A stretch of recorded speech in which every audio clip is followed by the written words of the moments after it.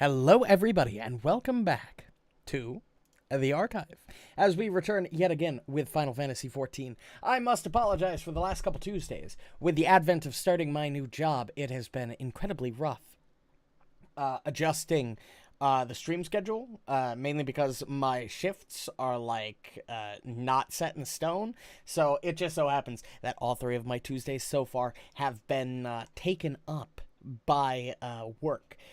Unfortunate, but what can you do?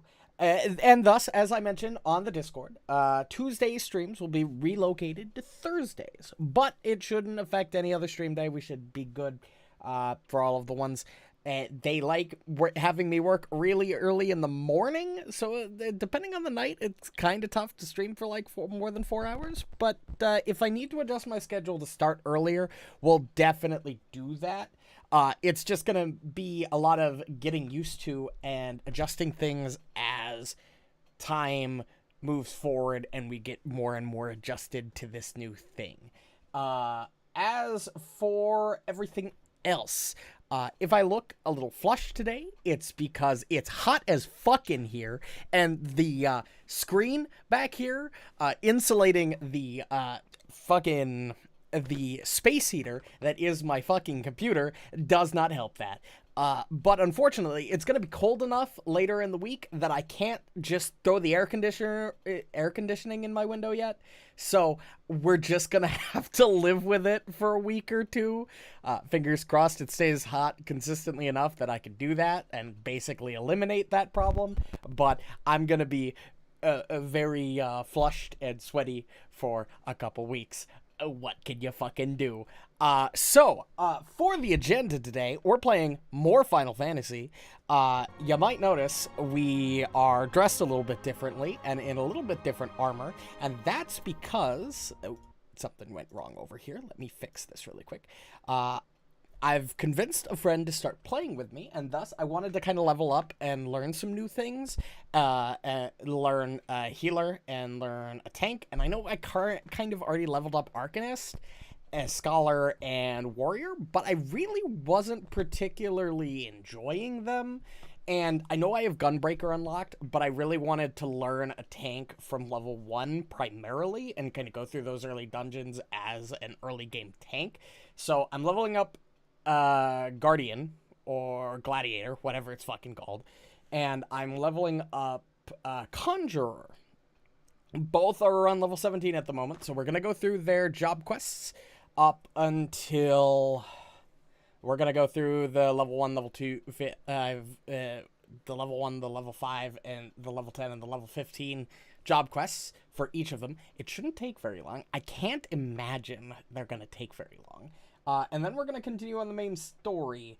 I can stay up a little later tonight, because while I do work tomorrow morning, it's not till 11 o'clock in the morning, so I've got a couple extra hours to play with, but we'll see how things go as the night progresses. I am hoping, now that all of the necessary and all of the big side content is out of the way, that we will be able to maybe get to Heavensward in a stream or two. Maybe, fingers crossed. Definitely not this stream. No way in fuck it's gonna happen this stream. But that's okay. We'll figure it out. Regardless, let's get fucking started. Oh. Whiskey was a bad idea. I burnt my tongue very badly earlier. 50% whiskey does not feel good on a badly burnt tongue. But I poured out the glass, so I can't just put it back into the bottle. It's not like I have a decanter or anything to dump this into, so bottoms up. Oh. Ha. Fuck. Okay. We're gonna drink that very slowly. It's a good thing that I brought cold water with me. Okay. Let's go. So, we're gonna start with Gladiator. Mainly because we're in Ulda, and that's easier.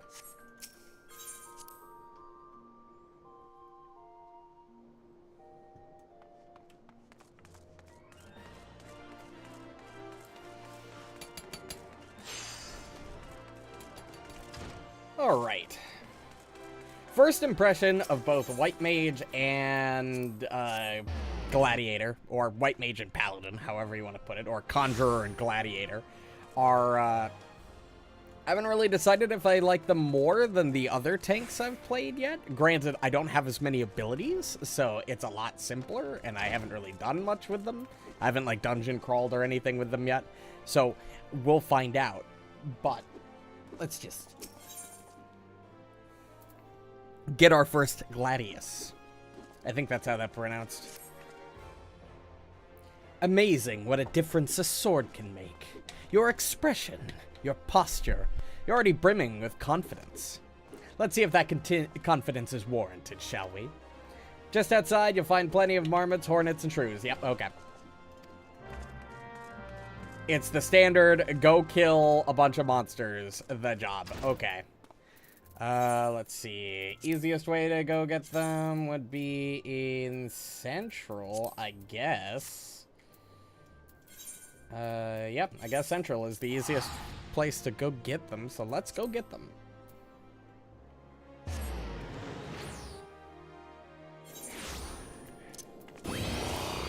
Okay.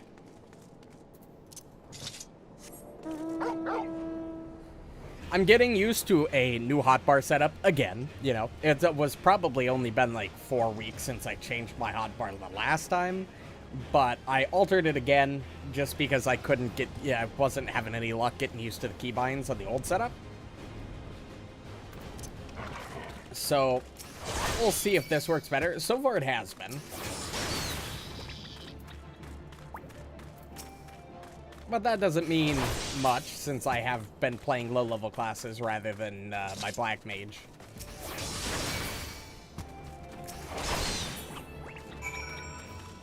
Okay, we got the Hornets. I've also been starting and trying out, what is it called? Palace of the Dead?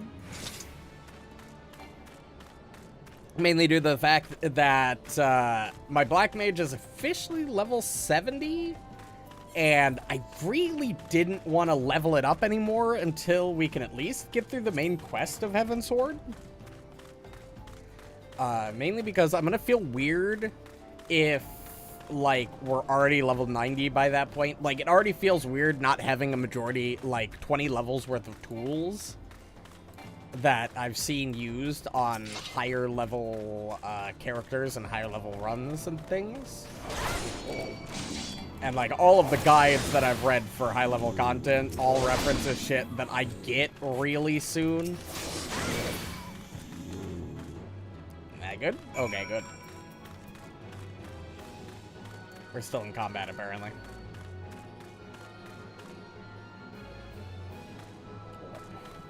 Fucking kidding me? Die, please.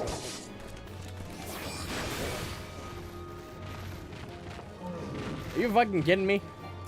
I am trying to do things, you fuck. I would like to go back. Are you still aggroed on me? What the fuck are you doing? Leave me alone! Oh, for fuck's sake. Let's just return.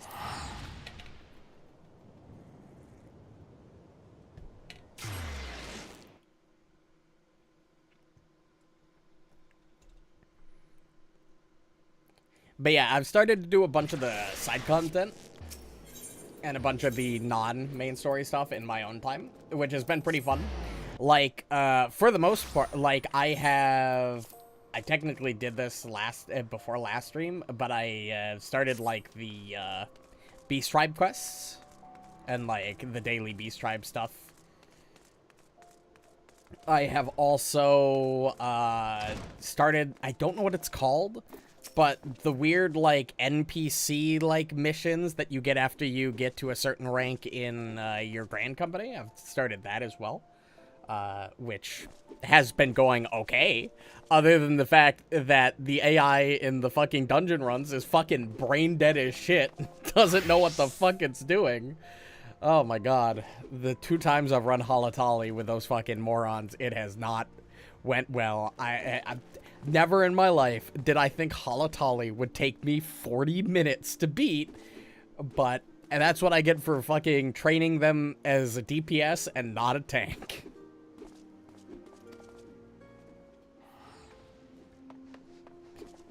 Yeah, all about swords, hand that you cannot imagine holding aught else.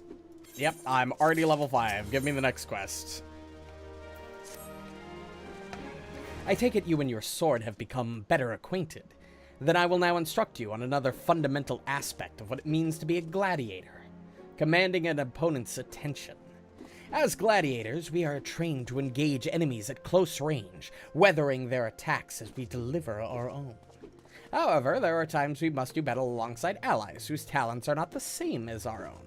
In such a situation, your role is not to slay the enemy in front of you, but rather to defend the man beside you.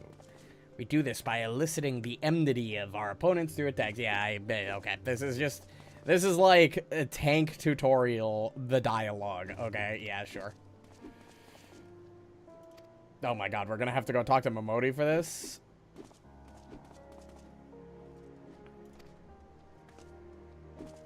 Face me, Marauder. Okay. And this way you will protect the people of Ulda and your would-be allies in battle. Okay. Well. I guess we're going to the quicksand. To go yell at a bunch of people.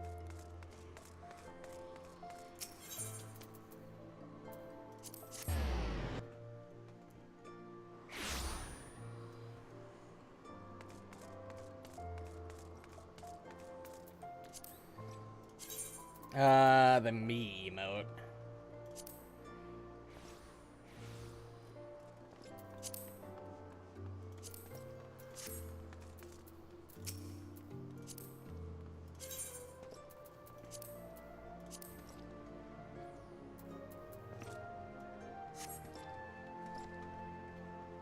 You're blaming me because this little shite shat his own pants?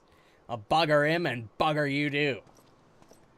Get the fuck out of here. What the fuck is going on with that fucking asshole? Just harassing some random fucking Lalafell? Okay, now, what did this guy do? What did this guy do to earn your fucking ire, you ill-mannered piece of shit?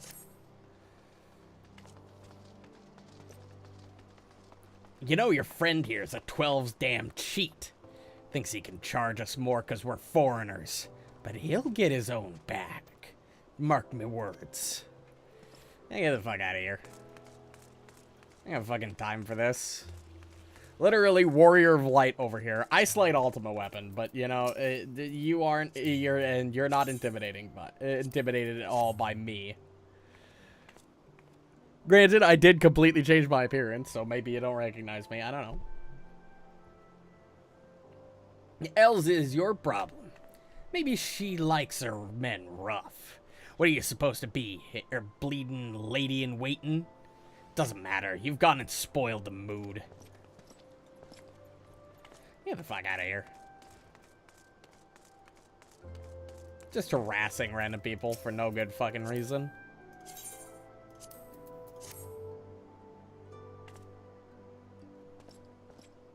Oi, come on now. He was disrespecting me, proud Seawolf heritage.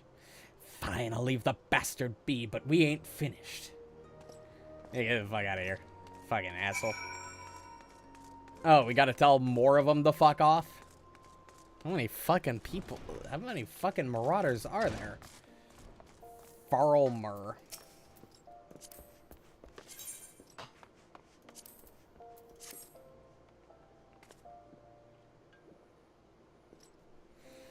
Just who the hells do you think you're speaking to, maggot? I'm Farmerl the Driven, and me bloody marauders have been reaving so long, mothers scare their children with tales about us. Yeah, and I destroyed a weapon that killed 3 fucking primals and was casted the most powerful spell in canon. And, you know, I felled a bunch of primals myself, but, you know, that's besides the point. Don't believe me words? Then I'll let me axe do the talking. In the Adventurers Guild? We're just gonna brawl here? Oh, this is lively, even for the quicksand. You two going to put on a show for us?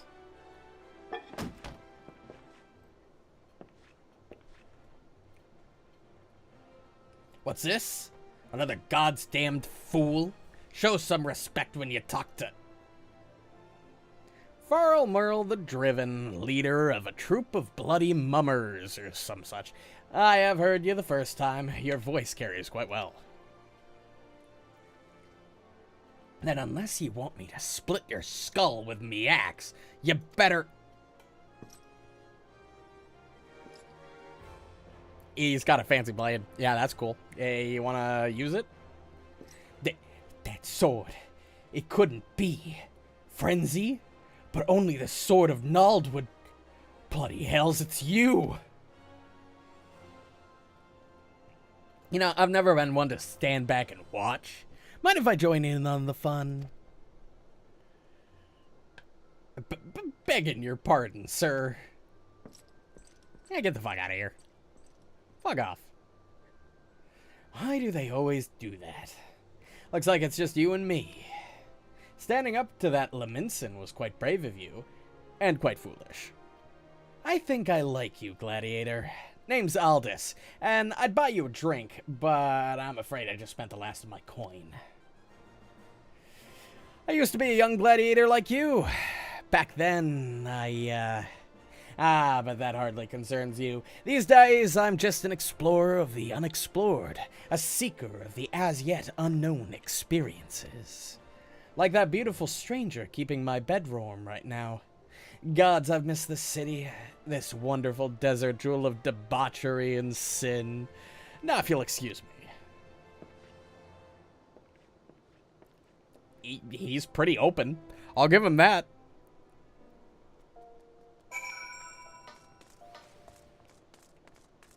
No, I gotta talk to Momodi. I thought we were going back to the guild. I swear, if I hadn't seen Aldous with my own eyes, I wouldn't have believed it was him. Everyone here thought he died years ago. Listen, do me a favor and don't tell Mila about meeting Aldous, alright? She doesn't need this sort of drama. Why? Well, let's just say some folk ain't good for one another. I see. I'm getting the implication that that's putting down. I don't know if I'm getting the correct implication, but I'm getting an implication.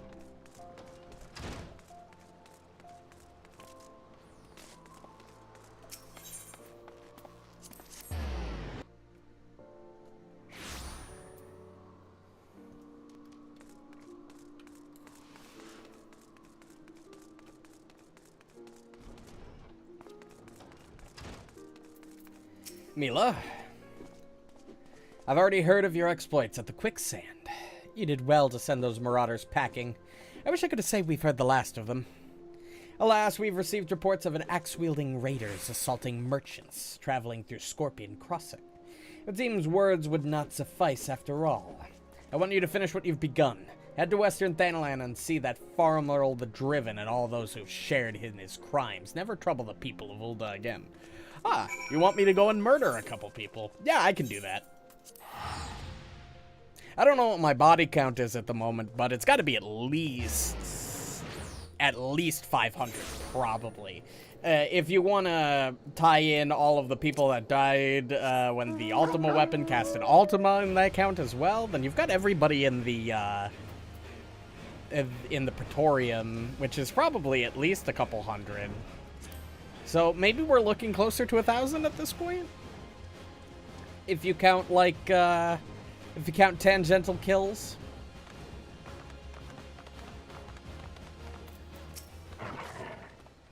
They tore me from my saddle and took everything I own. Bring my goods back to me, I beg of you. Yeah, sure.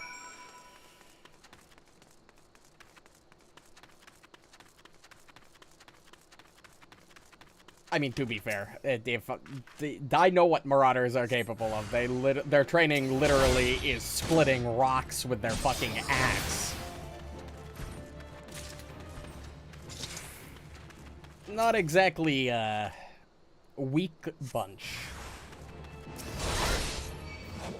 Oh, hi, Farrell Merle. Bye, Farrell Merle. get absolutely fucked. It didn't even have dialogue. I just kicked the shit out of him and moved on.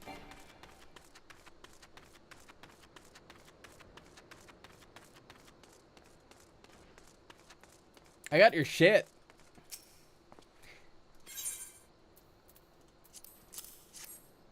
"12 bless you, adventurer. If it weren't good for good women like you, I'd never leave home." God damn it. Now we need to fucking teleport back. I mean, yeah, I could just walk like the 30 feet up to the front gate, but like, who cares? I'll just teleport. I got more than enough money. Well, not really. 1 million doesn't get me very far in this world, but, you know, it gets me very far when it comes to fast travel.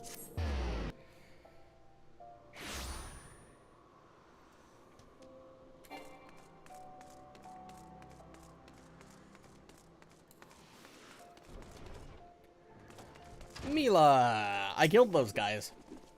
Good. It is finished. And with that, the stage of your training is complete.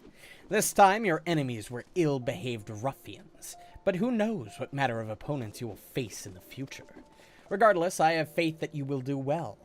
Master your sword and you shall master yourself. Now then, there will be work for you in the days to come. Return to your training. We will speak again. I don't need any of this, really. I'll take the eye patch. Eye patches are cool. You look well. I hope you're ready for the next task, because I require your immediate assistance. There have been several violent murders recently, the victims of which were all Huron men. Based on the multiple spear wounds found upon the bodies of the deceased, we believe that Lancers are responsible for the crimes. Not only are these murders a blight on our city, I fear it is only a matter of time before one of our own is targeted. I've just received reports of foreign Lancers skulking about in Stone's Throw. Considering the circumstances, I find it likely that these are all culprits. We cannot abide by any more murders. Go to Stone's Throw, outside the Gate of Nald, and speak with any you find in the area. With luck, we may find these Lancers before they strike again. Okay. I'll go kill them too. I'm very good at that. Generally, I kill them by blowing them the fuck up with spells, but stabbing them to death is just as fun, really.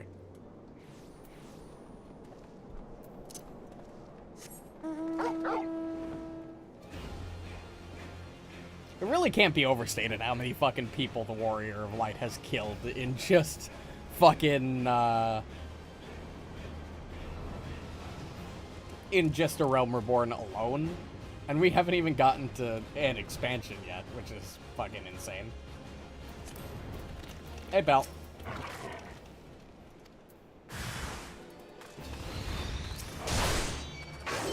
Oh, I see. What, did you come for me? Probably not, because I'm not a Huron male. Although I used to be, so maybe you got old information. You want to talk? Thank you, thank you! They appeared out of nowhere, asked me if I was Aldous at Spear Point. I said no, but they attacked me anyway. What did I do to deserve this? Hey, get the fuck out of here. I'm not fucking Aldous.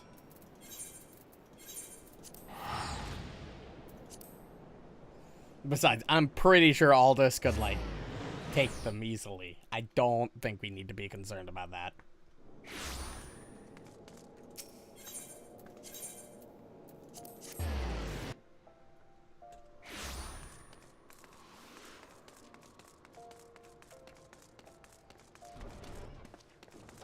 Mila, I killed them. So they were indeed the murderers we sought. But what brought Duskrite freelancers all the way from the Black Shroud? And why were they murdering Curian men with swords? For sword. What is it? Lancers, for a sword. A gang of them, hiding in the tunnel south of Blackbrush Station. It seems we're not rid of them yet. You might as well finish what you started. Go to Central Thanalan and dispatch of the last of these freelancers. Bruce, accompany her. See that she doesn't die. Well, I can't keep the last from getting skewered, but I'll patch her up best I can. Defend Bruce. He knows powerful healing magics, but he cannot employ them unless you keep all your enemies occupied. Make sure you command their full attention at all times. Aye, I'm counting on you to keep those bastards away from me. Watch me back, and I'll watch yours. You have your orders, gladiators. Send these freelancers to the 7th gate.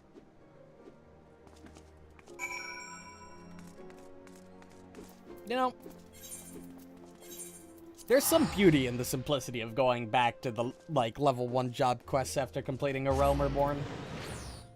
Or, well, completing base a Realm Reborn. I know the quest I'm in is still technically a Realm Reborn, even if it's after the main story, but still.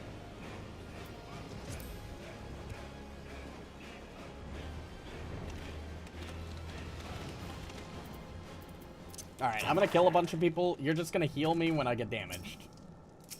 Yeah, Bruce? Bruce the Big? Bruce the Big? Fucking hell. Bruce, do you know the meaning of fucking stay back?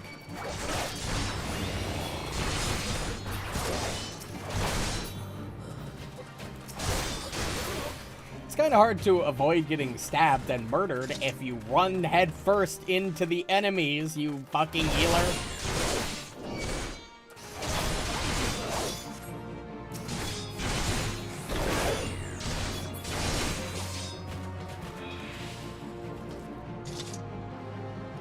Yeah, sure, pal. You keep telling yourself that.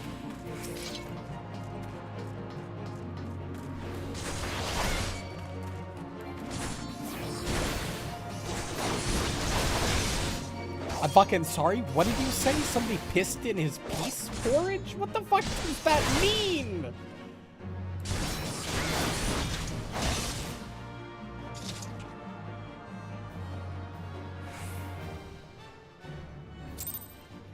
Looks like someone's pissed in his peace porridge. Yep, and that's exactly what he said. I didn't misread that. Looks like we're done here. Let's head home. I could use a drink.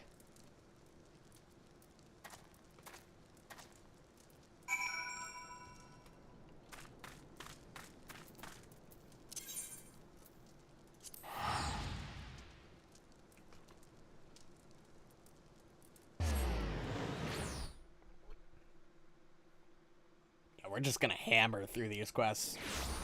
Since I did the first 2 sets of hunting logs for both jobs, we're kind of over-leveled for all of these. The only one we're not severely over-leveled for is, like, the level 15 quest, but even then, that shouldn't be too difficult. Amelia, I'm back! I killed more people! Congratulations on a job well done. Bruce says you acquitted yourself well. I must say you have shown tremendous growth since you joined us. I wanted to ask you. Bruce believes the freelancers were out for a bounty. What's your opinion on this? It's best to just be honest. Like, she's gonna find out eventually. There's no reason to lie. Aldous? Are you certain that is the name you heard?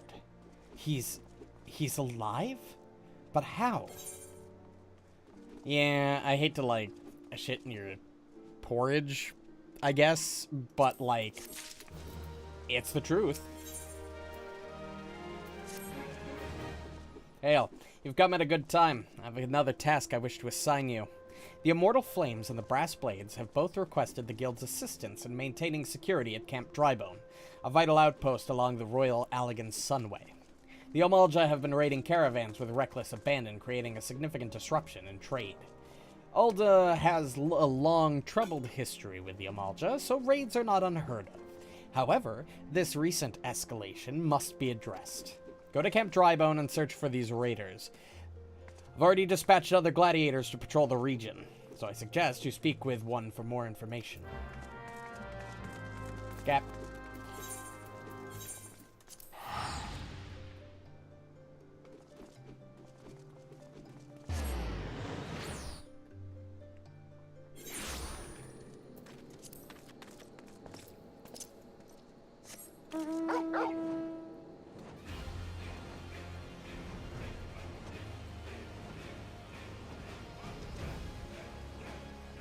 Oh, yeah, that doesn't look good. You, good, pal? Get down, they're still here. Oh. So, not good.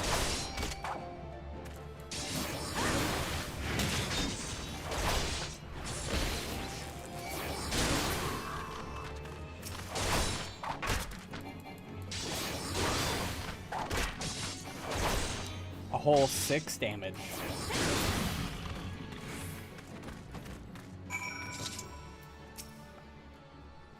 Don't worry, I'll be fine. Though maybe not when the first sword is done with me, eh? Go and tell her the Amalda are dead. Leave the merchant to me.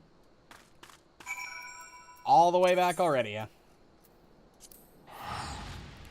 Really yanking in. I'm no longer at 1,000,000 gil. So much fucking fast traveling for this one fucking quest. Like, come on.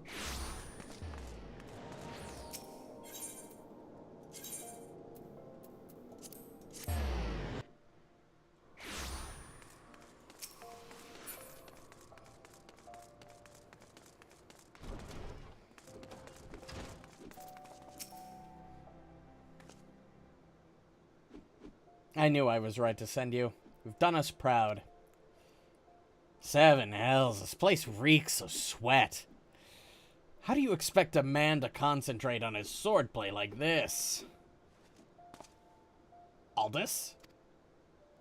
You remember me. How goes it, brother? Still waving your sword around like a feather duster? You... Good to see you too, Mila, my dear. You're more beautiful than I remember. You're alive? Where have you been all these years? Answer me. Me? Yeah, if you must know, I'm on a spiritual journey of self-discovery. Damn it, Aldous, this is serious. We all thought you were dead. And for you to walk in here as though nothing ever happened, have you forgotten how you dishonored us? I should cut you down where you stand. That's the Amelia I remember. All fire and brimstone. I knew that pretty face could still contort itself into some terrifying shapes. Ah, don't pout, girl. I'm just having fun. But as you wish, I'll go. Why don't you join me at the quicksand? I could use some company, and I doubt anyone else here would be so kind. Yeah, sure. I'll take a drink. I'm a fan of good drink myself.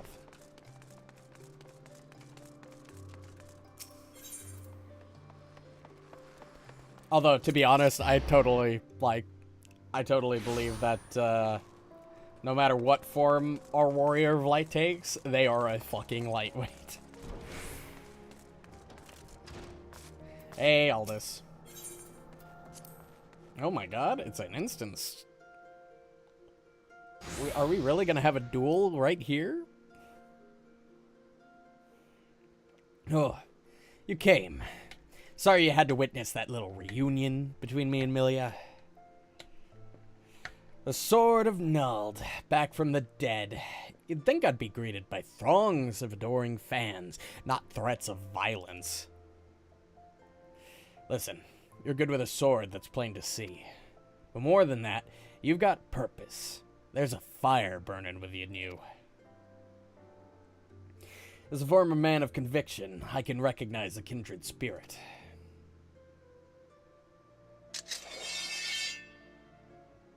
A sick blade, can I have it? Gerald named her Frenzy. She's one of the magnificent pair of swords that the drunken prodigy forged for the Colosseum champions. The man who wielded her twin had eyes that burned like yours.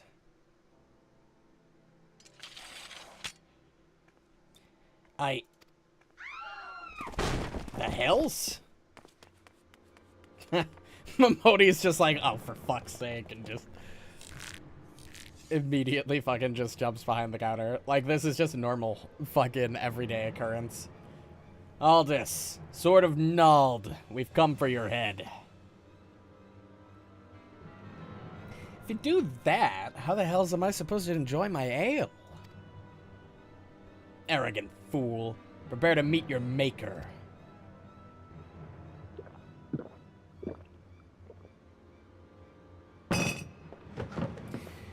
Well, ain't you a bunch of impatient, humorless fellas?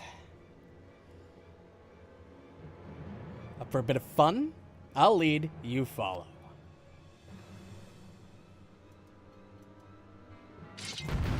Murder is my specialty, as was already made very much apparent as...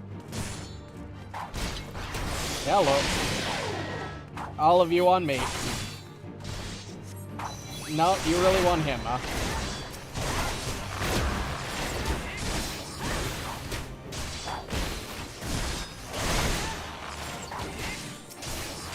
God, you are a tanky fucker.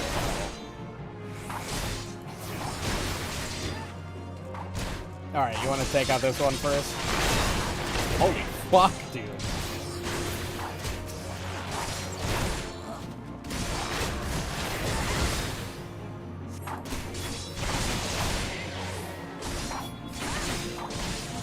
I can hit all three from here. And if they're gonna insist on not attacking me, I might as well.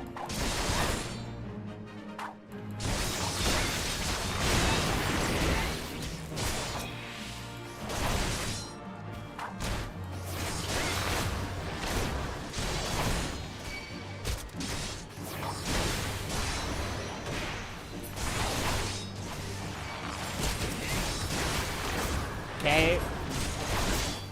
I'm still dealing with this fucking Archer.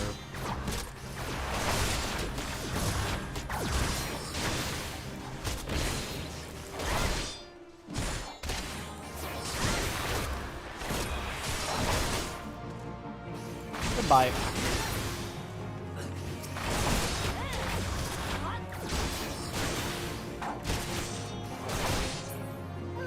God, what the fuck did this asshole do that made so many fucking people want his head?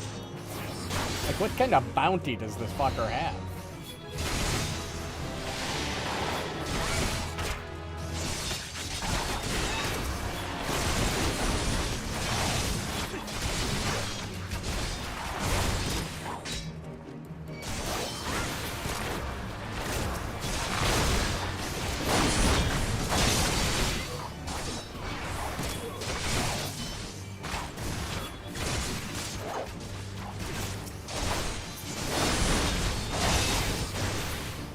Like, Jesus Christ.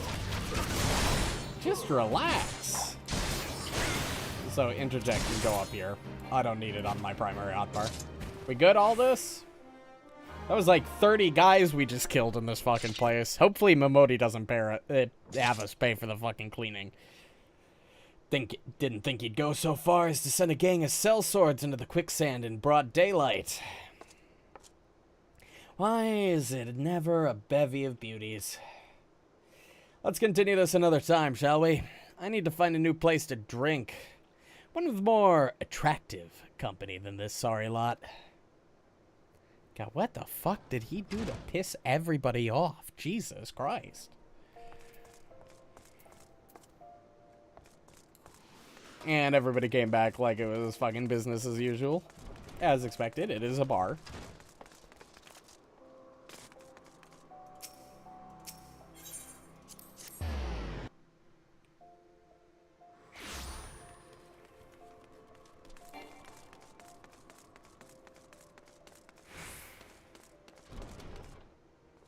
Hey, Mila, I killed a bunch more people. My bad.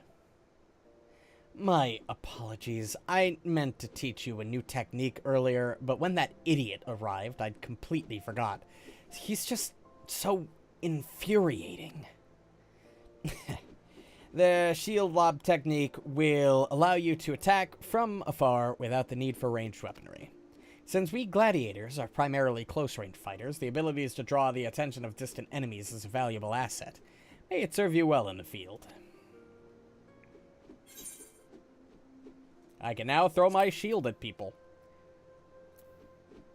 Woo! I'm gonna take gauntlets. I'm pretty sure this armor piece is higher than level 15.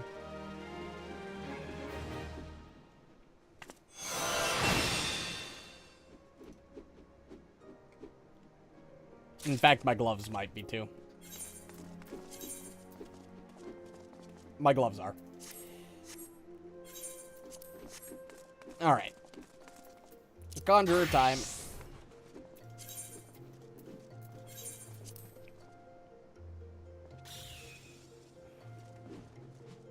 I mean, it's 6 months. You know, it was bound to happen eventually.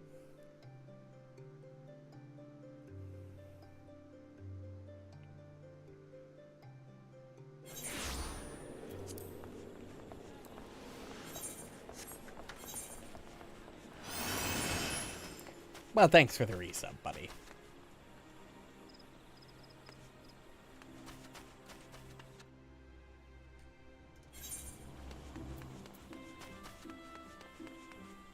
Alright, my first cane.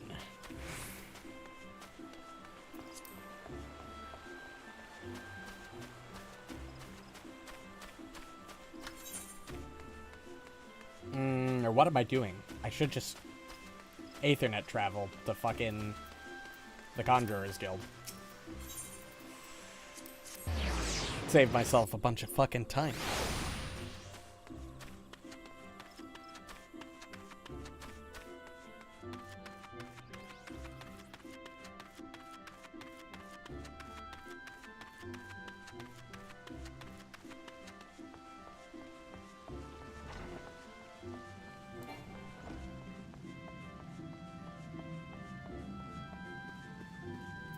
Hello. I already have, like, multiple canes, but, I'm here for my quest. The part of Conjurer becomes you. Without further ado, I shall assign you your first task as a Conjurer of Stillglade Fane. Just beyond the city gates, you will encounter squirrels, ladybugs, yeah. I already did this. I know this is, like, every beginner job quest, just to get you a little XP so you can get to level 5. But I already did the first 2 hunting logs, which involves killing these exact monsters.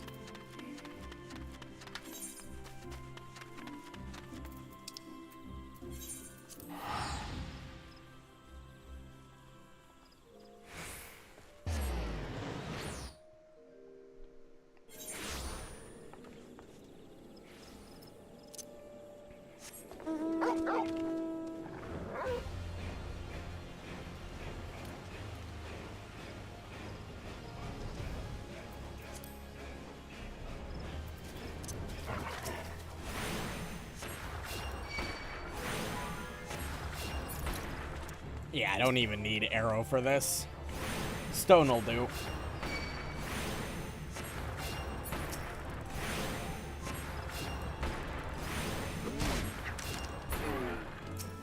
Oh, hello. Trying to sneak up behind me, huh?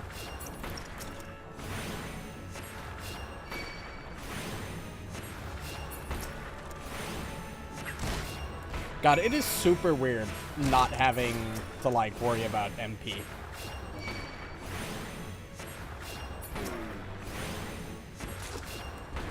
Going from playing the most MP-heavy class in the game to a class that MP regenerates almost as quickly as I could use it is,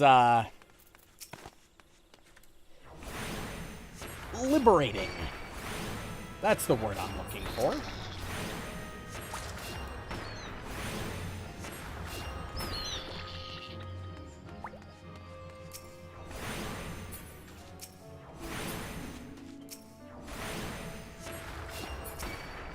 Yep. Got him.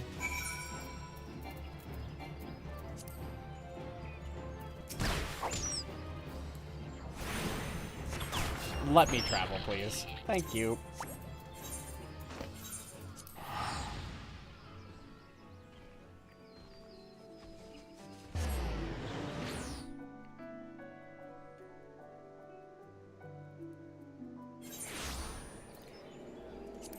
Yep.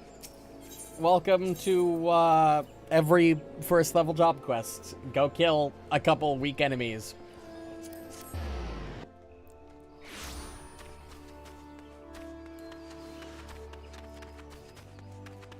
It really just wants you to get to level 5 so you can continue on the MSQ. But for somebody like me, who in order to prep for doing these quests on streams, it unlocks like 3 at a time by getting to level 17 or level 25 for the next stream. It's kind of trivial. The elementals have told me of your success. By placing yourself in the midst of nature and seeing it with a conjurer's eyes, you have taken your first step along the path to enlightenment. Healing, protection, and destruction. Though our very spells vary in function, they all derive their power from the same source. The forces embodied in all creation. By gaining a true understanding of these, a conjurer may call upon them to manipulate his environment, thereby realizing the state of being that he desires. Ah yes, yours is a familiar look, the very picture of confusion. Be not disheartened, for comprehension shall come in due time. For now you must learn to reach out to the forces embodied in each of us. Pray hearken to mine instructions. Breathe deep and open your eyes to that which cannot be seen. Feel the myriad life around you and draw upon this boundless reservoir of energy. Take up your cane and use it to lend that energy form. Go forth, my young conjurer, and be at one with the world. Return to me when you have learned to draw from the forces around you with the selfsame ease you draw upon those within. Yep, I'm already level 5. Thanks. Give new quest, please. It's good to see you again. By the air of serenity that surrounds you, it is plain you have learned to draw upon the energy of creation. I am glad. It is the wellspring of all our power. Yet the energy of creation is not one thing, but many, and to call upon all without first knowing each is conjury at its most basic. As a part of your continuing education, it is my desire that you now learn about the element of earth. Make your way to the Blessed Bud in the North Shroud, and there partake of healer or hearer Nolanel's wisdom.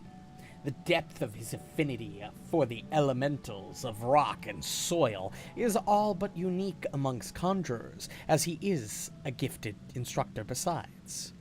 You may be certain of receiving a most enlightening lesson on the subject of Earth. Yeah, cool. Great. Love that. I already know how to really do the Earth thing. Like, I throw stones at, like, squirrels and shit. Like, it's surprisingly effective. Like, I even got wind.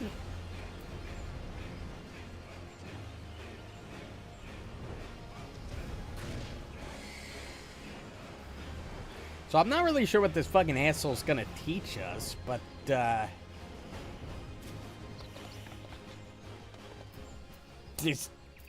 he's just chilling with the spiders, apparently. You seek Hero Nolanel? And seek no more, for you have found him. What can I do for you, friend? So Brother Isumiyan bid you come to me and learn the element of earth. That is well. The power of earth is the solid foundation upon which a conjurer stands. I could happily lecture you for days on its intricate variations and properties, but I rather suspect the busy life of an adventurer would not afford you the time required for such extended discourse. Accordingly, I shall offer you an opportunity to experience the qualities of Earth firsthand in combat. Now mark me well and do exactly as I command. East of here, in the grounds of Tree Speak Stables, there exists a patch of soil that bears the mark of corruption. Seek it out. When you have found the place, reach out to focus of the Earth's trauma, and attempt to commune with it as all conjurers can. Resentful of your intrusion, the tainted being that feasts unseen upon the energies seeping from the wounded earth shall then appear. Using the powers of conjury, strike it down and permit the land a chance to heal. Much of the nature of Earth will be revealed to you during the struggle. I trust you will return to me a wiser woman than she who now departs. Nah, probably not, really. I mean, I'm just gonna go kill a thing. I've killed a lot of things. In fact, I made a pretty big deal when I was doing the gladiator quests that I've killed an absurd amount of people. And that's just people. That's not even the monsters that I kill.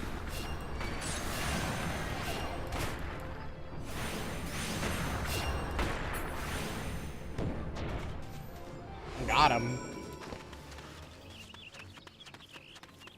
It's just a fucking earth sprite. That's it. I killed like 10 of those. I've probably killed closer to like 60 in my total adventuring career.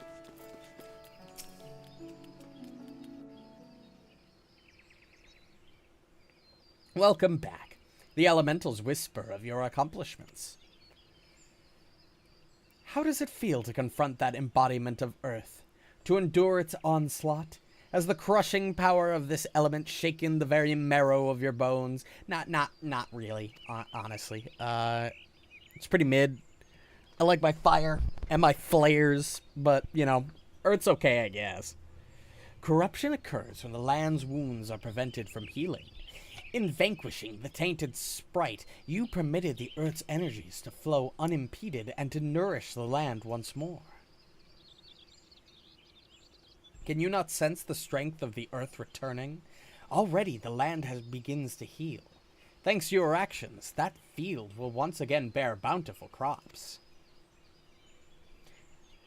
When next you have reason to call upon your art, look back upon this task and that which you have accomplished. Experience once more the grinding weight of the Earth's fury, and revel in the memory of life flowing anew through the land you helped restore. With such thoughts shall your understanding of nature continue to grow. I hope you are paying attention, Sylphie.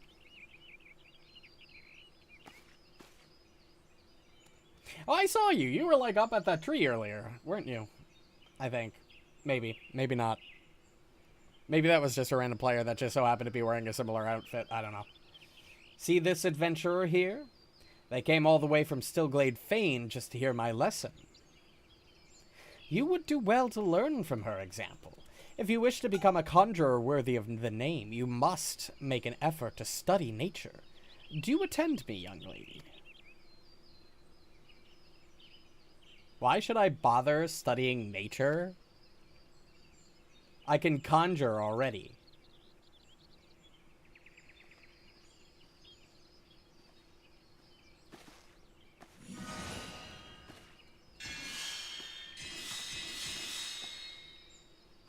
Wow. Fucking natural.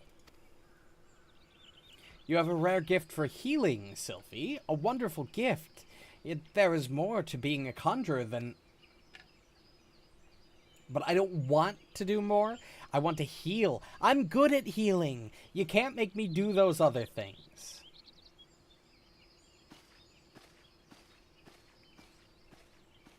Why would you only want to heal? Isn't that kind of lame? Sometimes I wonder why I even try. Sylphie joined the guild shortly before you came to us. As you yourself just experienced, she possesses a prodigious talent for healing. Indeed, despite her tender years, I know a few conjurers who are equal in that field. Alas, nature, the very wellspring of her power, holds no interest for the child, and when she should by rights be learning about the land, she prefers instead to wander it, healing people on a whim. You, in contrast, have been a most attentive student. I have taught you all I know of the element of earth. You may report back to Brother Isumi and tell him as much. Yeah, sure, why not?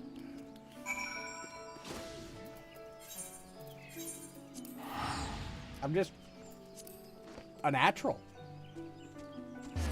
Yeah, I think this was the person that I was seeing earlier that I thought was up by the tree.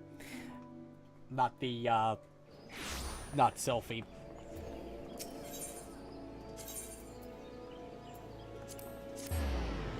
God, it's so fucking hot in here.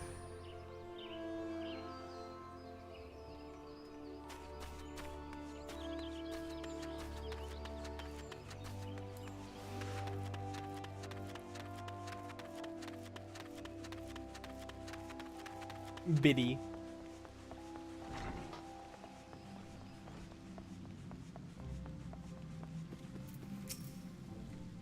You have returned, but tell me, how did you fare under Nolanel's expert tutelage? Have you delved deep into the earth and felt its suffocating weight, its life-sustaining vigor? Such experiences will serve you well. And have you aught else to report? fledgling conjurer named Sylphie cast healing magic upon you. How kind of her. I must confess to sharing Nolanel's frustration with the girl. As you yourself have witnessed, Sylphie possesses a natural talent for the conjuring of mending and restoration. Alas, her gifts appear to have blinded her to the need for study, and she outright refuses to learn about the natural world. She knows nothing of the elements of earth and wind, and is quite incapable of conjuring even the tiniest pebble or the faintest breeze. I've tried upon numerous occasions to explain to her that conjurers who are ignorant of the source of their power pose a risk to themselves and others, all but to no avail. Should she continue to deny the debt she owes to nature, and indulge in ever more reckless displays of never mind. A thought occurs to me. It may be that your encounter with Sylphie was ordained by the elementals. Should you chance meet her again, I ask that you strive to impress upon her the importance of opening oneself to nature's voice. Mayhap she will listen to you. But we have discussed our wayward young friend's education enough. Let us instead speak of one of my more willing pupils, namely you. The progress you have made does you great credit. Though you are yet new to the art of conjuring, you are no stranger to nature's embrace, considering all that you have learned. I hope you understand the true significance of these words. Nah, your words are lame.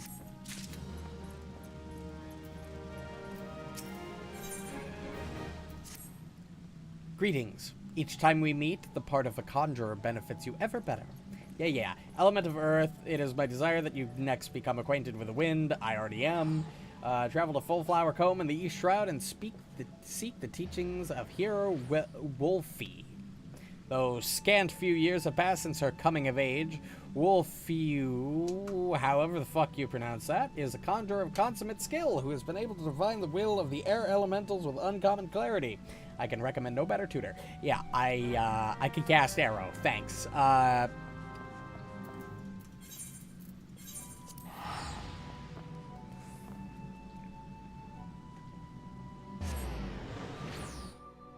Really, I just wanted to add healing spells to my arsenal of blasting spells. I mean, if you think about it in lore, there's nothing saying that I can't cast, I can't not do, or maybe there is, that I can't, like, do black magic and white magic at the same time. So, like, it's just kind of smart to learn, like, conjuration spells in addition to my big blasty spells. You must be Yuzora. Brother Isumiyan sent word to expect you. It shall be my pleasure to instruct you on the patterns of gusts and gales. Now, how to proceed? Forgive my hesitation. It was but recently that I attained the title of hearer, and, well, you are my first student. I believe that I have a suitable task for you. To the east of Sweet Bloom Pier, there is a small spring giving rise to a pool. Go there and clear the air of the honeybee swarm, which lately took up residence in the area. You seem uncertain. Mayhap you wonder at the connection between my request and the subject of your study? I sympathize, but trust me, inexperienced though I may seem, this deed will deepen your understanding of wind. Sure it fucking will. Like, the fucking guy from earlier, I honestly have forgotten his name already. The fucking Earth guy. I killed the sprite, and that didn't increase my fucking knowledge of Earth. I just killed it. What do I learn from that? The fact that it was, like, tainting and feeding off the tainted Earth, I guess? I don't fucking know. Like, I'm bigger in the knowledge department, but I didn't need to go kill that thing to learn that. Nor did I need to kill that thing to... what? Learn that I can kill swarms of bees? I take the bees are no more. Tell me, did you happen to notice many of the Vialkin's preferred flowers in the vicinity of the spring? I ask because there were none. Strange, then, is it not, that the bees should choose to congregate there? And what has caused this aberrant behavior? Still your mind and reach out with your senses. Can you feel it? The path of the wind veers from its natural course, sweeping hapless creatures along in its wake. Something is playing havoc with the air currents. Such a disturbance bespeaks corruption. Return to the spring near Sweet Bloom and search for pockets of corrupted air. Should you find one, use your powers of conjury to dispel it. Yeah, sure. Couldn't I just get my eye out while I was over there, huh?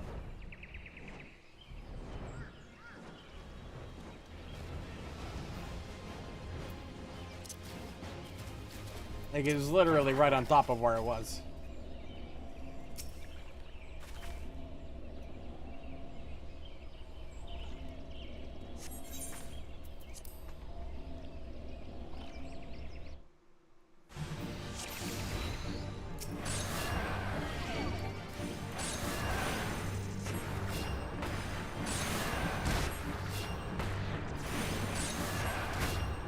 Eat rocks, wind.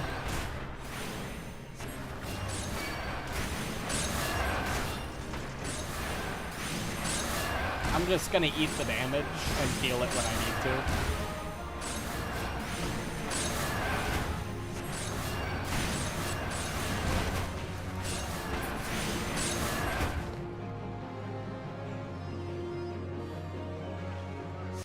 I didn't even need you, lady. I did all the work on my own. I had it handled. Well done. Oh.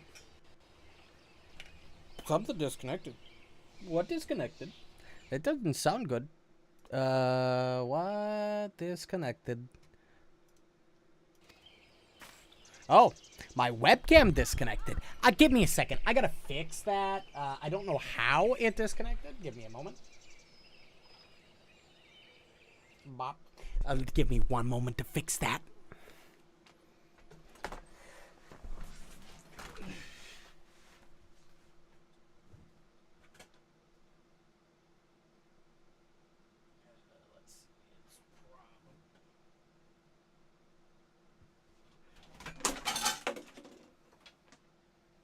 Is it working again? Let's see. God damn it. Bop. Nope, still broken. Give me a moment.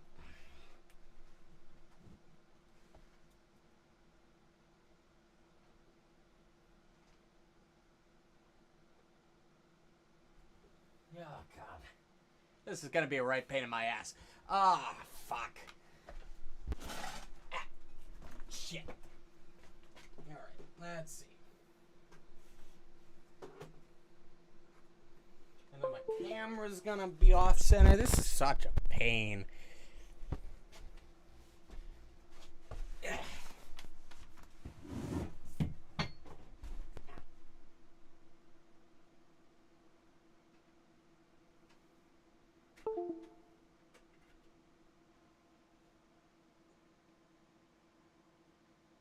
I don't think that fixed it. Let's see.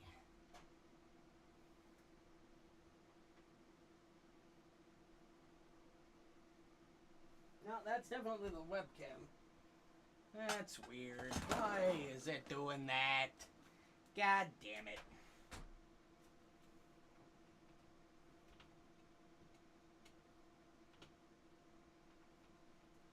Alright, well, if I have to do the rest of the stream without a webcam, I have to do the rest of the stream without a webcam. That's unfortunate, but I think... God damn it, my controller fell. I think my webcam has finally decided that it's time to go, which is fair. I've had it for like 5 years. Let's see. Can I get it to work again? Nope. Let's deactivate it and reactivate it and see if that fixes it. Bop. Boop. Even deactivating it doesn't do anything. Hold on. Oh my God. You know what I think it is? I think the webcam overheated. I'm like holding the thing and it is fucking hot. What the fuck? I didn't realize a webcam could overheat itself. Oh well, we're just gonna have to live with it. I guess the webcam is just off this stream.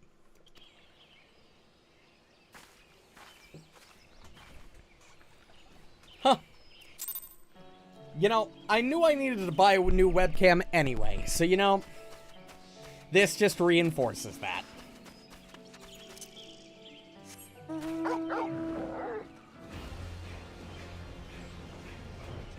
It is a pain in the ass, though, because I'm not looking forward to spending the money on, like, a nicer webcam.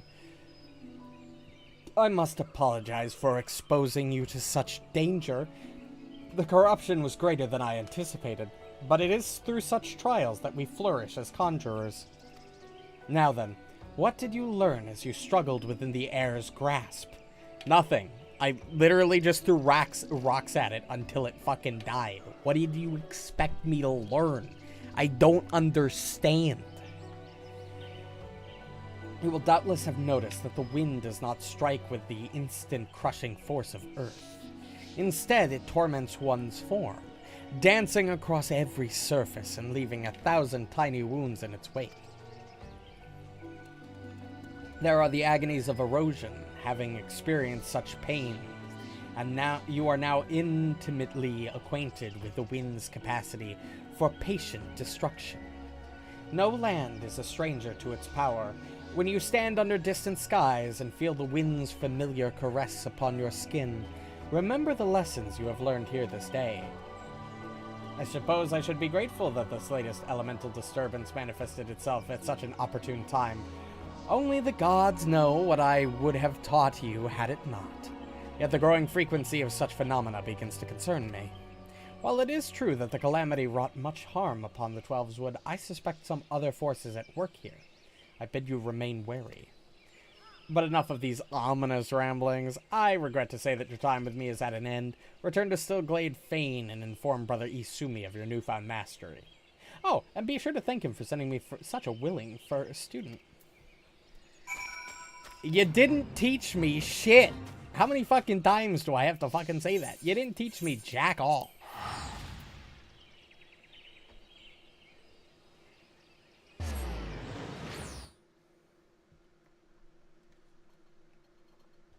I killed, like, a single strong wind sprite, and that was it.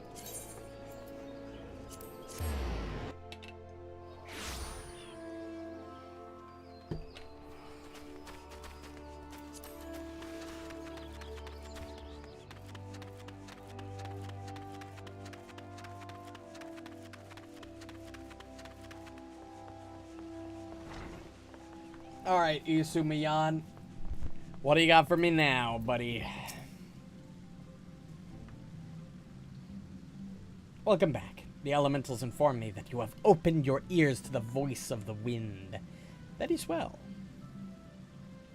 Having made allies of the two elements, you are all well on your way along the path of conjury, though full comprehension of these forces will only come to you in the fullness of time.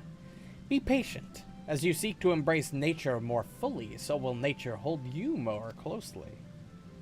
They made you study wind. Why bother?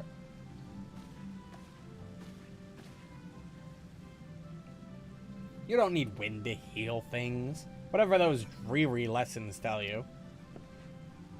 Conjury is inextricably bound with nature, Sylphie. That dreary lesson is one you should have learned by now. I assume your presence here that you have once again abandoned your tutors. You must understand, if you persist in casting spells without the proper knowledge, I have all the knowledge I need. My mother never needed to embrace nature to heal, and the people she helped were thankful for her art. I'll learn conjury the same way she did, and become just as great of a conjurer. You'll see. But I didn't come here to argue with you, Brother Isumi. I wanted to tell you that I've discovered how to cast rays. What were you thinking, girl? You know not what you do, what you risk. You are meddling with the forces beyond your comprehension. Should you even attempt to use that spell, I will have no recourse but to strip you of the name of Conjurer and banish you from our halls. Do I make myself clear? Why must you be so angry with me? It's not as if I were trying to hurt anyone.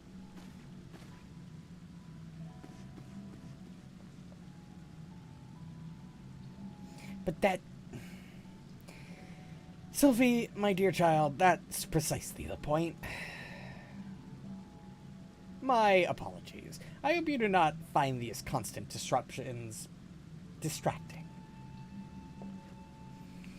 As you have just heard, Sylvie's mother was also a conjurer. A conjurer who was unable to use any spells outside of the Spear of Healing. Needless to say, Sylvie speaks to emulate her in every way.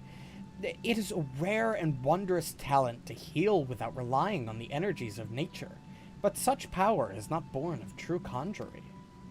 By all we know of the art, it should not be possible for Sylvie to cast rays. I shudder to think what would happen if she tried.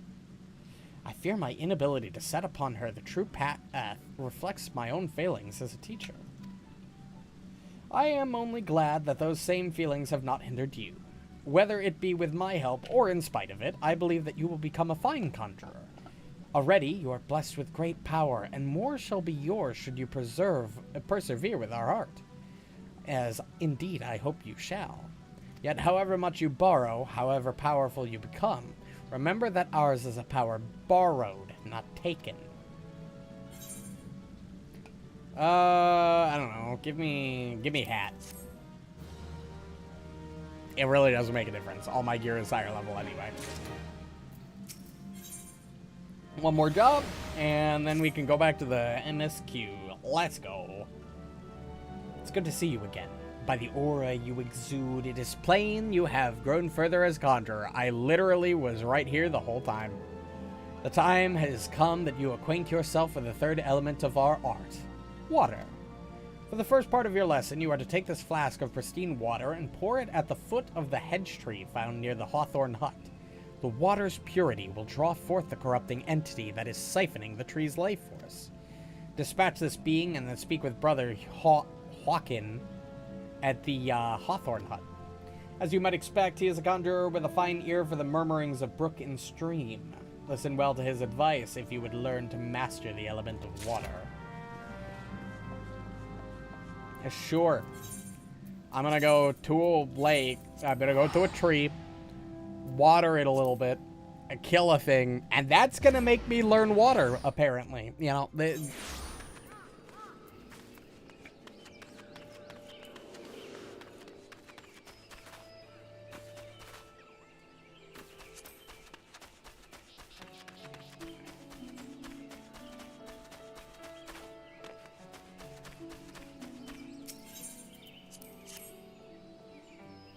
water.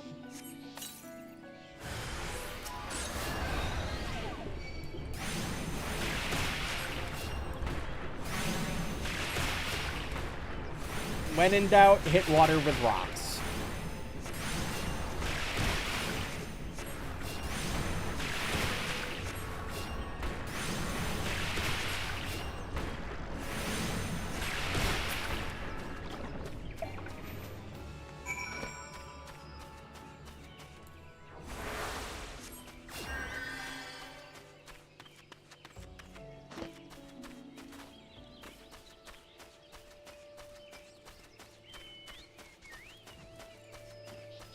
Alright, now this asshole's gonna say something about, you know, I've mastered water somehow.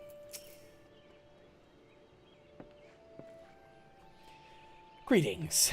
Brother Isumi informed me of your coming. I assume it was you who purified the befouled water at the hedge tree? The joyous bubbling of the elementals was a pleasure to hear. On behalf of both them and myself, I thank you.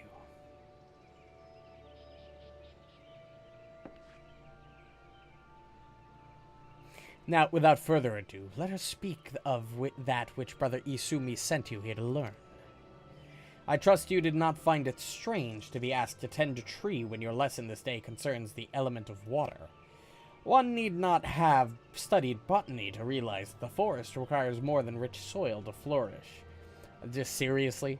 Water is the essential for carrying the nutrients in the earth from a tree's root all the way to the very tips of its leaves. The precious liquid is the lifeblood of the 12's wood. Without it, naught would grow. But should it rise in too great a volume and too swiftly, the nourishing flow would become a crashing wave that washes away all before it. It is important to realize that all of nature is in balance. As Conjury derives its power from nature, we must take care not to use our art in a manner like to disrupt this state. Ever must we be mindful of this ceaseless tug of war embodied in creation, this fruitful stalemate of the elements. Brother Joaquin, are you about?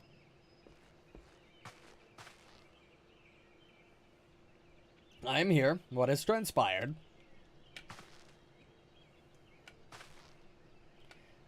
Heard a young antelope stags has gone berserk. I don't know what's got 'em so panicked, but there's no calming 'em now.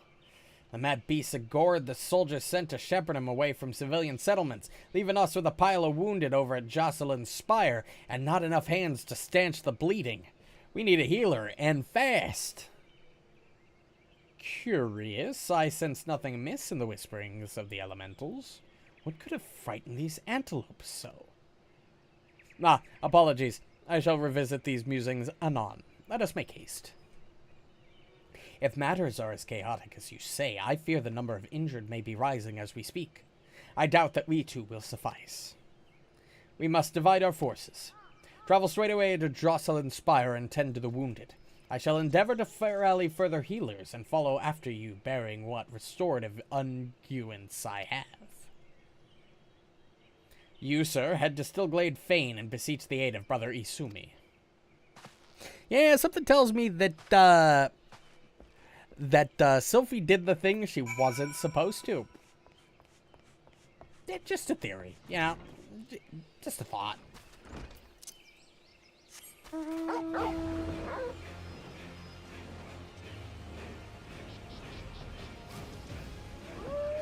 Oh, it's inside the building, isn't it?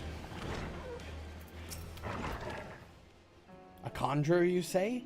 Praise Nafika. You've come not a moment too soon. Sounds like yet more wounded have just been carried in. Pray offer them what aid you can. Oh my god.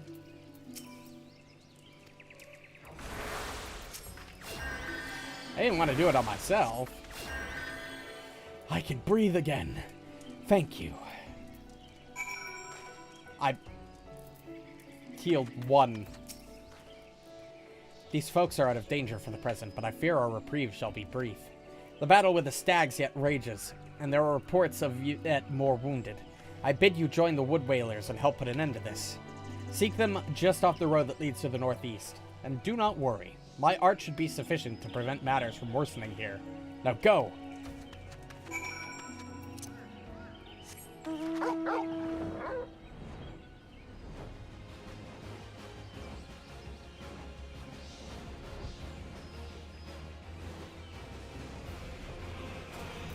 Oh, yeah. Hi, Sylphie. Come to lend a hand, have you? Quickly, the fight is this way. I don't like the fact that the fucking Sylphie is here. That's not a good sign, probably. I don't know.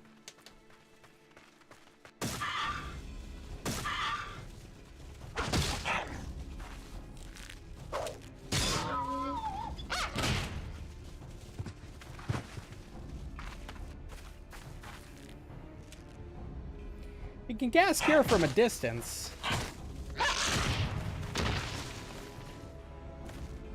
How about we pull out the good old Black Mage staff and just blow these antelopes to fucking pieces? Conjurer, your aid.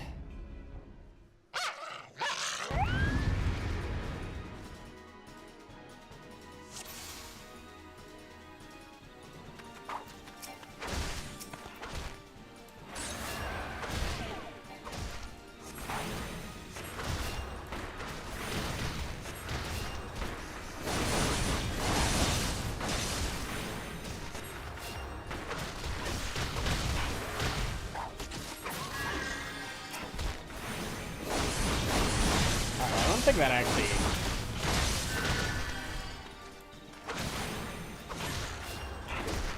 Oh, they're not technically part of the party.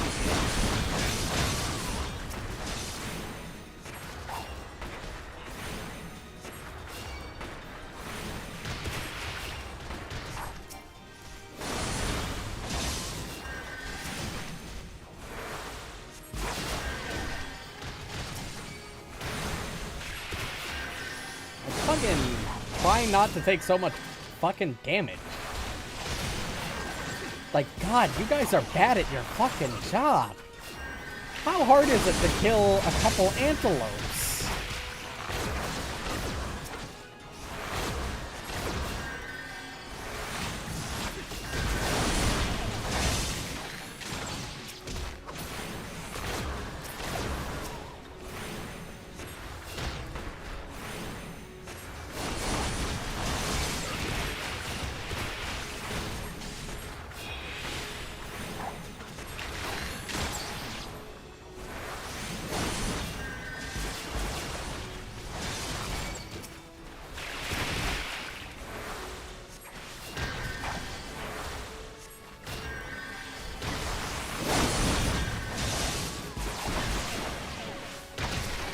Also, it would be nice if, you know, some of them actually fucking defended me. Like, you're fucking they're supposed to do. Kinda hard to be a healer if I'm getting constantly fucking attacked, guys. Just saying.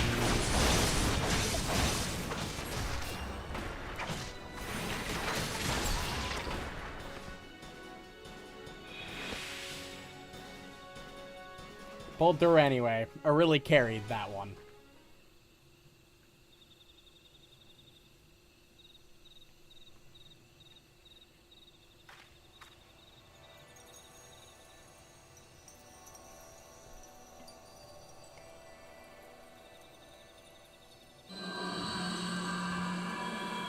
Oh yeah, this isn't gonna be good.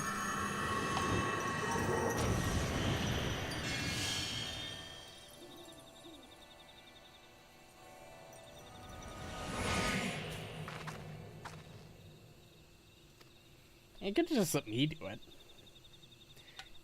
I'm fine. Don't mind me.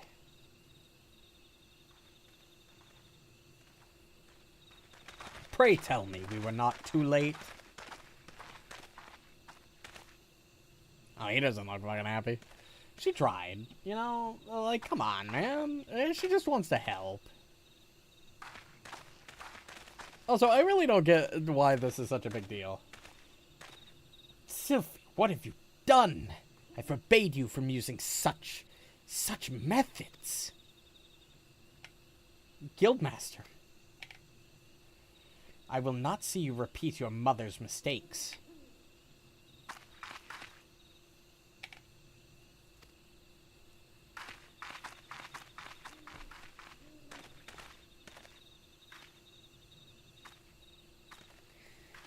May I ask that you follow her, please? I fear my presence will only serve to provoke her further. She cannot have gone far in her weakened state. Yeah, sure, I'll do your fucking work for you. I'll do your job. You just got here. You didn't do anything. You just came, said, oh God, I hope I wasn't too late, and then fucked off. My guy, you're useless. I have to do everything around here. Hey, kid. I don't understand. When I try to cast spells, nothing happens. When I reach for my power, there's just nothing there. Is this what the Guildmaster was trying to warn me about? He said I was repeating my mother's mistakes. The same thing happened to her. Losing her magic, I mean. And then she... Am I going to die? Oh, fuck. That's dark. This can't be happening. I didn't think... Please. I need to be alone. Well, that's, unfortunate. Damn. Yep, a rip bozo. Really should have listened. Fucking rip bozo.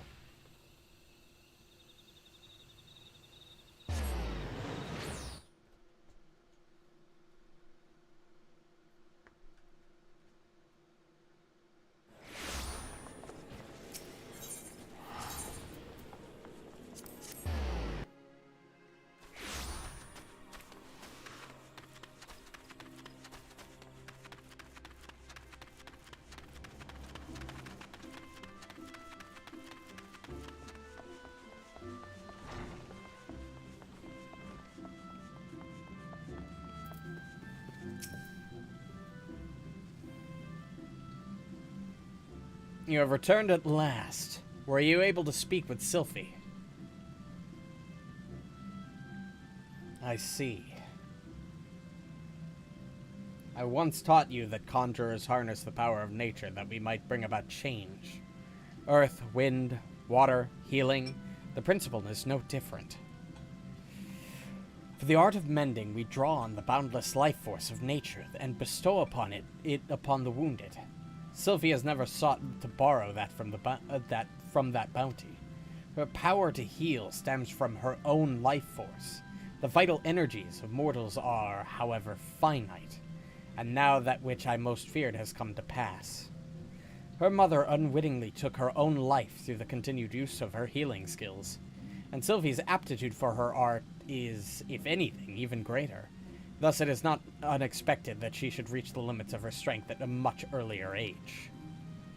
If we do not interfere, this terrible tragedy will be repeated, and I, for one, could not bear to see the child suffer the same fate as her mother. I shall think on a solution to this dark dilemma. It may be that I will have need of your assistance in the near future. Do not doubt your abilities. You are a conjurer who has passed the trials of earth, wind, and water. You grow closer to nature with every passing day, and I sense within you the seeds of greatness. In your encounter with water, you learned its role as a bringer of life, but you also felt the implacable power of a surging wave as it swept you along in its path. Like earth and wind and nature at large, the element of water is possessed of more than one aspect. Having completed the third lesson, I am satisfied that you have mastered the fundamentals of conjuring. Yet this is but the beginning of your journey. Henceforth, you must strive to attune yourself ever more closely to the elements and to nature. Give me, I'll take the hands.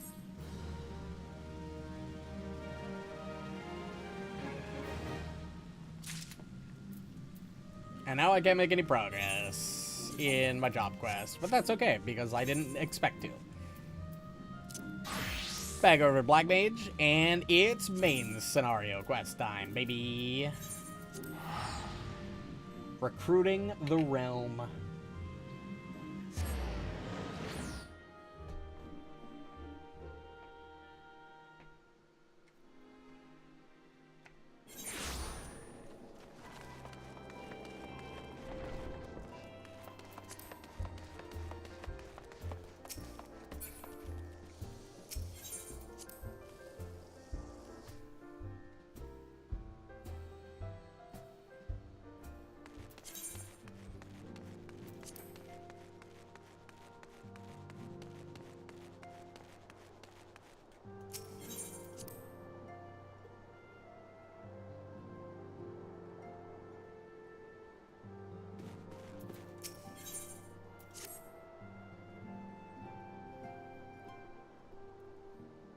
Pray forgive me if I tread over old ground, but I would first speak of the grand plan. Since the advent of the 7th astral era, the leaders of the three nations have been deliberating over an accord that seeks to bring the disparate forces of Eorzea together into a single entity. A realm-wide grand company, if you will. The military might of such an institution would be drawn from every corner of the land, and directed against threats that no single nation could hope to overcome alone. Yet while the purpose of this hypothetical organization is undisputed, the logistics of its formation have become the source of endless debate. And the longer these discussions continue, the more I sense the impetus towards unification draining away. Thus, I have been campaigning for the creation of what might be considered a trial company. It will be on a much smaller scale than what we hope to eventually achieve, but capable of the same manner of unrestricted operation accorded to the Scions. 'Tis my hope that the successful utilization of such a force will lend momentum to the lagging deliberations. Also, being a primarily military outfit, I mean to assuage fears of its misuse by placing the fledgling organization under the authority of the antecedent. The Scions work tirelessly to protect Eorzea and its people. But as you yourself have witnessed with the refugee revolt, there are limitations to what even we can achieve. With this new company under the Scion's command, however, we will be capable of responding to a wider range of difficulties without straining our resources or overtaxing your formidable talents. Yeah, you're really pushing me to my limit here, bud. I'm kidding, of course. I've got literally limitless potential. It's fine. The goals of my proposed organization and those of the Scions are ultimately identical, a point conceded by all concerned. But before I can move forward with establishing this precursor to the true border-spanning Grand Company, 'tis yet necessary that I visit the three leaders and gain their official approval. A tiresome and time-consuming task, which is why I would ask that you accompany me on the journey and attend to the business of recruiting our inaugural members while I am otherwise engaged in bureaucratic formalities. Nod. Thank you. It is reassuring indeed to know that the Bringer of Light and her discerning eye will be selecting our future allies. Our first destination will be in Limsa. Let us rendezvous at Bulwark Hall. Let's see, who do I want to be in my squad? My combat military squad.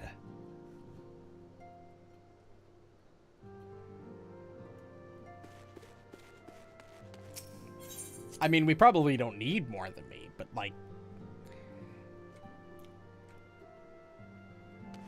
it's probably smart to have backup.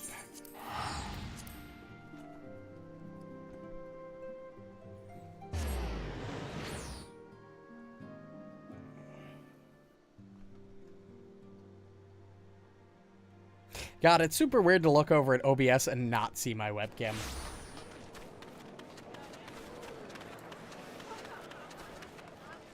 Grease. I don't know where the grease is or what's greased up, but something's grease. Ah, there you are. I'm ready to ascend to the bridge and speak with Admiral Blofuswin. While the Admiral and I are finalizing promissory boundaries and signing parchments, I would have you begin the recruitment process in earnest. I have, of course, endeavored to spread the word of our organization through various channels, but I believe a personal approach will reach many who may otherwise remain ignorant of the opportunity. As for potential members, 'tis of no matter should they already be pledged to another institution, only that they are willing to lend their strength when the situation demands it. And you needn't range into the countryside. The upper decks alone are populated with sufficient candidates to suit our purpose. Once you are satisfied with your recruiting efforts, meet me at the airship ticket counter that we might prepare for the next leg of our journey. Yeah, sure, I can do that. It is easy enough. Sure, I'll go to the upper decks. Why not?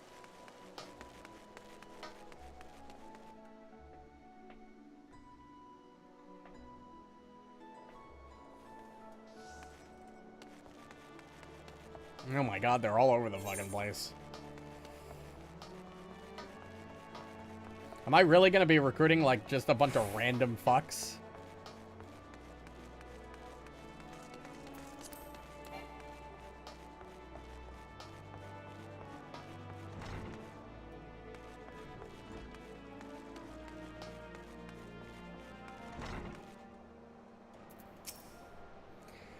An organization with the freedom to operate with territorial impunity. I must say your proposal intrigues me. But the Krakens know that there is a time to act and a time to watch. And I'm afraid this trial company of yours falls into the latter category. Yeah, something tells me we're not going to have much success.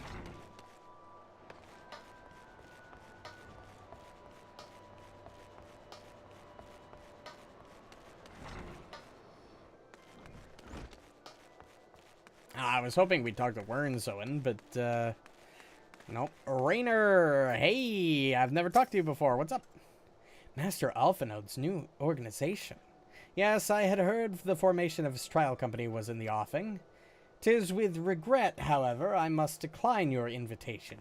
As commander of the Yellow Jackets, the protection of Limsa must needs receive my full attention. Yeah, I have a feeling that everybody we talk to is gonna say no.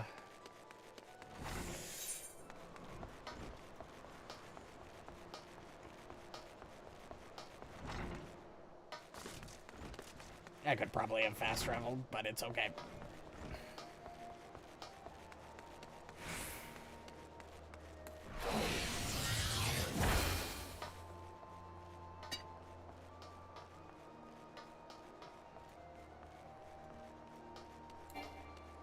This is such a long map.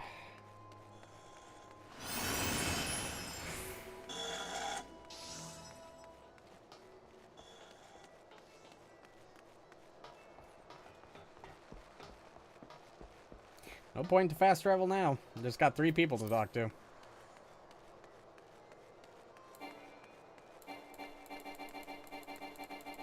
Let me sprint. Let me do it. Thank you. Except it's gonna wear off by the time I'm finished talking to this guy, which means we're gonna have to walk. Roswin. Eh? Who in the bloody hells do you think you're talking to, Drylander? I'm a pirate, not some sodden knight in shining plate. If you're looking for a self-righteous fop, try knocking on that dandy Carvelin's door. Yeah, I already tried. He, wasn't interested either.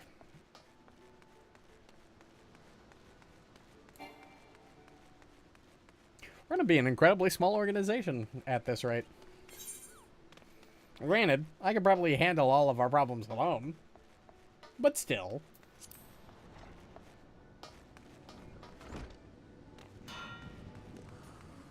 Hey, Guildmaster, what's up? Or, hey, you're the Guildmaster. A precursor to the United Eorzean Grand Company? While I do admire the scope of your ambition, my responsibilities here at Naldic and Vimeles keep me close to the forge.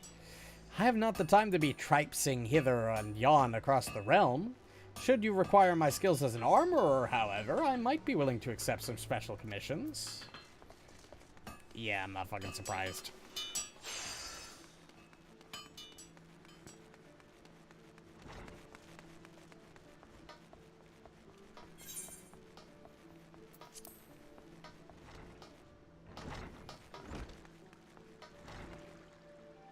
One more rejection to go, baby.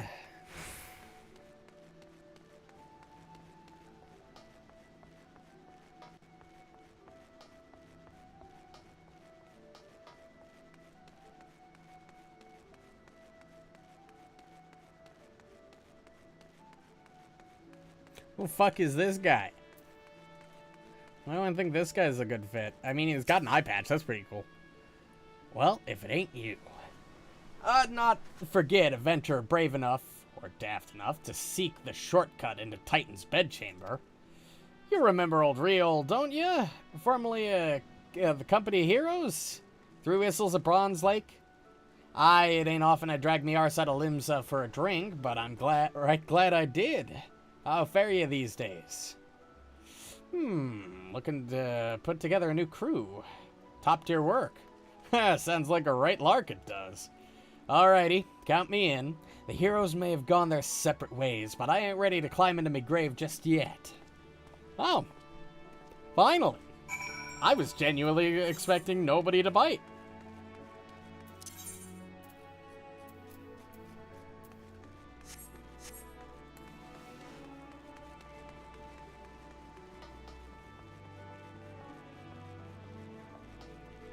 What's the easiest way to get to the landing strip? Probably down here?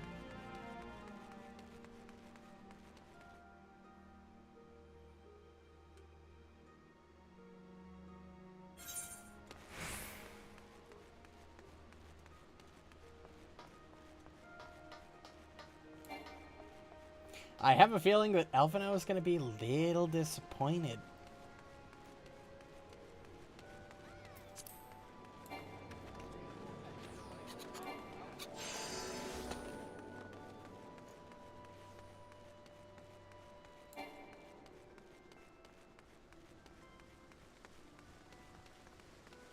Hello, lift attendant. I need to go up.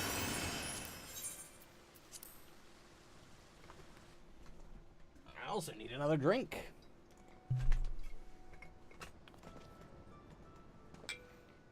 more alcohol.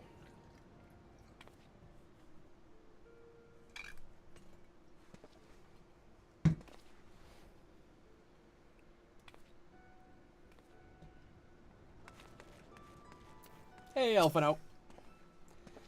Your recruiting went well, I trust. I am curious as to how my proposal was received by the rough and ready folk of Limsa Lominsa. Ah, a member of the legendary Company of Heroes indicated his interest. Astonishing. I knew enlisting your aid was the right choice. Few could boast the acquaintance of such an elusive character. I, too, was successful in my task. The Admiral consented to sign all the documents requiring her approval. I can only hope that my visit with the Elder Seedseer proceeds as smoothly. Pray continue on to Gridania at your own pace. I shall await your arrival at Nothika's altar.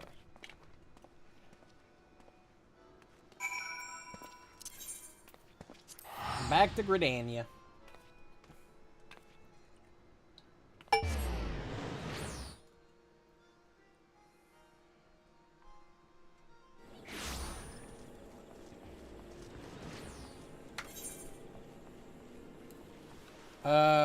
Probably can just eighth right there.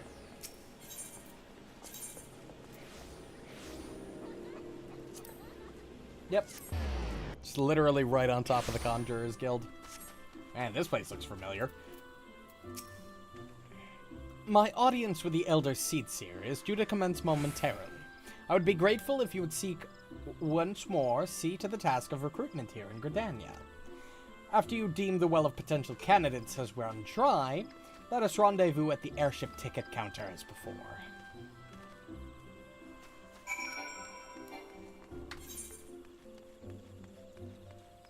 Oh, I should have fast traveled in Maketos.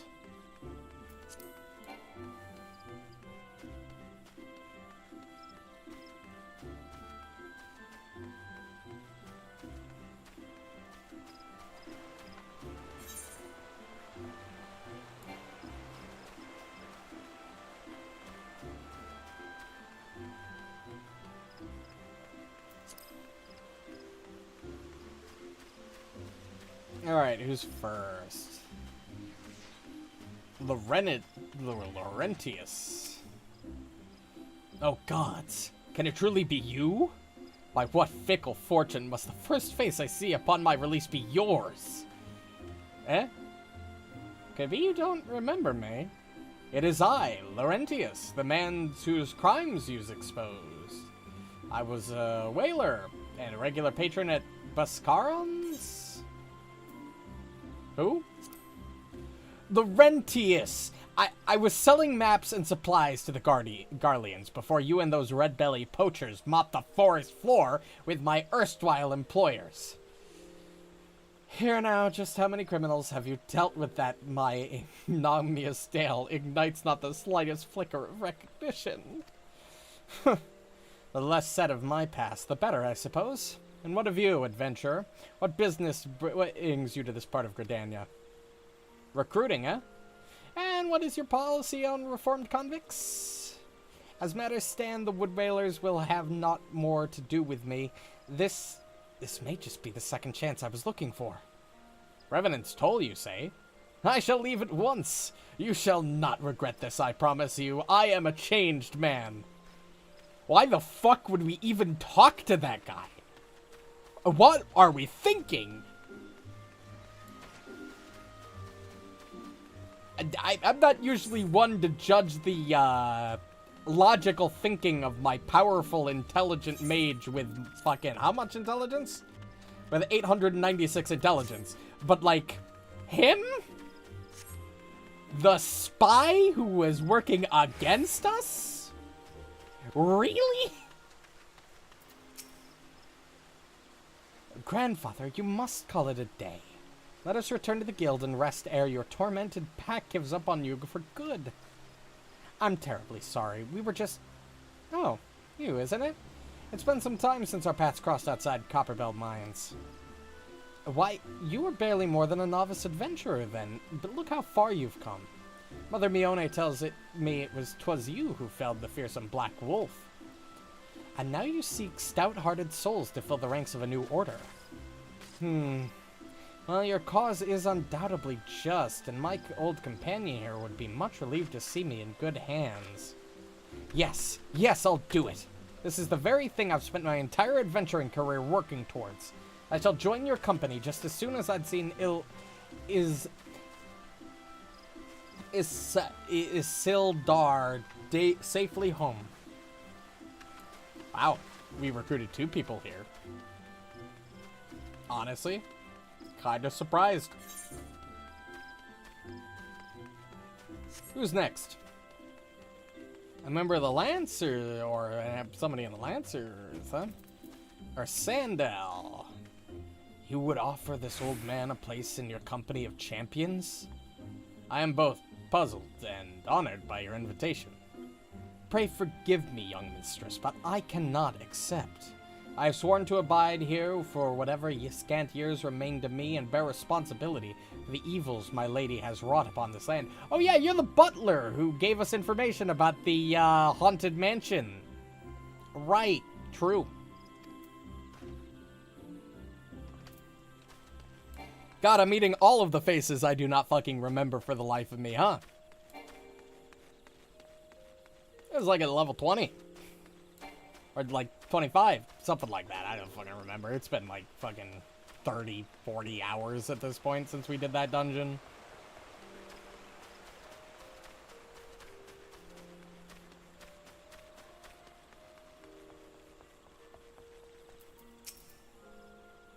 It is not often a guild officer such as myself gets recruited. And this company of yours certainly sounds to have some promise, but its duties appear less than focused. I must refuse your invitation until such a time as your organization is more organized. I'll take 2. You know, 2's better than the 1 we had before. I'm gonna fast travel there. Airship landings. Under the Adventurers Guild.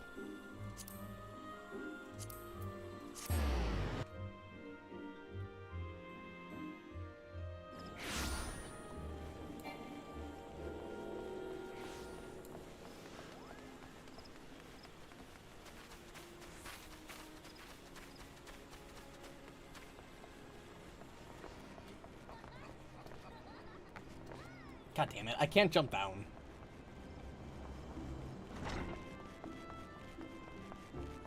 Alphino, I return with 2 more members in tow. What news? For my part, the Elder Seedseer was most amiable to our requirements. A former woodwhaler and a seasoned adventurer. Our company will not lack for variety, that much is certain. An interesting harvest indeed. Shall we strike into Ul'dah whilst the iron is hot? Let us meet at the Royal Promenade and endeavor to conclude our remaining business. Our journey draws to a close.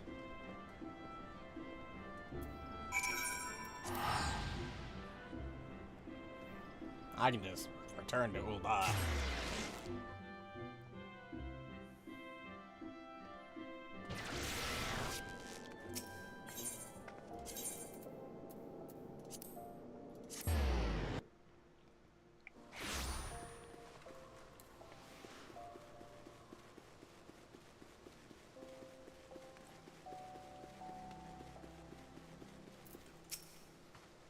Ul'dah, the Gilded City, where one's fortune defines one's worth.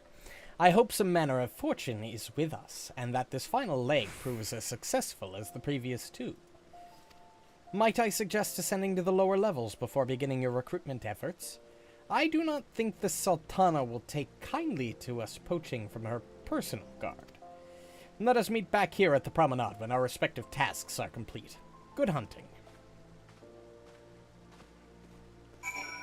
On the Steps of Fall.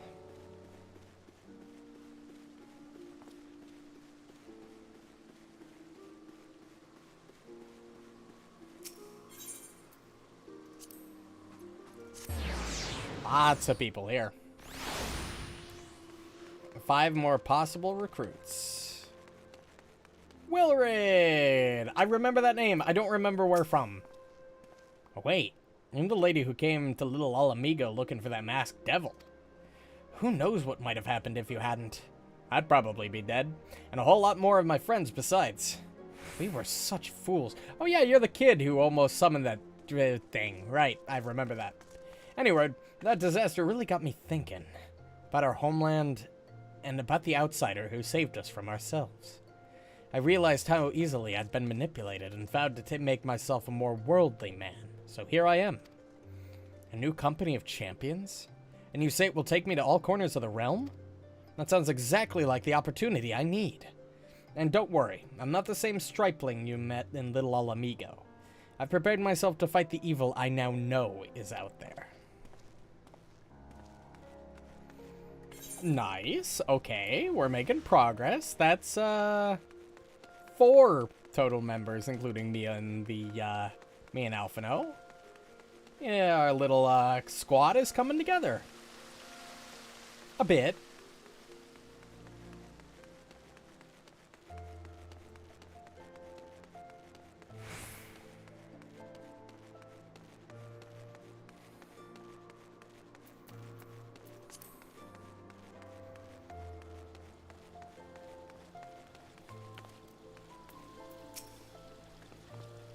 Oh, what a happy coincidence. Do you remember me, perchance? I am Orson, of the Church of Saint Adama Landama. Thank you again for your timely rescue. And I must also thank you for preventing that fraudulent priest from preying on Drybone's less fortunate. A most upsetting business.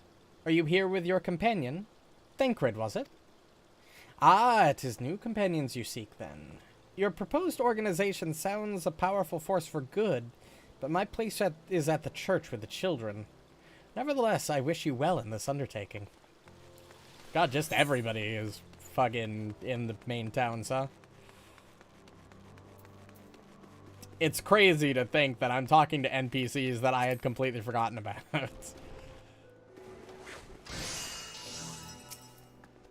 I'm sorry, you wish to recruit me? Some new-fashioned manner of prepositioning to a lady? Well, I'm afraid you're wasting your time. This lady is already spoken for. Good day to you, miss.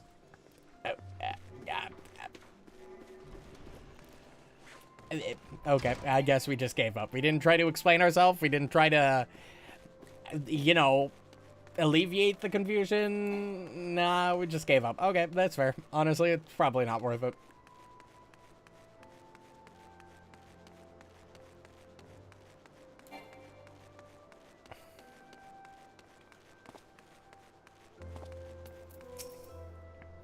Aye, you'd be surprised of what rumors drift down to Pearl Lane. I know of this glorious new company of yours and just how far I'd go to avoid getting involved with it. Whispers on the street say your organization is funded by corrupt coin, by syndicate money. If you think you're recruiting for a just cause, then you're a bigger fool than I took you for. I mean, you're not entirely wrong. I'm sure Alphino and Elise's money doesn't come from entirely reasonable sources. A company that looks to cure the ills of the entire realm.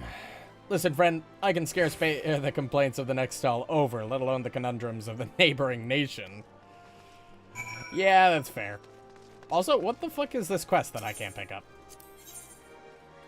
Oh, I need to be Disciple of the Hand in order to bring that up. That's fine. Back to the Royal Promenade.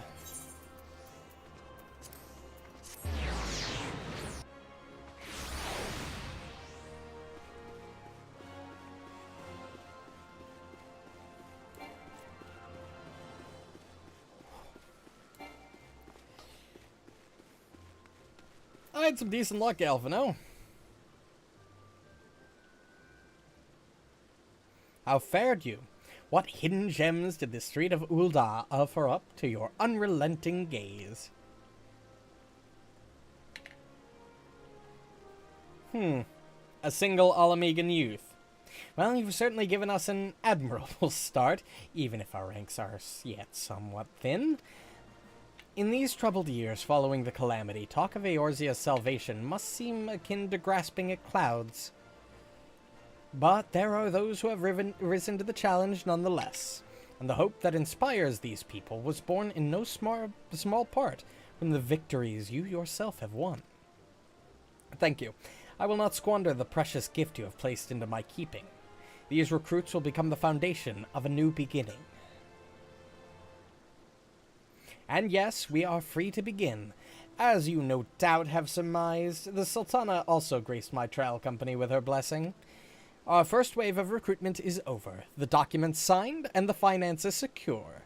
There is naught to prevent me from taking the next step. You are concerned by the Syndicate's involvement, as was I. Thus was the origin of every coin of their contribution carefully scrutinized and recorded. This organization will not be built on corruption. Naturally, I would prefer not to rely upon outside sources at all, but even my family's substantial coffers could not sustain a venture of this magnitude.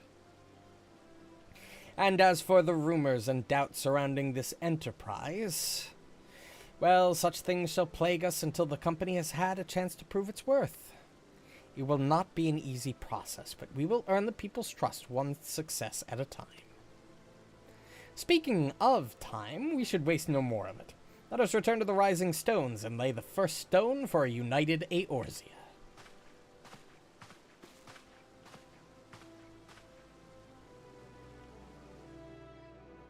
You fast traveling me there?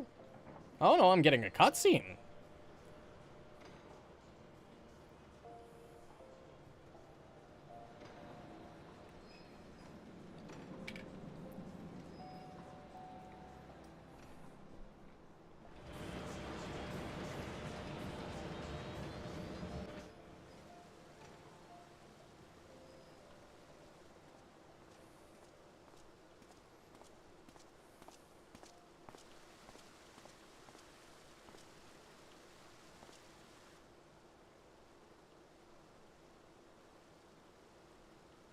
Tell me, General, what think you of Alfino's bold endeavor?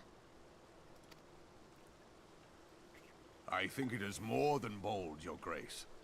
His organization would pave the way for a united Eorzea. Well do I understand his impatience, since facing the common threat of the Ultima weapon, our nations have seemed farther apart, not closer together. Considering the many problems we face, should we not be glad that someone else is taking the initiative? We have all pledged our cooperation, yet the grumbling continues behind closed doors. Ul'dah is not alone in her duplicity. I myself have doubts as to the good this organization will achieve. With the inclusion of the finest soldiers of the 3 grand companies, it promises to be a fearsome military body. But whom will it serve? Even under the watchful gaze of the Scions, it is not unthinkable that such a force could perpetrate a great wrong. Does it not concern you that a significant proportion of its financial backing came from the coffers of the Syndicate? That those unprincipled worms might forge this extraordinary gathering of warriors into a private army? I have trust in the Scions, Your Grace. They have spared us no end of trouble at the hands of the Primals. If they seek reinforcements, I deem it unwise to deny them. Although I do get the concern. As for their finances, full many gave generously. And though our nobles proffered a sizable sum, their coin did not spill from the pockets of Lolorito and his cronies. And what of the presence of our stalwart adventurer friend in this endeavor? I doubt the Warrior of Light would betray our cause. Yeah, I did kind of, get my start here, and we're kind of like buds. Like, I'm a lieutenant in your army. Well, lieutenant in your company, not really army. It's more of a mercenary. You get the point. Yes, there is that, I suppose. Finally, some people Yet I have a little known faith. people to change. Whether we will or no, the events of the age hurl us this way and that, like a dust devil skipping across the sands. Cannot be done about Telechi? I have explored all avenues available to us, Your Grace. But as Ul'Dan law now stands, we lack the evidence to convict him of any crime. To arrest him on spurious grounds would only play into his hands.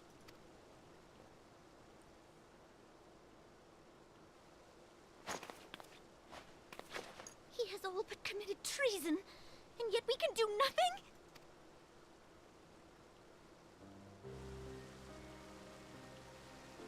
Then what good our government? What worth the royal house? How deplorable this mockery of justice!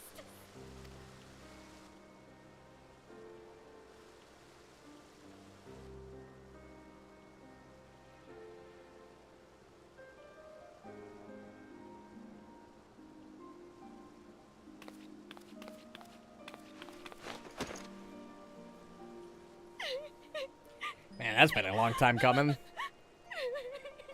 This breakdown has been foreshadowed since, like, the first time we met Her Grace. It is not over.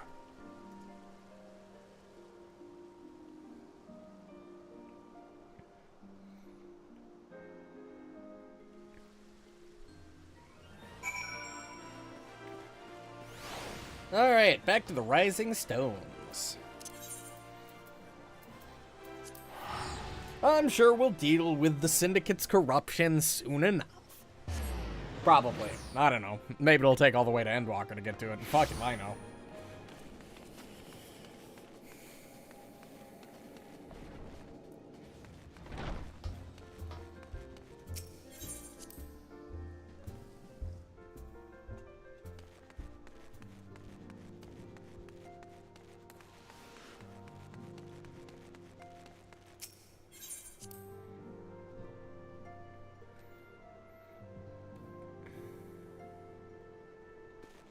Alphino! That is not a journey I soon do wish to repeat. But I cannot pause to rest. The culmination of all our effort is at hand. I must see to the preparations for the inaugural ceremony. Thank you for allowing me to monopolize your services. I am certain the antecedent will be relieved to see you free from other duties. Greetings. Alphino tells me all is in place to begin this trial company. The Scions shall certainly be grateful to have the support of such an organization. The inaugural ceremony is set to take place here in the Rising Stones. Tataru is cooperating with Alphino to see that all is in readiness, so I'm afraid the recruits themselves have been left to their own devices for the time being. Quite a number of new faces have arrived in Revenant's Toll of late, and I wonder if Slathborn might not find himself overwhelmed. Would you speak to him and see if there is aught he requires? Yeah, I can speak to my boy. It's probably best to ask, given that he let us rent he let us own the place.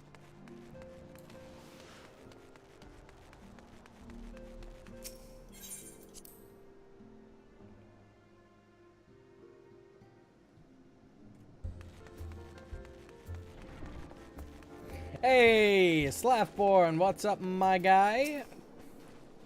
How's everything going? You need my help? What can I do for you? Thought you'd have your hands full helping out with this new arm of the Scions. I barely noticed your recruits arrive. 'Twas barely a tickle compared to the flood of treasure hunters we have passed through here every day. Well, I appreciate your offer of aid. 'Tis more your burden that concerns me. I'm told this trial company will answer directly to the antecedents, so I trust that means less work for you in the long run. Slathborn, the shipment... we couldn't...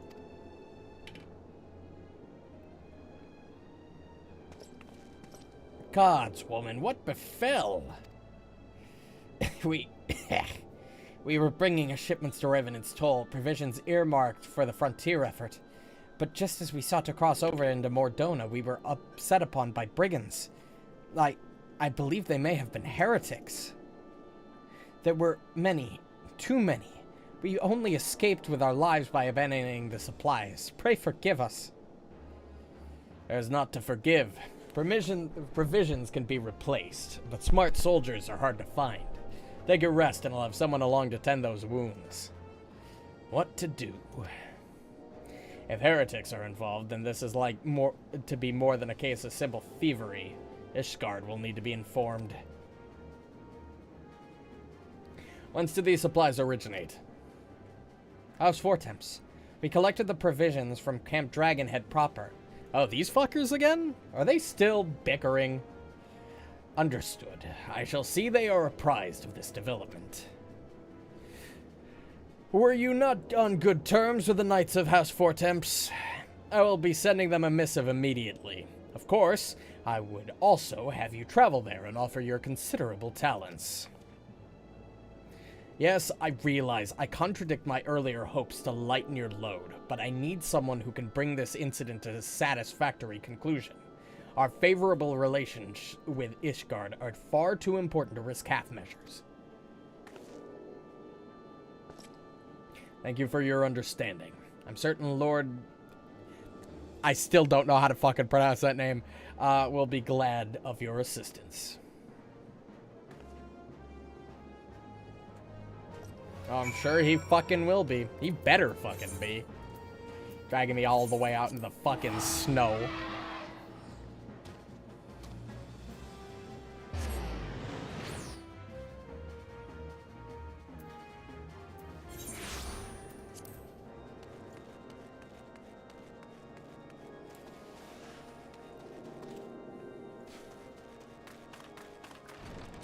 Hey buddy, it's been a while. How's everything been going?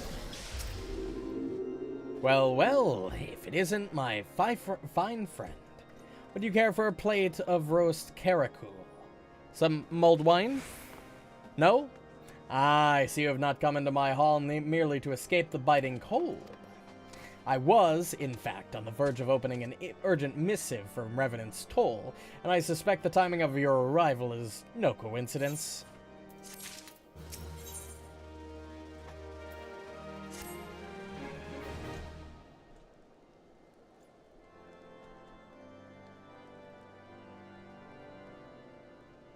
The incident with the New Frontier hands? So much voice you need acting. Not elaborate. My I breath have been gets a following their break. progress with no small amount of interest. So also the first time I think he's been voiced. Brave men and women all. They do our nation a great service. The existence of a fortified outpost in Mordona will do much to dissuade the Empire from trespassing on Kurthus soil.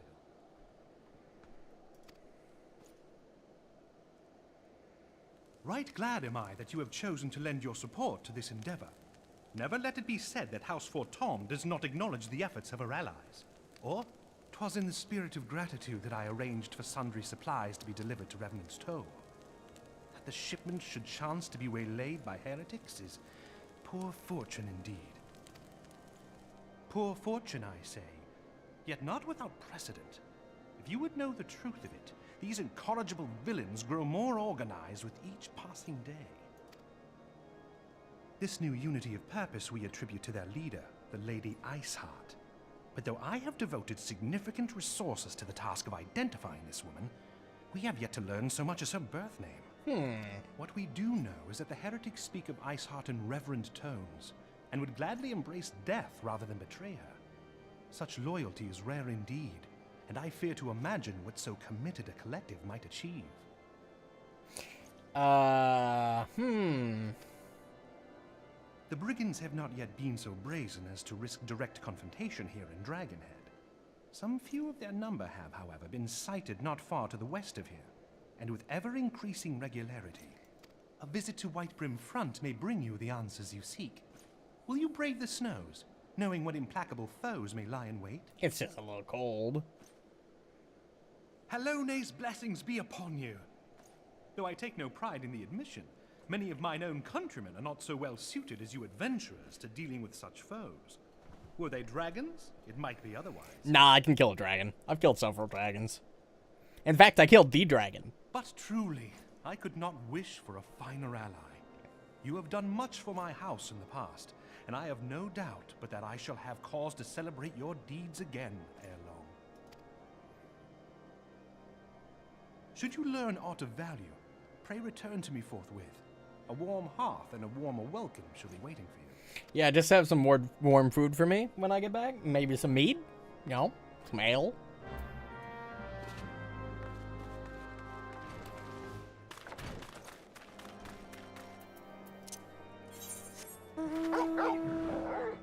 Anything stronger. I can't imagine my Warrior of Light is anything but a lightweight, as I said earlier.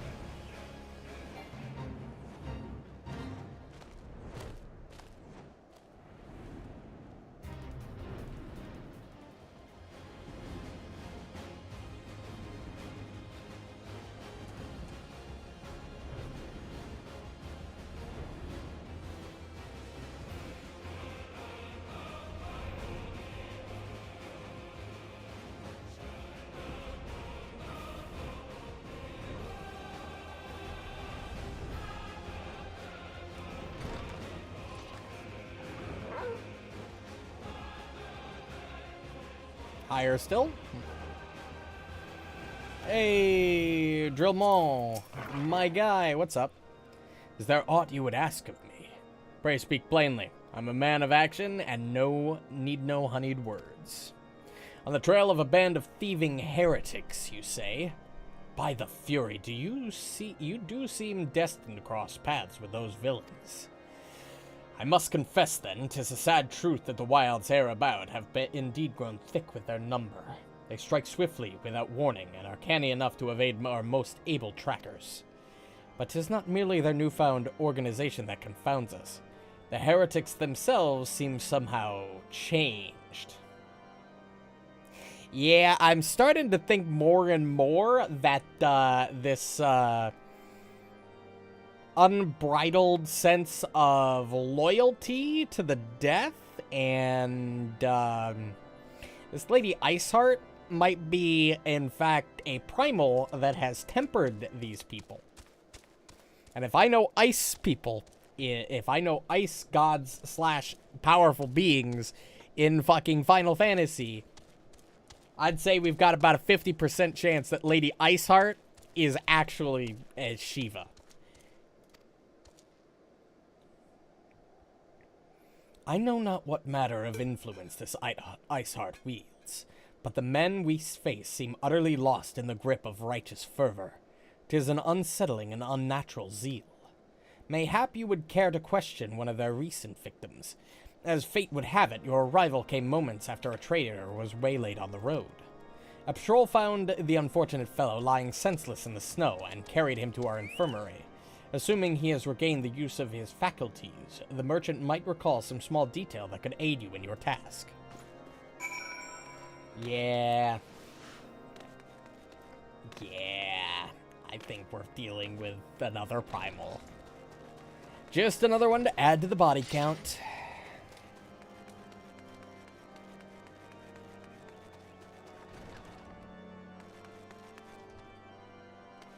Infirmary somewhere around here. Oh, right. It's up.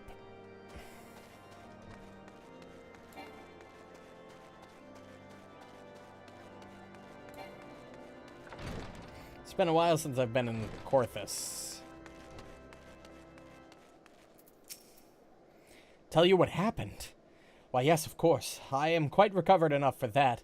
Anything to help catch those cowardly Blackhearts. I was traveling my usual route to Whitebrim Front when a sudden blow sent me reeling. The next thing I knew, I was on the ground and several heretics were rifling through my cargo. Arms, armor, crystals. Crystals. Definitely sounds like a primal. They were taking everything. 'Twas then that one of them noticed my bleary gaze and stalked over to better acquaint my head with his mace. Before darkness claimed me, however, I distinctly heard the words, "Return to Snowcloak." I dare say that is where they were hauling my goods, but you'll not catch me running off in pursuit. They tell me 'twas a miracle I survived at all, and I'll not trust my thick skull to save me a second time. The fact that you lived the first time is a miracle, and the fact they didn't take you with them is another miracle, honestly. And expect if it was a primal, which it definitely seems to be, given the fact that, you know, they're, gathering crystals, that I would expect that they would have taken you to be tempered, but I guess that's not always necessarily the case.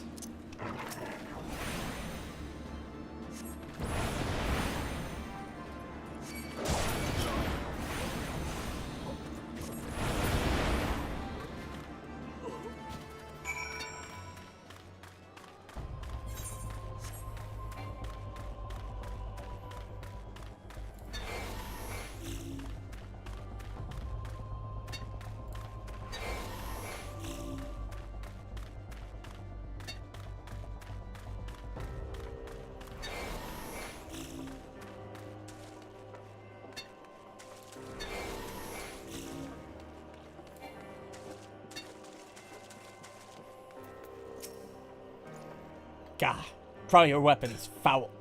Wait, I recognize you, adventurer. You come seeking heretics? Then we share a common purpose. We were on patrol when we chanced across one of their raiding parties and pursued them here. By rights, we should have them cornered in the ravine, yet they are gone. Vanished like icy wraiths.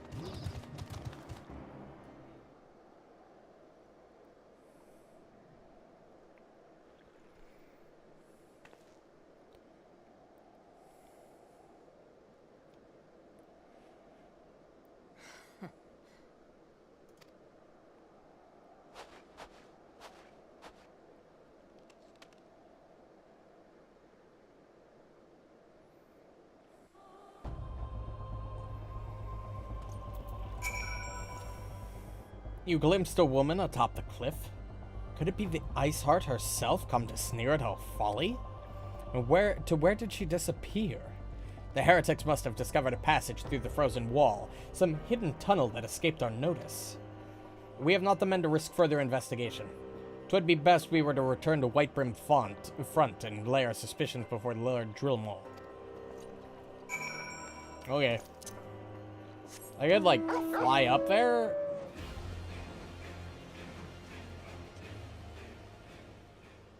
Yeah, there's no fucking entrance here.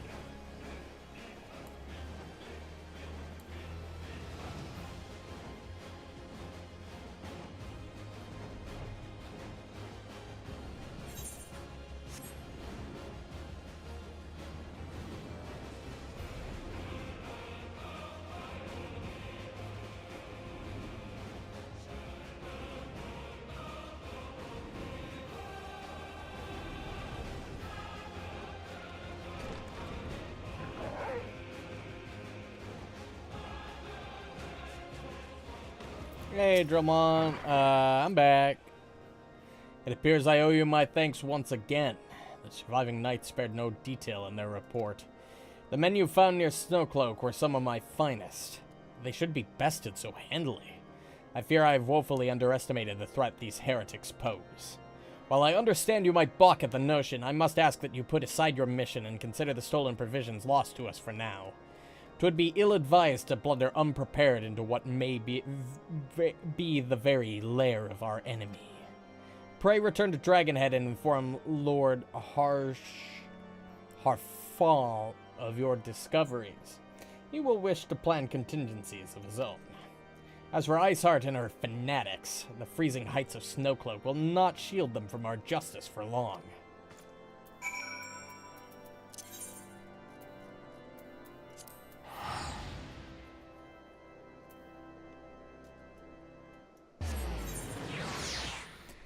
Camp Dragonhead.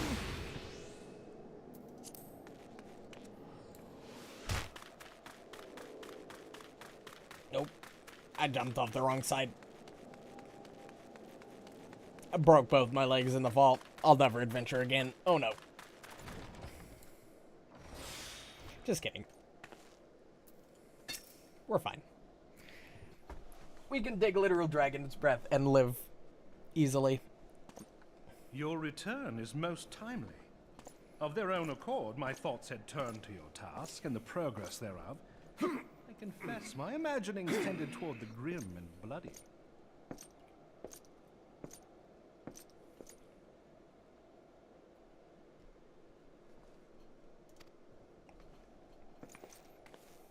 But you are here now.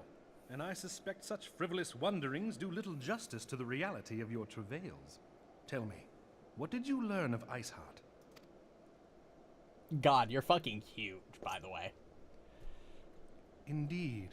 And this transpired at Snowcloak? Of all the highlands, that towering wall has borne the worst of the region's brutal shift in climate. So inhospitable has Snowcloak become that we have still to survey the area in its entirety. Could its frozen heights conceal the heretics' hideaway? Mayhap a more robust reconnaissance effort is in order. Putting such considerations aside for the moment, we still know far too little of this Iceheart. That she is capable of commanding such a band of fanatics bespeaks natural authority, and no small measure of charisma. As much as I would like to fathom this mystery with you, the situation has grown beyond my personal purview. I am bound by duty to inform the Temple Knights and request that they bring this matter to its conclusion. Given the glowing reports the new commander has garnered thus far, I am certain that they can be relied upon to take appropriate action. If they are going to summon a primal, or the primal is already summoned, they will be easily tempered, and then you will have a major problem on your hands, pal. Though Iceheart's true identity yet eludes us, you have provided us with a point from which to begin. Sometimes it takes but a single stone to prompt an avalanche. The fact that we haven't put that, I know I know us as the Warrior of Light doesn't know about Shiva specifically. Like, I know about Shiva as a player, but the fact that they were gathering crystals, these heretics seem like fervently loyal. Like, we should be at least putting the pieces together at this point, you'd think. On the matter of the stolen provisions, I have already made arrangements for a second shipment to be sent to Revenant's Toll. I could not well allow such an honorable venture to be undermined by one miserable setback.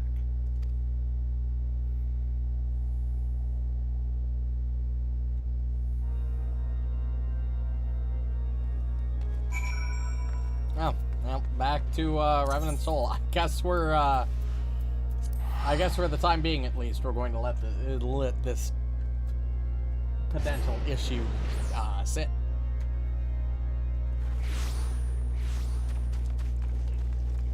Slapborn, it's good to see you return to the toll. How fared you in the frozen wastes of Korthus? As for Tom, has sent us a second shipment. I must send thanks to Lord... I still don't know how to fucking pronounce that, for his continued generosity. Yet, even as our town grows in prosperity, I fear it will attract ever greater numbers of those who would do us harm in the name of greed or power. All of us, Alphino's new recruits included, must remain vigilant against such threats. Ooh. Ooh, let me try these. Don't really care for that. Oh, well, these are only, like, melee heads. I don't mind that, though. That's fine. And that's just excessive, personally. I'll take the Quake. Ooh, now we get casters. Even Star Hat. That's not bad. Can I dye it? I can.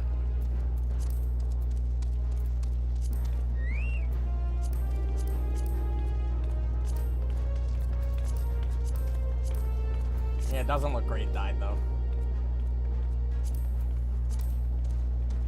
That's just basically the reverse of the coin I just picked up, except for ranged attackers. I kind of like that, though. That's nice. That's for Conjurer. I just picked up White Mage. I just picked that up, so we can use that. While you were away in Korthus, preparations for the inaugural ceremony were all but completed. Though Tataru does seem somewhat flustered. I've taken enough of your time. Why don't you head into the Rising Stones and see if your frantic receptionist could do with a hand? Yeah, that's probably for the best. Poor Tataru's probably been overworked.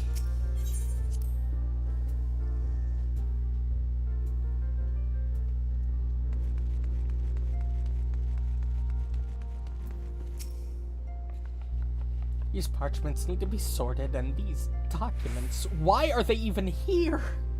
Oh, I'm so sorely tempted to file the lot in my waste paper basket. Ah, you started me. You wish to lend a hand? Splendid! Would you be a dear and hand these uniforms to the new recruits? They're scattered about Revenant's Toll, and I haven't the time to track them all down. The recruits know to don their garb immediately and assemble here in the Rising Stones. You'll want to report directly back to Elfino if you don't wish to miss the ceremony. I wonder if the Scions will even have matching uniforms. A well-funded organization is a well-dressed organization, I suppose.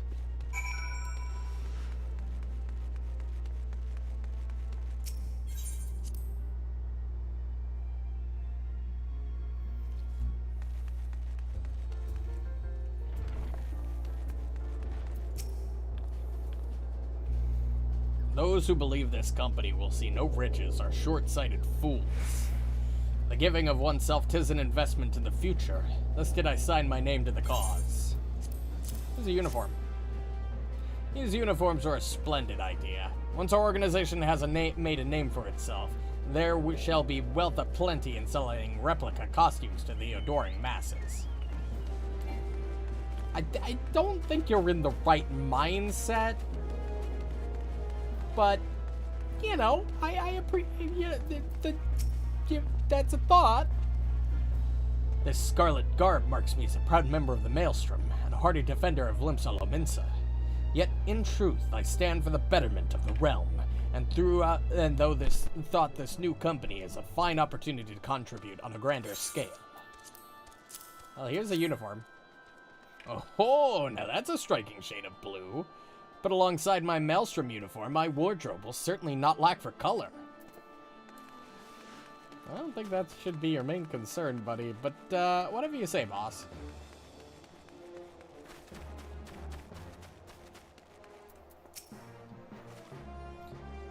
Gods, I did not expect to meet you strolling about town. The tales of your primal battles were what inspired me to come to Revenant's Toll. 'Tis an honor to receive this uniform from your hands. I shall wear it with pride. Even though we're never going to wear this uniform, we might wear it once for like a quest, and then probably never again. Little Alamigo could learn much from Revenant's Toll. That this town can be so alive in the midst of such desolation. I've never worn aught quite so voluminous. Well, I'm sure I'll grow accustomed to the extra cloth in time.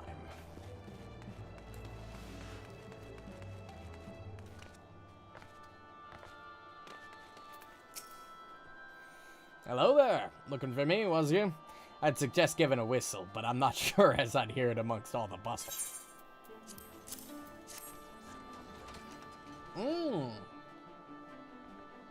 Proper uniforms and all. This thing'll cut off the blood to me head. Not to worry, though. I'm sure she'll be fine after making a few adjustments. Got Aelbert over there. And I missed Eliane.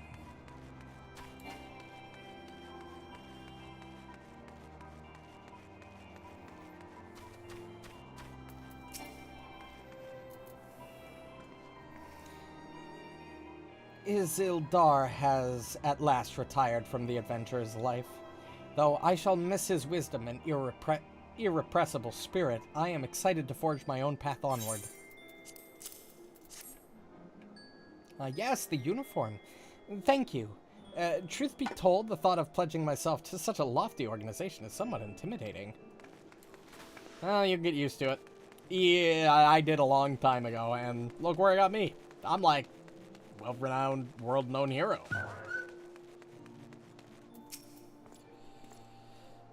Don't believe we've met. I'm Aelbert, and I will have the honor of leading my fellow recruits as captain. Much did I lose to the calamity. I look forward to aiding others in rebuilding their lives. Oh, I'm not captain? It's a little disappointing, honestly. The uniforms are a shrewd decision. There's no easier method of creating a common bond among what is essentially a band of strangers. Last guy to deliver to is our resident convict. Still very confused why we decided it was a good idea to invite him, but I guess we'll see in time whether or not it was a good idea or not.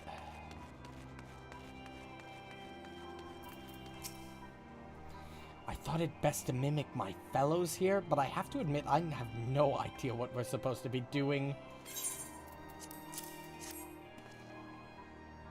Ah, new uniforms. I'm reminded of my induction into the Wood Whalers.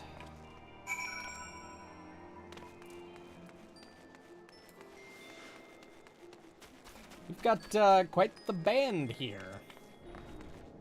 Certainly unique, I will give it that.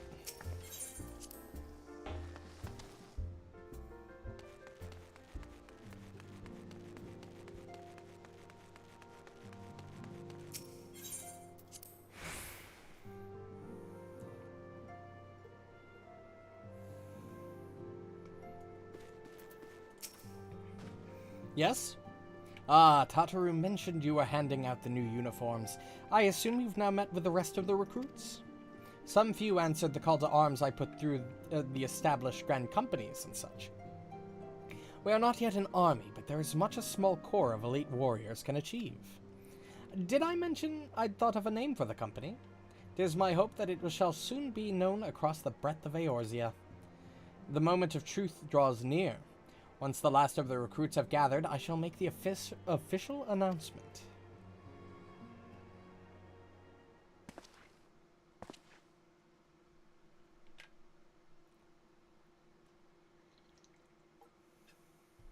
Comrades, your presence here this day signifies the momentous choice that each of you has made.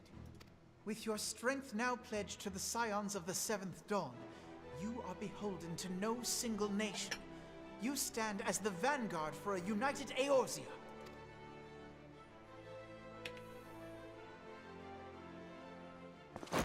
From this moment forth, I declare you Crystal Braves. Let us mend this fractured realm and face our enemies as one. Whether it be the Beastmen and their primals, or the conflict in Carteneau, it is plain that the nations of Eorzea cannot solve the problems which plague the realm. Thus does it fall to some few heroic souls to succeed where they have failed.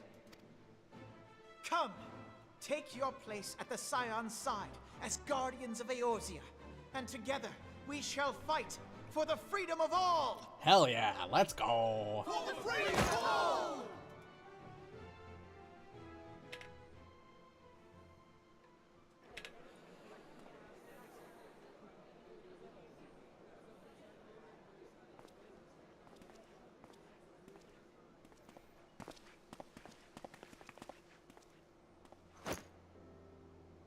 A rousing speech, Alphino. Or should I say, Crystal Brave Commander Leveilleur? God, that's so fucking cheesy.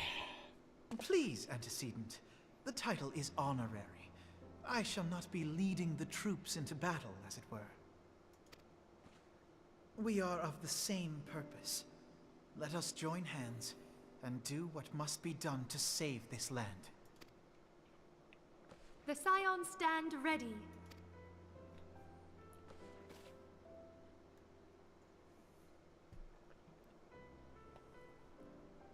Our little band of misfits grows.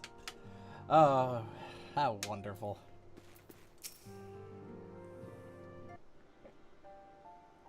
I'm eager to see what the Crystal Braves might accomplish. This shall prove an interesting time indeed for the Scions. Yes, I'm listening. So our worst fears are confirmed. The entire Isle. Such power defies comprehension. Truly? Kryl is alive? Thank the 12. I see. Pray, inform me if her condition changes. Yes, I shall pass on your words to Urianger. My thanks. I shall contact you anon. When I learned of the loss of the Isle of Val, I dared not hope that my friend had survived. Yet, by some miracle, it would seem she has. She's still to regain consciousness, it is true, but better that than death. Putting this happy news to one side, we must now endeavor to make sense of the readings taken by the survey party.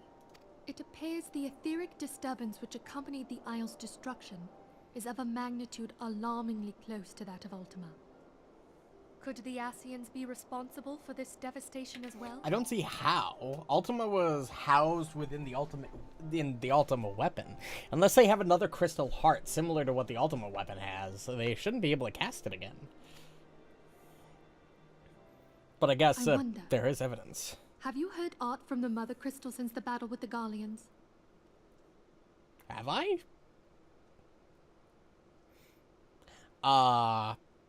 That's a good point. Have I? I don't think I have. I haven't. Then she speaks to neither one of us. Heidel's silence portends naught but ill, I fear. Well, to be fair, she kind of used a lot of her strength keeping us alive during the Ultima weapon fight, so it kind of makes sense. She did tank an Ultima for us. Louisoix, I pray you yet watch over us.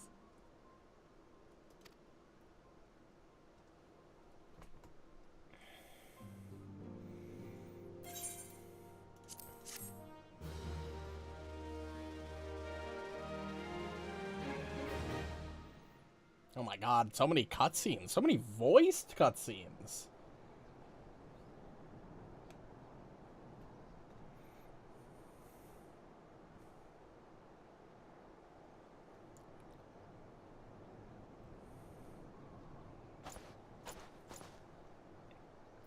This isn't a voice cutscene.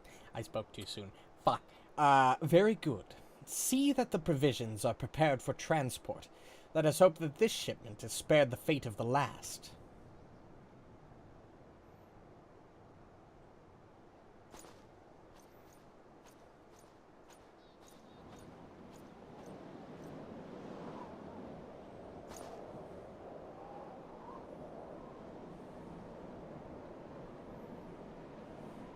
The winds are uncommon fierce this day.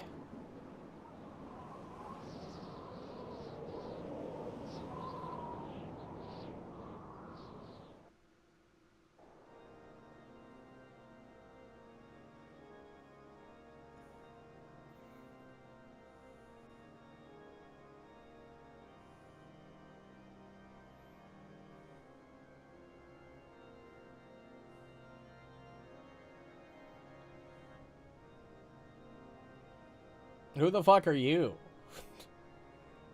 Cool cloak. Adds a lot of dudes.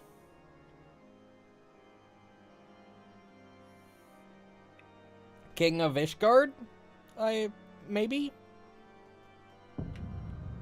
Oh, hi, guy. What the fuck are you doing here? Oh, hello.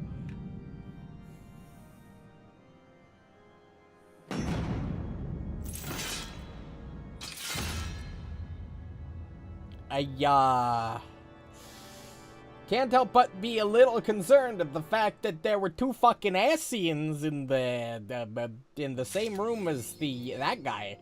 That doesn't seem like a very that doesn't seem very good.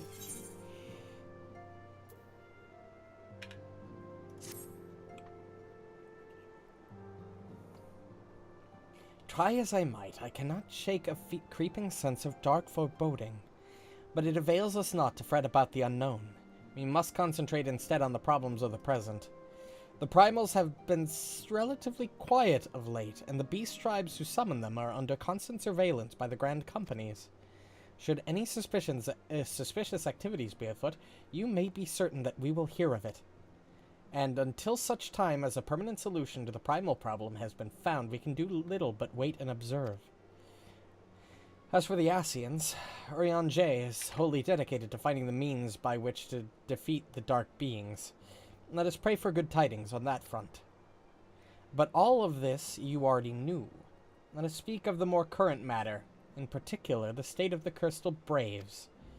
Alphino did well to found the organization, but ensuring its smooth operation is another matter entirely. Though I doubt not say that he is doing his best, I felt that a helping hand or two would not go astray. To this end, I offered to send one of the Archons to assist him, but he declined. You know how he can be, independent to a fault and singularly loath to accept help. Save, of course, when that help comes from you. Alphino has entrusted countless matters of import to your care in the past, and I believe he would not hesitate to do so again, were you to offer. I would be most grateful if you would go to him and support him in whatever manner you are able. Yeah, I can do that, sure. Given the fact that the quest name is Traitors in Our Midst, something tells me we're gonna find a traitor in our midst.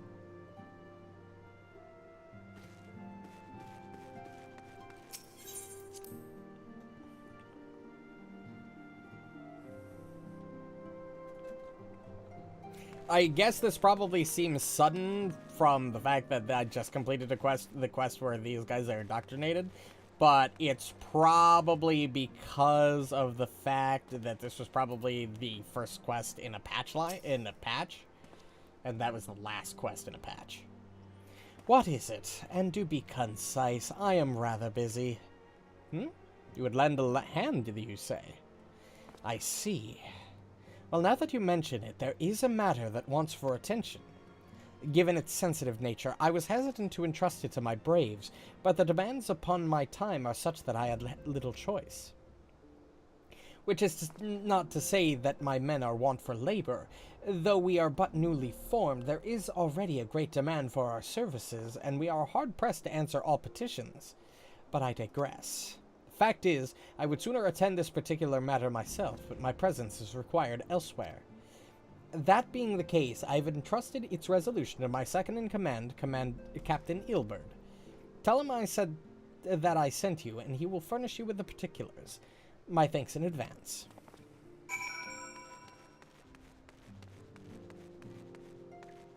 Ilberd.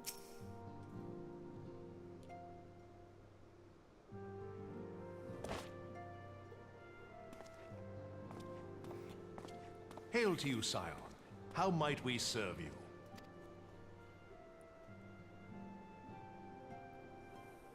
Commander Leveilleur bade you serve us? These are welcome tidings indeed. Given the sensitive nature of the task, I could not rely on one of my own.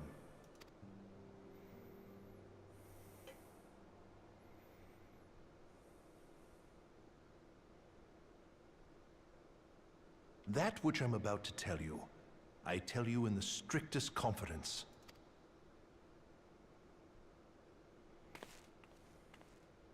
Some days ago, we received certain documents from an anonymous source. They notified us of the presence of a Garlean agent within the ranks of one of the Grand Companies. Following some discreet inquiries, we identified a suspect among the Immortal Flames, whom we detained for questioning. Alas, the man was not our agent.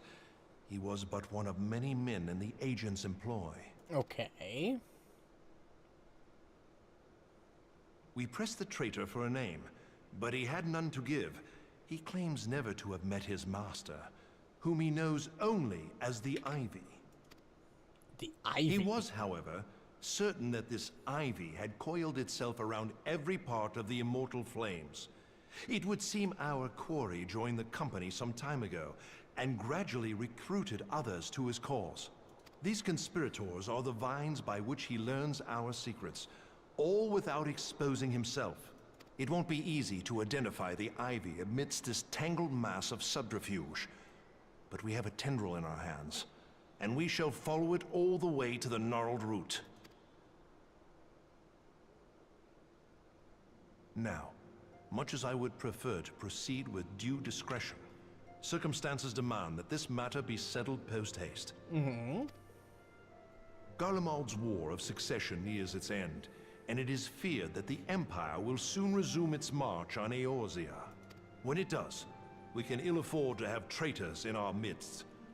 The Ivy must be rooted out now. Ah, not necessarily a traitor We must within begin our by apprising midst, General just a Roban traitor of in our the findings. midst. I would ask that you accompany me to the Hall of Flames and remain on hand to see that things go smoothly. Assuming the Ivy's tendrils are as widespread as we believe, he will be aware that an investigation is underway. And if that is the case, he may well move against us. We must be prepared for anything, while taking care not to betray our purposes by seeming prepared. A simple enough task for a one-woman army like you. I'll blow shit up like I always do, man. It's just the way I rock and roll.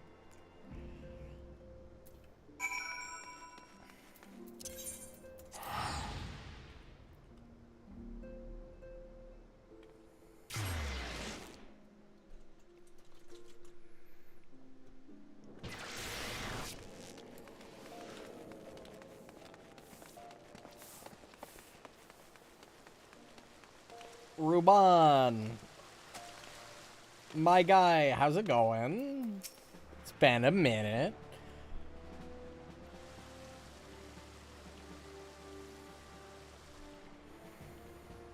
Well, well. What brings you here, my friend? You know, I like the fact that we went from, like, 1 every 50 quests having voice acting to, like, 1 in every 3. It gives my voice a well-needed break from all the talking and the dialogue.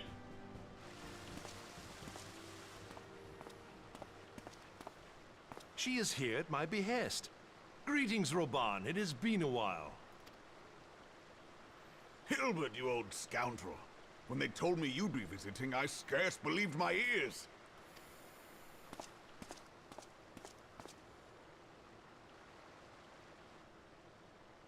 But look at you, the honored captain of the Crystal Bloody Braves. Who'd have imagined, eh? Not many, but fewer still would have imagined your destiny lay in politics, old friend. Aye, we've both come far, have we not?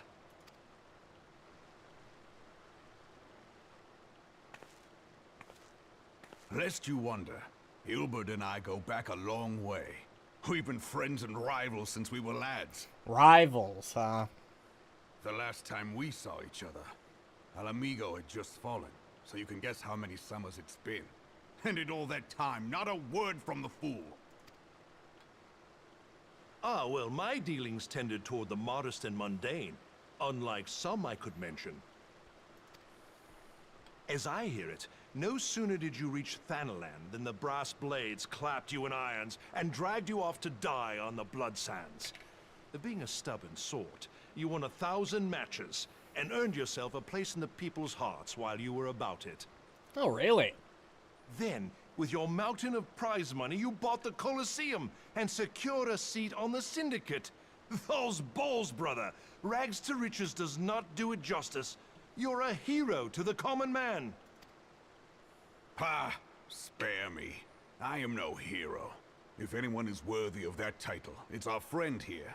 Next to her, I'm little more than a glorified butcher. But you, Ilbert, you sell yourself short. By all accounts, you are an adventurer of some standing. I like to think that I did my part for the greater good. But if you're no hero, then I'm no adventurer, not in this company. Anyway.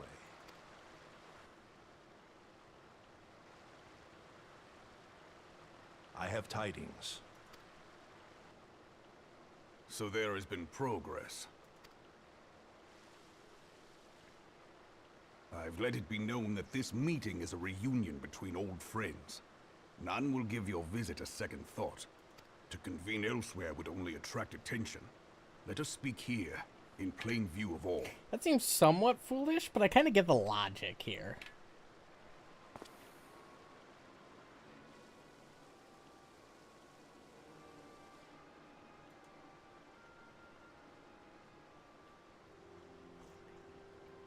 So it is we who have been compromised. Teleji Adeleji's machinations have shaken Ul'dah to her foundations. In such uncertain times, a man's loyalty may be bought for a fistful of gil.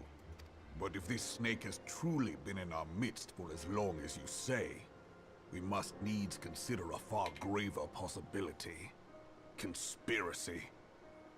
Could it be that the monetarists have been in league with the Empire from the first? It's possible. Very well. I will have my most trusted men investigate the matter. Continue your inquiries in the meantime. Yeah, conspiracy? Ooh. It does me well to see you again, old friend. When next we meet, let it be over a flagon Although of I'm still ale. finding this fucker pretty sus at the moment. He I look just popped forward to into it. existence. Let us reminisce of bygone days and drink to the future of our homeland.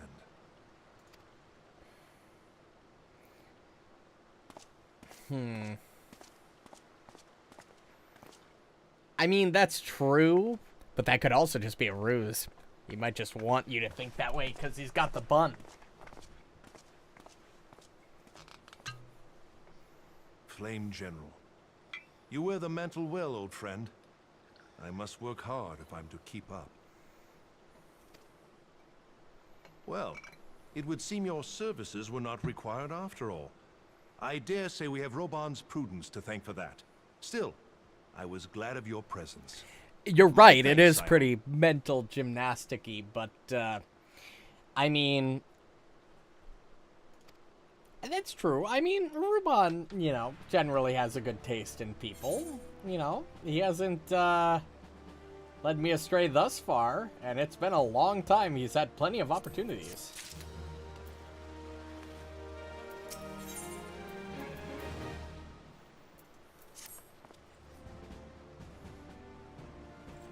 Our hunt for the Ivy begins in earnest, Scion.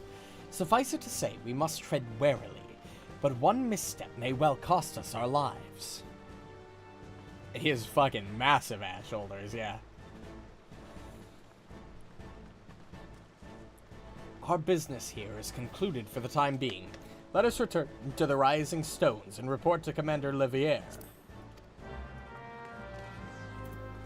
So soon?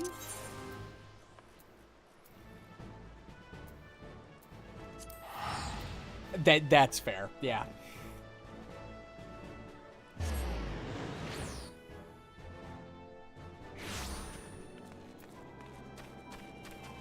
Put together, they're almost like a normal-ass person. Not really.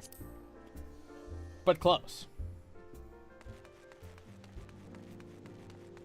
Alphino, haven't really made progress, but we're looking into it.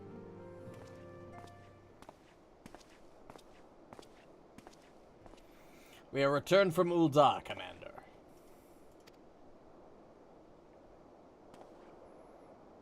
And not a moment too soon. Something has happened. Trouble?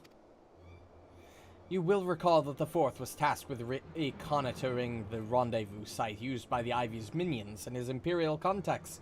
Soon after you left, we received word that the unit was ambushed en route to its destination. Gods damn it. According to the report, one of ours has been taken captive. The Garleans are not wont to treat their foemen with dignity, and I have grave fears for her safety. We must dispatch a rescue party at once. Recall those braves who are afield. Begging your pardons, Commander, but we have not the time. I'm afraid I must ask for your aid once more, Scion. An ill-prepared rescue party will only serve to provide the Garleans with more captives, yet time is of the essence. Simply put, you are the best chance we have. Yeah, it's a little weird. Especially when we were in fucking Korthus and it was so fucking cold outside. He had to be fucking freezing. Captain Ilbert has the right of it. I trust you are willing? But of course you are. Now, Aliana of the Fourth lies in wait in the Tangle, near the entrance to Castrom's Sentry. Seek her out, and she will apprise you of the situation.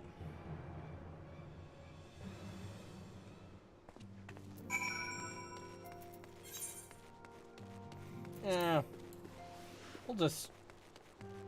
No reason to teleport. We're, like, right here.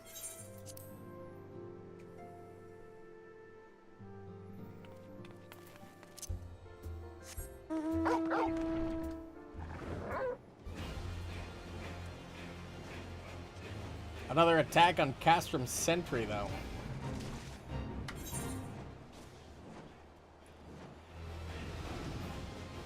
I think, hopefully they've raised their security a little bit since last time we kind of just waltz in there.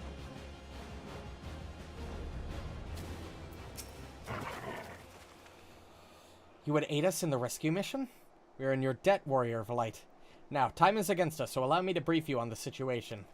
The Garleans fell upon us without warning, wounding poor Resh and hauling her away to the castrum yonder. Outnumbered as we were, it was all we could do to flee and regroup. Even as we speak, the Garleans may be interrogating Resh, or worse. With her hurts, I fear that she will not long survive for their attentions. We must rescue her without delay. Our order may yet be in its infancy, but the bond that binds us is as strong as Mithril. None of us will stand by while a comrade suffers. We, the remnants of the Fourth, will infiltrate Castrum Sentry. Please help us find Resh before it's too late.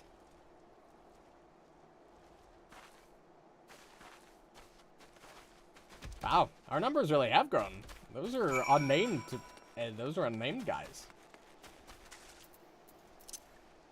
It's cool that we're like our own little company now. You know, it's a cool development.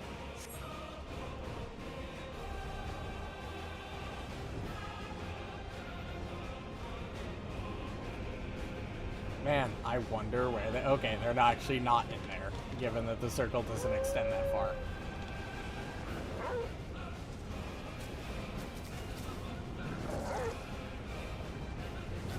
Ah, an ambush.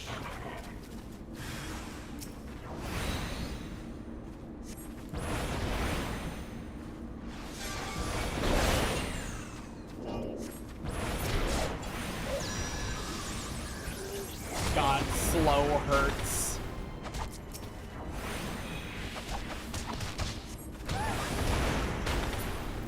Resh. Thank you.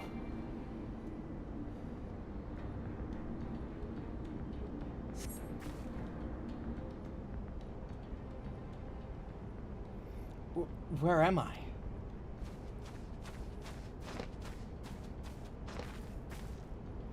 Resh, thank the gods we found you. And thank you, Warrior of Light.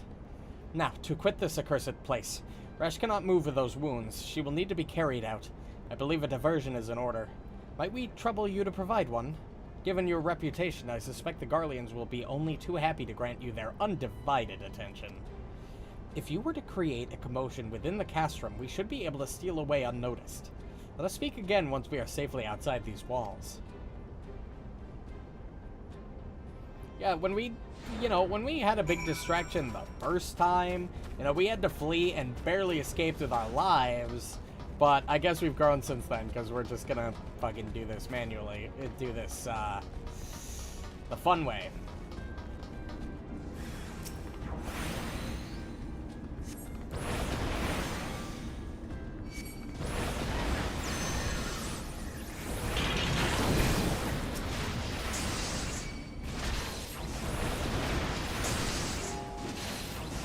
Fucking hell, paralysis. I knew I should have kept Surecast somewhere on my hotbar.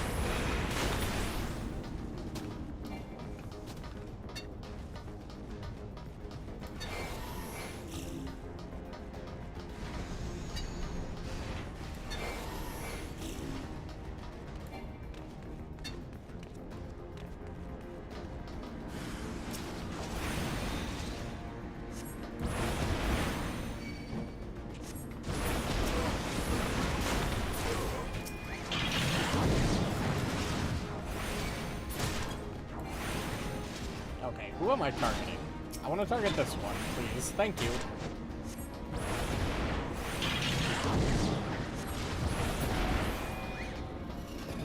Alright, second distraction down. One more group of enemies to absolutely fucking murder.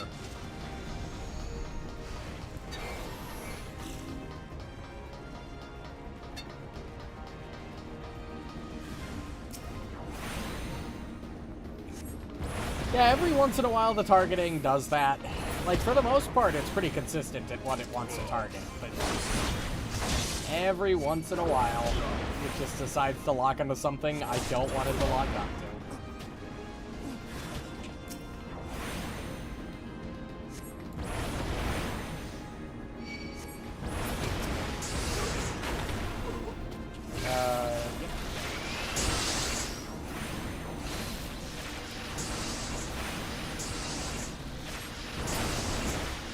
fucking paralysis.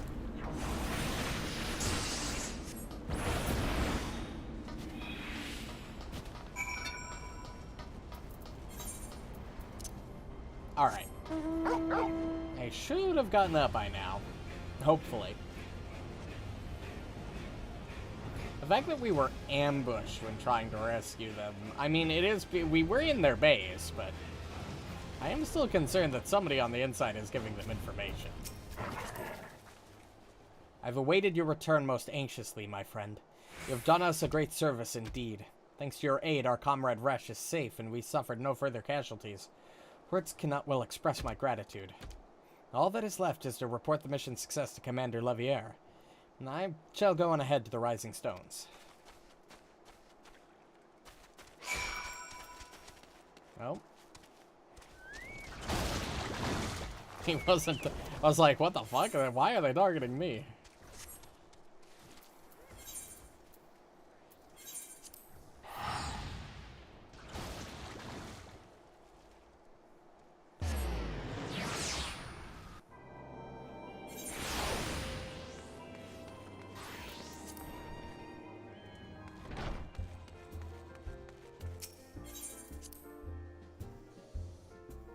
It is kind of weird that we are just diverting from the big cliffhanger of seeing that Regal Ishgard guy with 2 Asians. Kind of a weird, like, kind of an interesting cliffhanger to leave off on, but I get it. I get it. It makes me very interested in what happens next with that and when we're going to get back to that. It does me well to see you have thus returned. Though I doubt not your prowess, entering an enemy stronghold is generally considered to be a risky venture, and I must confess to having been a trifle anxious. But here you are, hale and whole, having succeeded in your mission, as is your wont. Lest you wonder, the woman you rescued is being cared for by the Domans. Thanks to their expert ministration, the danger is past. You have my gratitude.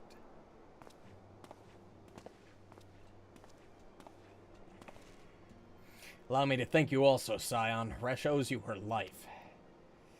We escaped with minimal casualties this time, but we can ill afford to be caught off guard again. The Empire is not an opponent to be trifled with. As you say, Commander, I will see to it that the men keep their wits about them. And it may yet take time, but I will not rest until we have identified and apprehended the Ivy. I have every confidence that you will succeed, Captain. As for you, I realize you have scarce caught your breath, but I'm afraid there is no rest for the weary. I require that you accompany me to Korthus.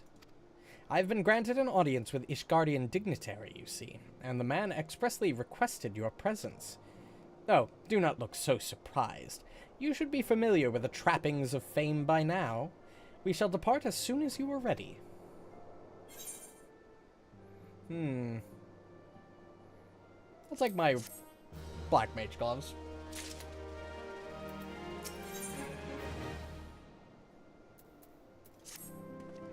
We have been blessed with a rare opportunity, an audience with an ambassador of the Holy See of Ishgard.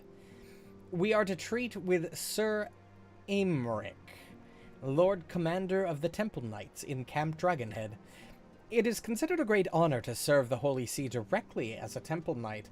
Needless to say, their leader wields tremendous political influence. We would be wise to court his favor. For that reason, I consider your attendance essential. If Sir Aymeric wishes to meet the woman behind the legend, I would not deny him the pleasure of your company.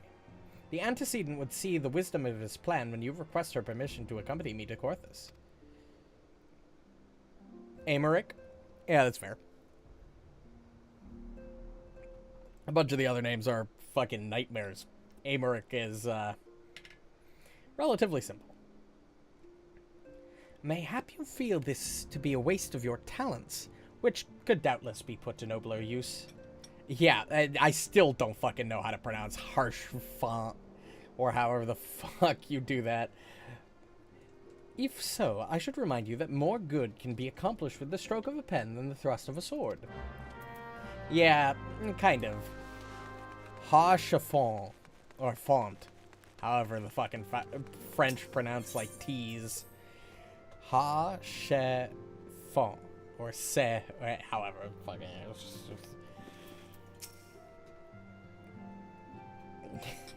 Hey, Penphilia. A meeting with an Ishgardian ambassador. By all means, I think it a wonderful idea.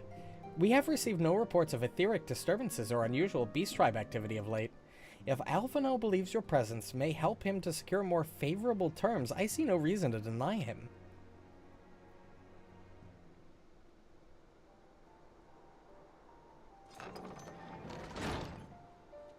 Antecedent, I take it that he has explained the situation. I have.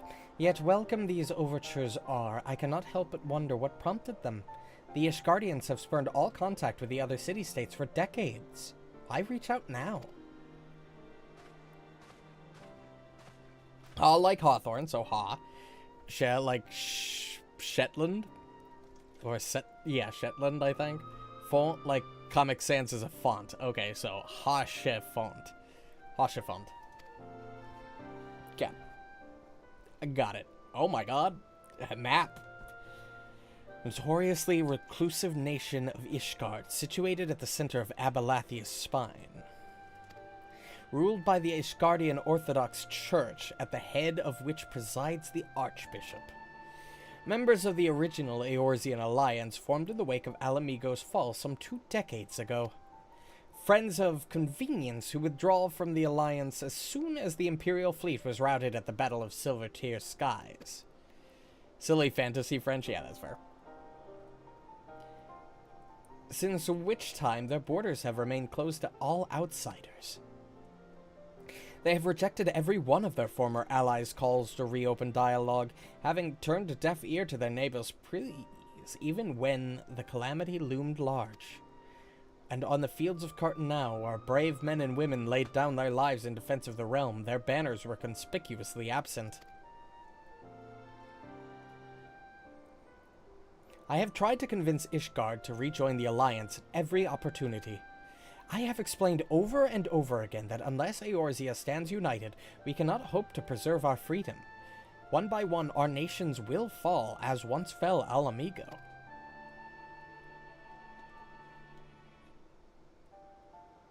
And what have mine efforts yielded? Why not? Surely this can be considered a step in the right direction. I should hope so. Rather than the lowly messengers we have been fobbed off with in the past, this time we shall meet with a man of genuine influence. Of course, I am not so naive as to think they come to us out of the goodness of their hearts. We have something they desire, though I have yet to find out what.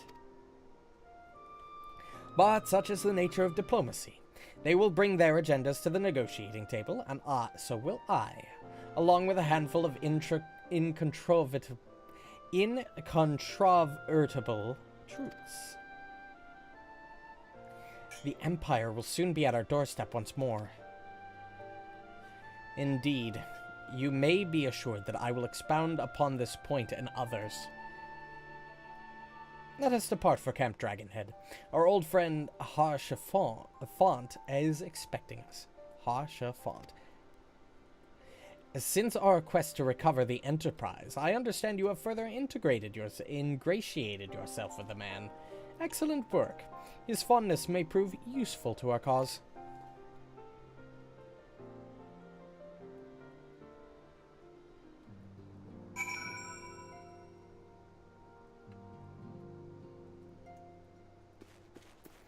Alright, Dragonhead.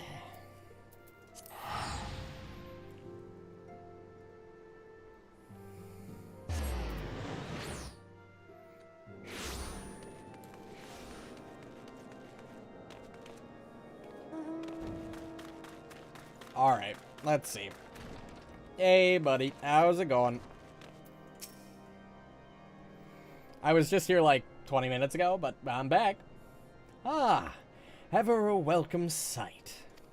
Our hearts have been stoked to blazing in preparation for your arrival. It would not do for such a distinguished personage to catch cold whilst enjoying our hospitality. The gesture is much appreciated. I fear I shall ever struggle in cold climes. Maybe a change of outfit would help that, Alphino. Maybe. Consider it. Ah, good Master Alphino, an honor as always. They probably are. They almost certainly are, in fact. Likewise, Lord Harchefont, forgive us yet another imposition. I fear we have relied overmuch on your aid since you so generously assisted us in locating the Enterprise. Nonsense. Any debts incurred have been long since repaid. Besides, who can say what the future may bring? House Fortom may even seek the aid of your newly formed Crystal Braves. In any case, I am simply delighted that the Holy See is at last willing to grant you an audience. No doubt your discoveries at Snowcloak helped to justify the decision. This recent resurgence in heretical activity is a grave concern to us all. But to the matter at hand, Sir Aymeric arrived in Camp Dragonhead earlier, and I am told he is eager to meet with you at your first convenience. You are doubtless weary from your journey and desirous to rest a while by the warmth of our hearth. But if you're willing to forego such comforts, pray inform the knight stationed outside the intercessory. He will grant you entrance and send word to the other attendees. As inviting as your heart sounds, I think it best we proceed to the intercessory forthwith.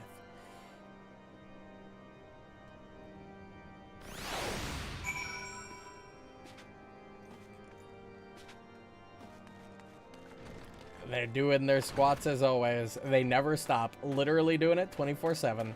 You know, I applaud the dedication.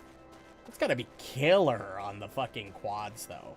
Or whatever the muscle it is that squats actually work. I forget.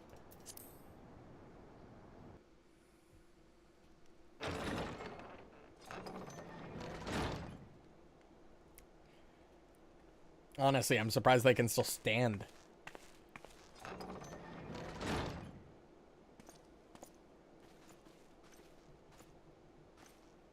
Have faith, my friend. You need only state your case with confidence and clarity.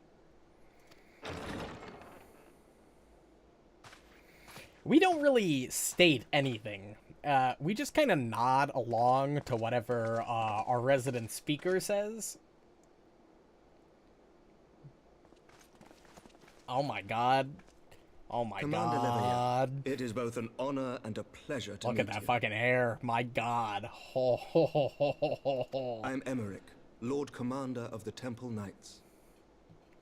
He is fucking beautiful. Oh my god, at his voice, you're right. Holy fuck. Alphino Leveilleur, at your service. Your reputation precedes you, Sir Aymeric. I think we will find that we have much in common.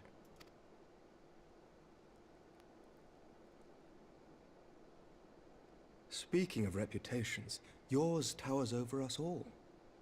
Does it not? Oh, it definitely does. It does indeed, Lord Commander.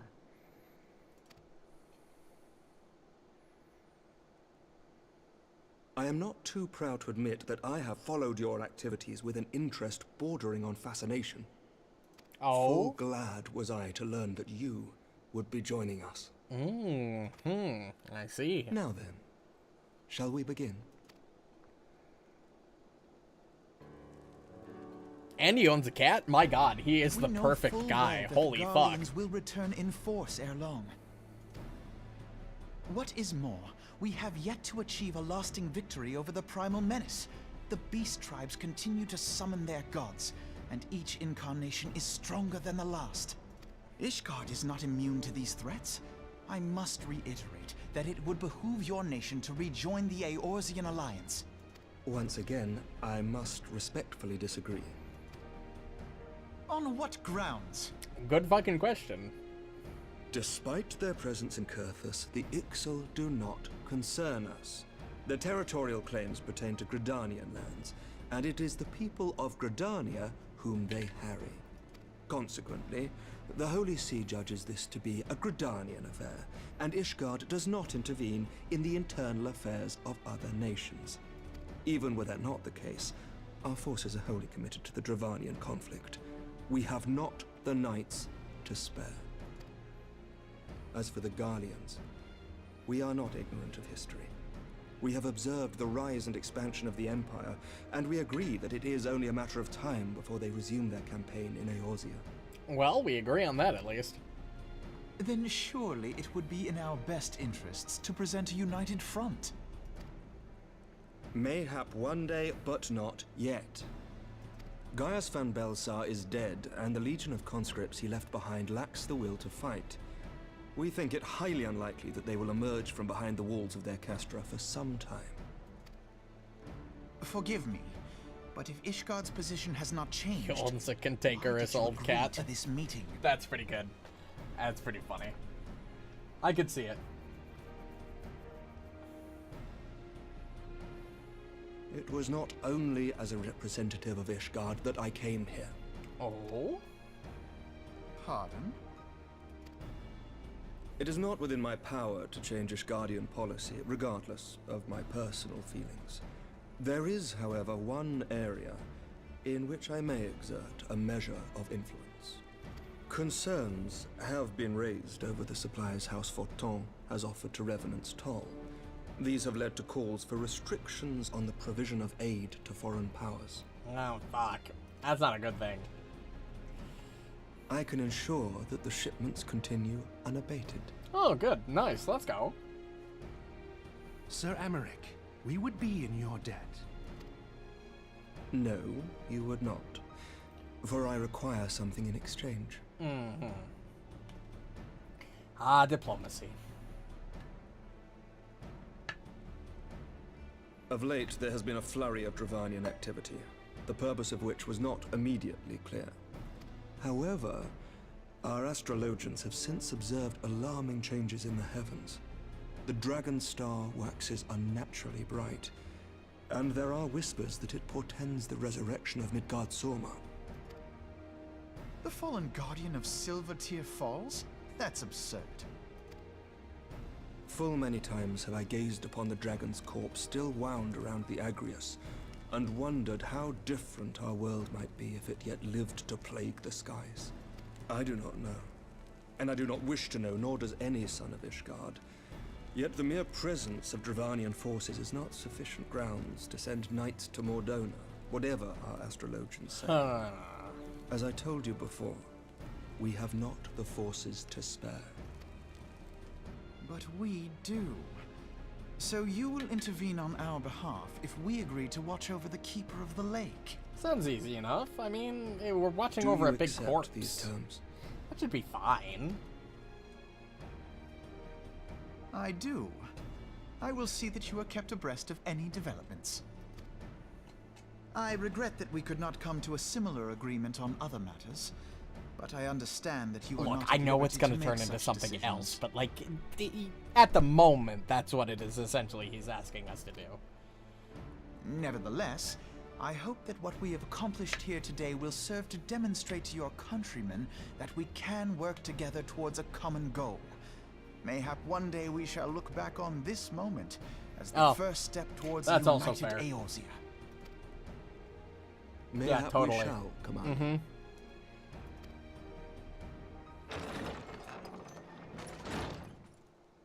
What is the meaning of this? Yeah, abrupt stops with the music. Some guy randomly runs in. Yeah, this is totally this is a great sign. You know, nothing's wrong. It's probably just a normal interruption. You know, it's fine. The caravan, my lord. It's been attacked. Yep. Again, how am I not fucking surprised? It was Iceheart, my lord. Yep. I fucking knew we'd get back to this sooner rather than later. What? By the Fury! All our precautions were for naught?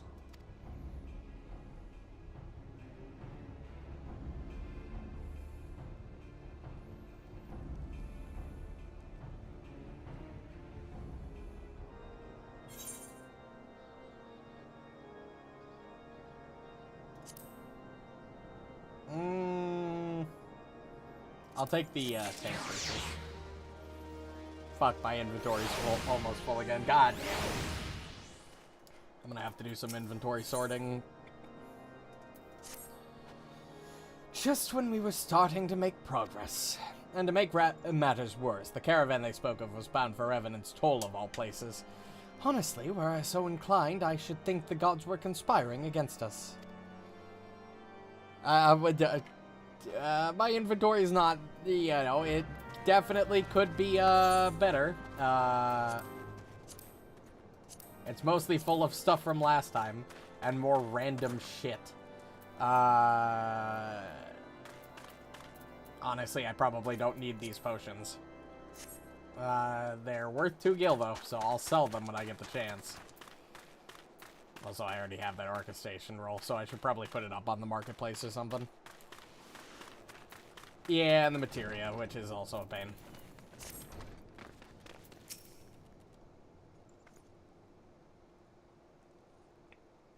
I honestly should be able to send it over to my saddlebag, though. You want the materia? Sure, I can give you the materia, that's fine.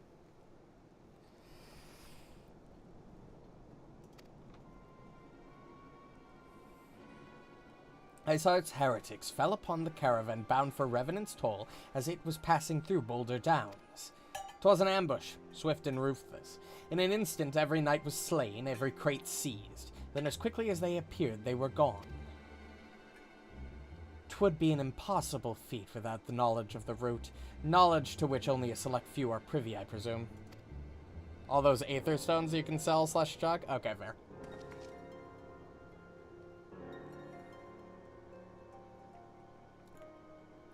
That's a good point. It seems to me that examining the scene of the ambush would be our first concern.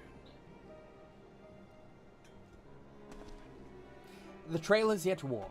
We must act swiftly, as Lord Harshafont said, lest crucial evidence be lost. Yeah, 26 seconds. I just need to, yeah. It's easy enough to farm.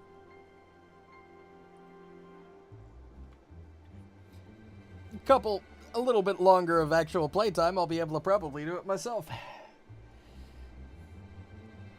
Especially once I unlock Machinist in Heavensward, I believe. Which is, like, not too far from where I'm currently at.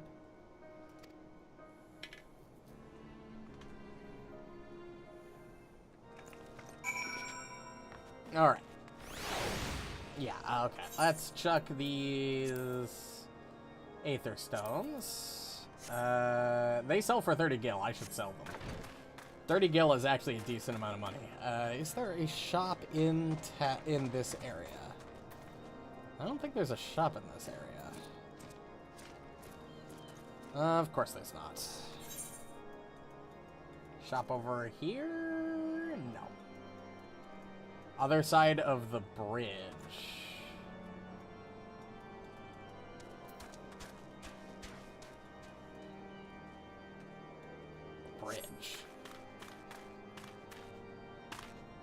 Literally just walk through the tunnel. Oh. Oh, yeah. The repair shop. I'm blind. Should... yep. Sell. Sell. Sell.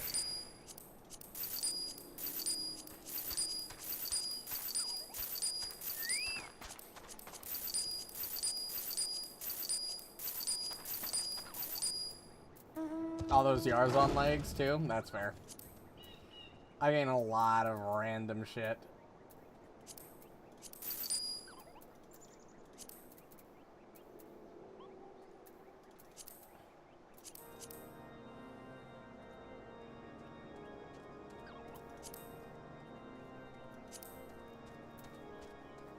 Really don't need all these fangs, either.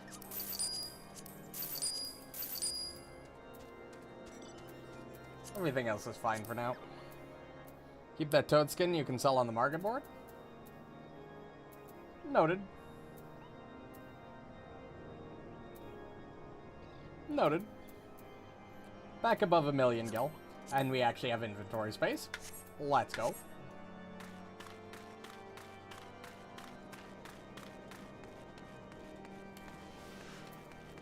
All right.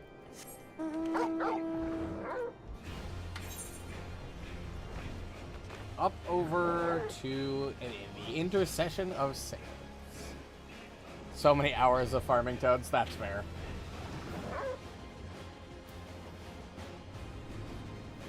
I remember the one day I was actually trying to craft something, and I could not for the life of, and I think I was farming like stone golems or something, and it took me like 20 minutes to get the supplies I needed. It was a pain.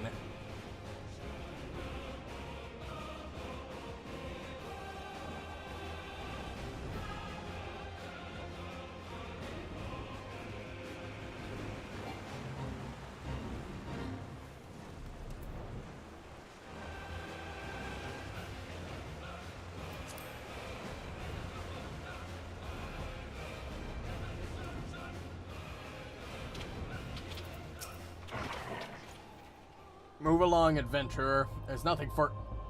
Lord Hashafont bid you speak with us? Then you must be... Beg your pardon, Scion.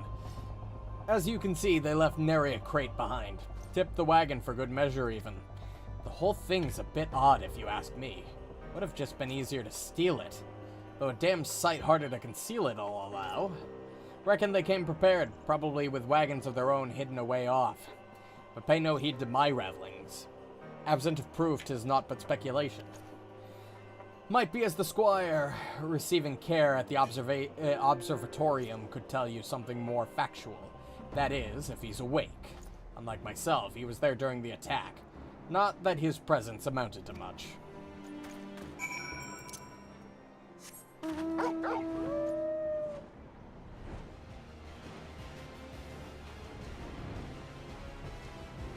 A big bird up there.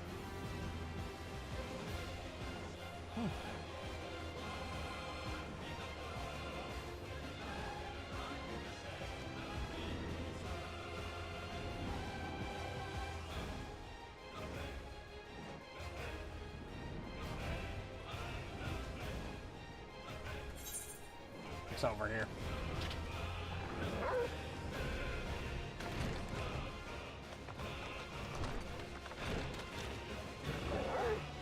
Flatbirds.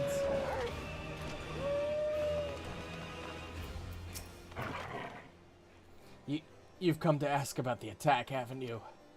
We came upon them before the entrance to the Hall of the Seven Echoes. Pilgrims, we marked them as.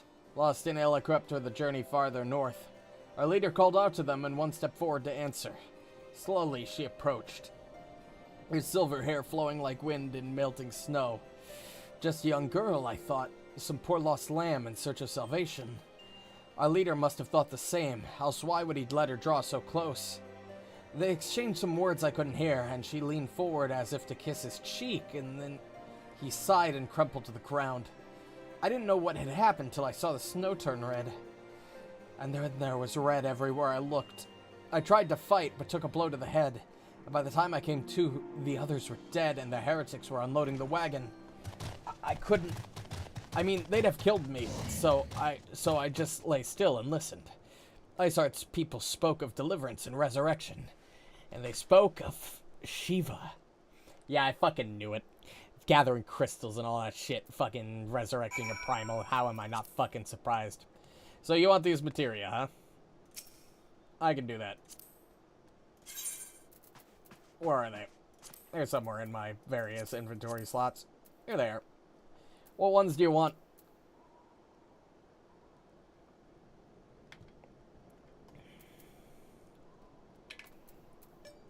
All?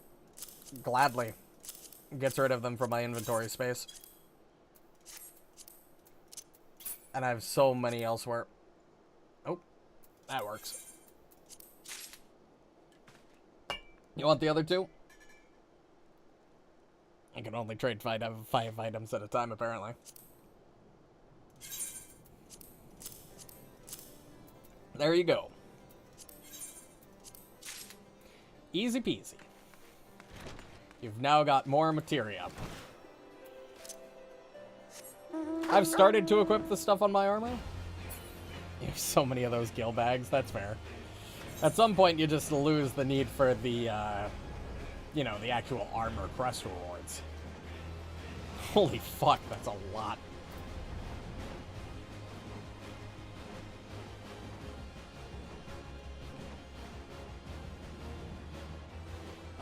Honestly, if it wasn't for the possibility of glamoring with items in the future, I would just take the money option when given it. But I never know if I'm gonna, like, want something that I would have gotten from a quest and then have to go find it independently.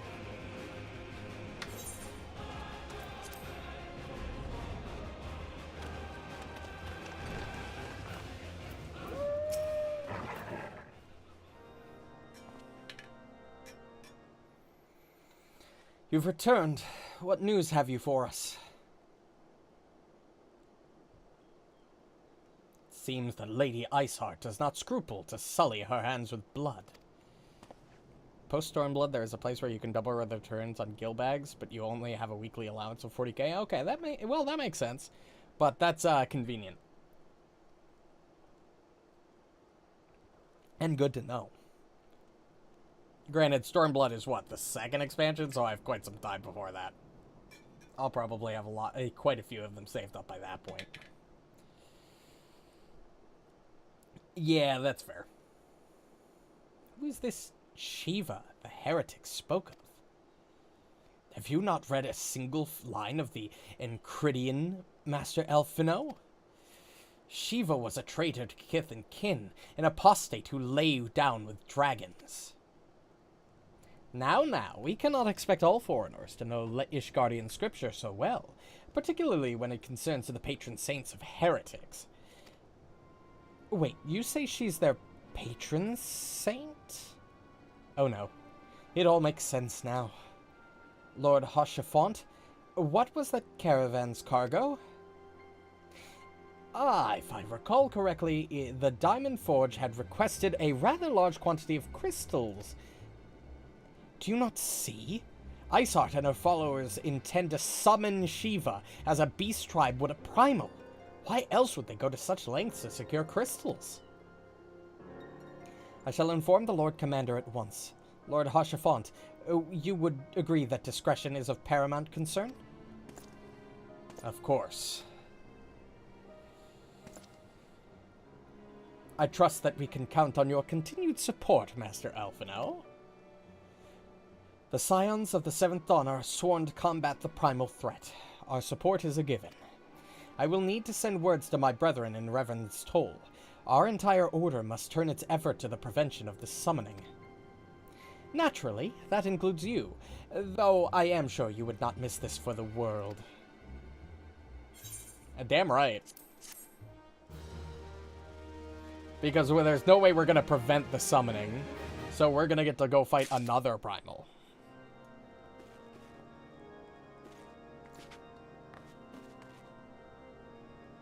Oh my lord. Still, 49 a week is pretty good for just doing nothing but logging in and grabbing expedition rewards. The persistent attacks on our caravan seemed little more than a nuisance at first. The heretics were a problem to be sure, but a relatively minor one. That was before I discerned the purpose behind their attacks. Of course, now they have my undivided attention. After appraising Minfilia of the situation, I shall summon a unit of Crystal Braves to assist us. As for you, pray join me in Whitebrim Front. Since the incident at Snowcloak, the Knights of House Duriendare have redoubled their reconnaissance efforts in the region. It is my hope that they have information which may help us to determine precisely where the heretics are hiding. Given our mutual enemy, Lord Drillmont should be eager to oblige us. I shall see you there, then. Good.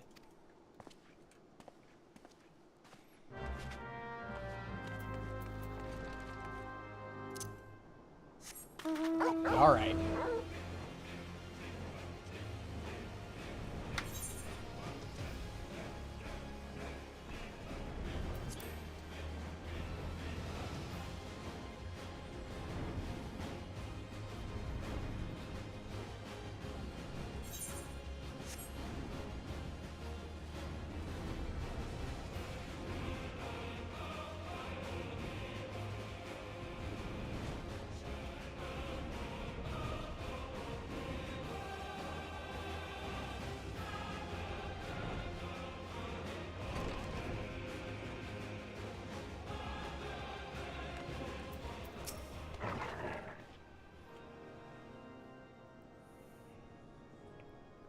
The Scions of the Seventh Dawn wish to join in the hunt for Iceheart. Your assistance is more than welcome, my friends. Considering the report I just received, I dare say your timing could be no better. We are all ears, Lord Drillmont. A band of pilgrims was seen transporting a large number of crates to the west. Their garb appears to match the description provided by the squire who survived the attack. Alas, our scouts lost track of them at Snowcloak. That selfsame frozen wall which we speculated might conceal the heretics' hideaway. Suffice it to say, the disappearance of these pilgrims and their provisions all but confirms our suspicions. Is Felger attire and the Peace Lover attire? I don't think so. I took the liberty of summoning a unit of Crystal Braves to Whitebrim Front. Given the gravity of the situation, I trust you will agree that we must use every resource available to us. These are extraordinary circumstances, Commander. 'Twould be in our best interest to coordinate our efforts. Such was my intent from the start, Sir Emmerich. And so it begins, my friend. Though I dare say it will prove an all too brief collaboration, Iceheart will not elude the combined forces of the Crystal Braves and the Temple Knights for long. Nevertheless, a wise man does not wager at all upon the success of a single solution. There may yet be subtler means which we can locate the heretic's lair. Mayhap Lord Drillmont has one in mind? You can item search them after the scene. Item search... yeah, why not? I don't think I do. I don't... oh, there's a cutscene.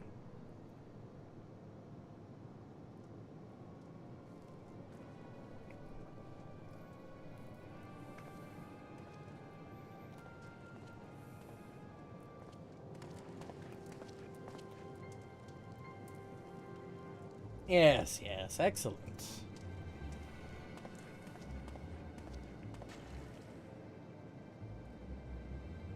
My lady, everything has been accounted for. If there is aught else you would have us do, pray speak, and it shall be done.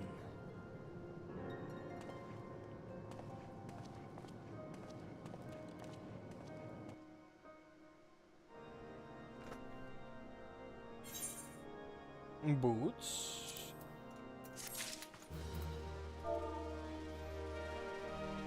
Item search has Velger. No matches, and then item search Peace Lover. Nope. Yep. I do not. I figured I didn't. I don't know where you get those from, but they sound relatively high level.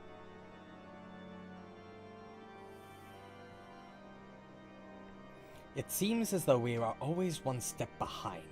Our quarry ever just beyond our reach. Though I would like to believe that the tables are about to turn, I confess to having certain doubts.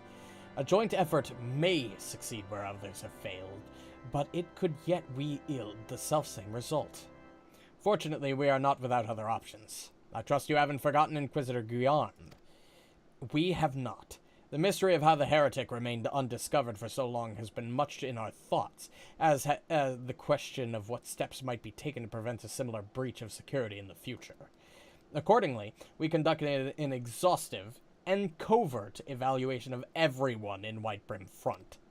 Though some were found to have committed certain minor transgressions, we identified only one possible heretic. If this man has pledged himself to Iceheart's cause, he will have taken note of the movements of the Temple Knights and the Crystal Braves, and upon recognizing their intent, he may attempt to warn the heretics. The man's watch is to end soon. Oh, yeah, skip that. Should he meet with a heretic, do not interfere. Simply watch and listen.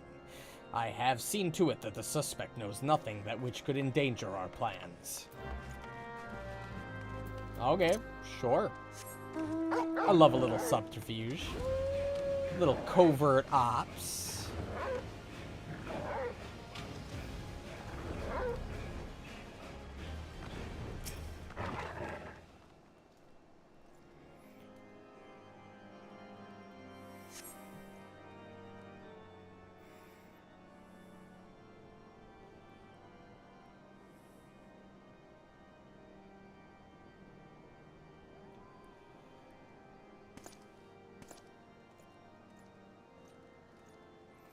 Ah, yeah, standing out in the open where he can obviously see us.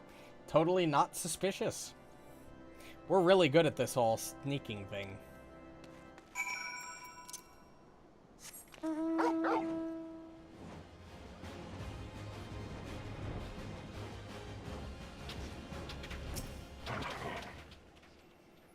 And just standing out in the open, not even, like, really hiding behind this rock.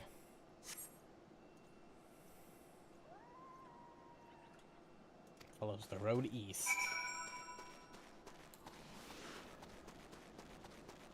Maybe it would be more conspicuous if I didn't use the Torgal to fly everywhere. It's not like this is that far anyway. Oh, even more obvious, behind a relatively thin tree.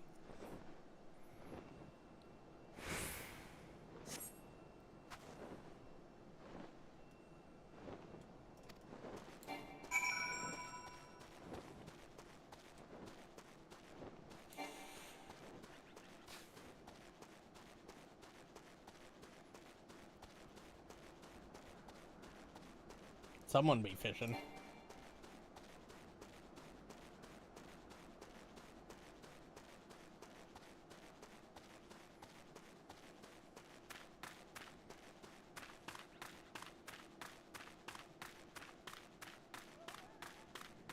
See, this is a little bit more covert. Hidden behind a big rock wall. Or looking at the rock wall. That's less covert.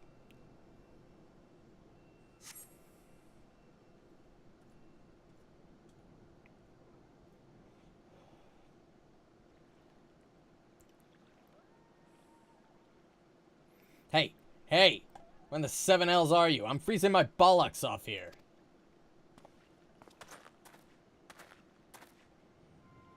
I'm here, you blundering oaf. Why are you so late?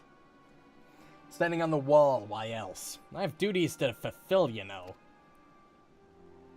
Your sole duty is to the... Bloody Echo, lower your voice or they'll hear us in Whitebrim Front. Yes, of course. The Temple Knights are in Snowcloak. They're just glam items. I see. This is what you bring to me? We already knew about our comrades in Boulder Downs will use the tunnels dead before they'll know what's happening.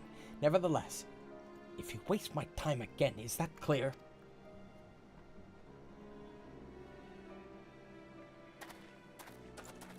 And good old Boulder Downs, huh?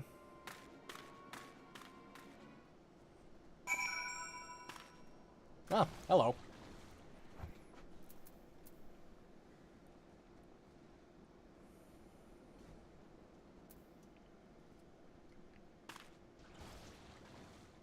Someone's murdering a mud puppy over there.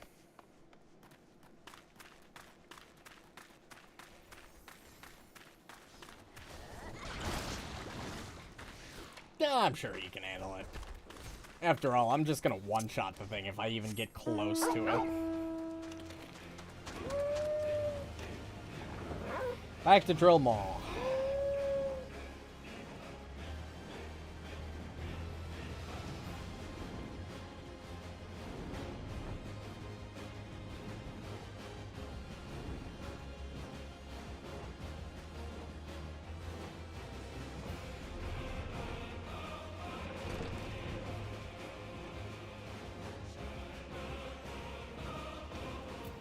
Hello.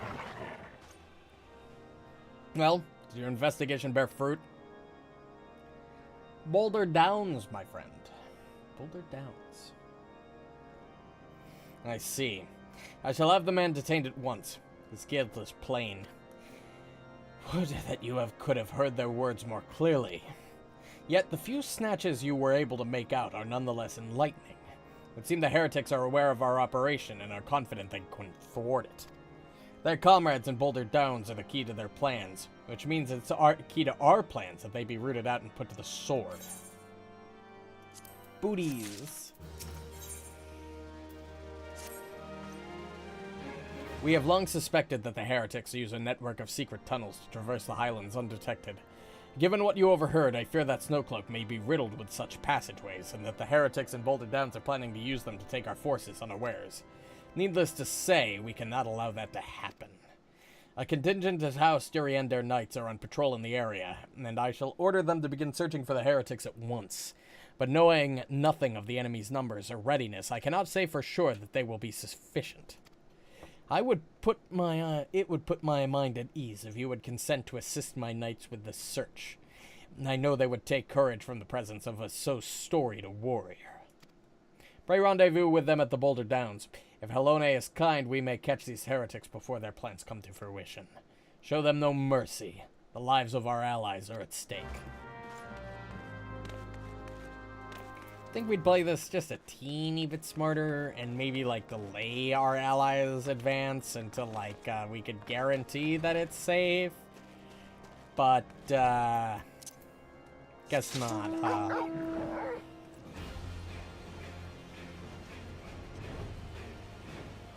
No? Yeah, I didn't think so. I mean, to be fair, if we did, it might put us at greater risk. Okay, I passed by you before. Let's see what you got, buddy. You're probably going to kick my shit in. Never mind. You are weak.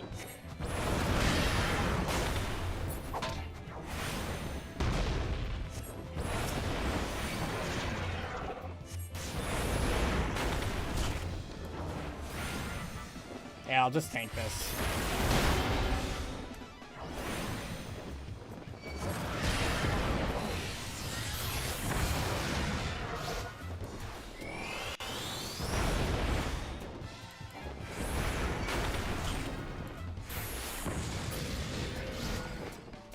Hey, I got an achievement for that. Let's go. Nope.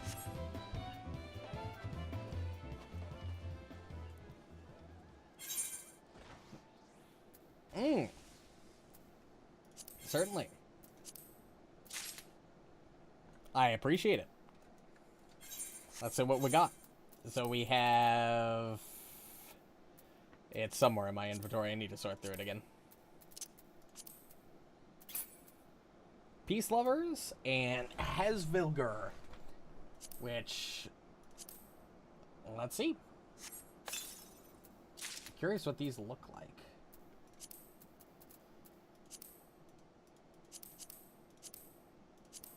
Apparently I'm full of pants.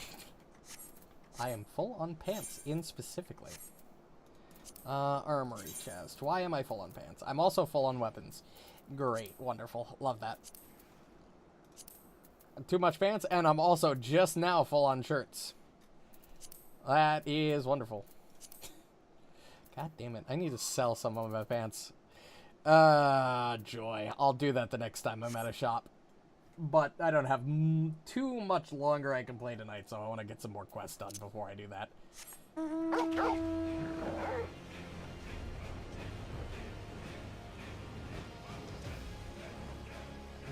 That's the goal. Every time I find something that's worth glamming, I just throw it into the glam dresser now. As long as it's not like a piece of gear I think I'm going to end up using on a different class. I've just gotten into the habit. Speaking of which, how am I doing on glamour crystals? I've got 4 left. I'm gonna need to buy more. That's fine. Or craft more. One of the two.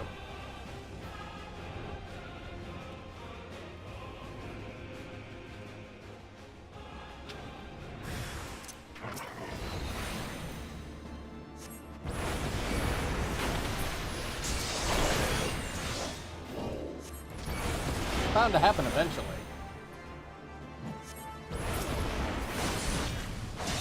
Also, God, the slow effect on casters really sucks.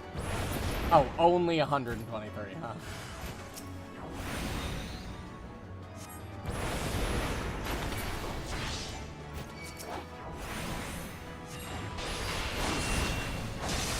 God, I'm still getting used to this new hotbar again.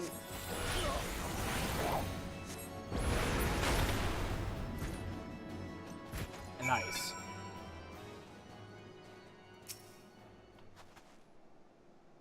Oh, yeah.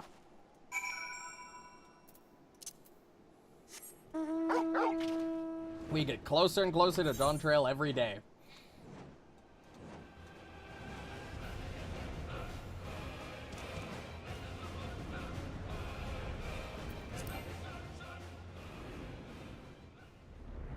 I'm particularly excited. Like, the graphics overall alone. Even if I don't get to the story content in the new region soon, the story content alone, the graphics update alone, I'm real excited for.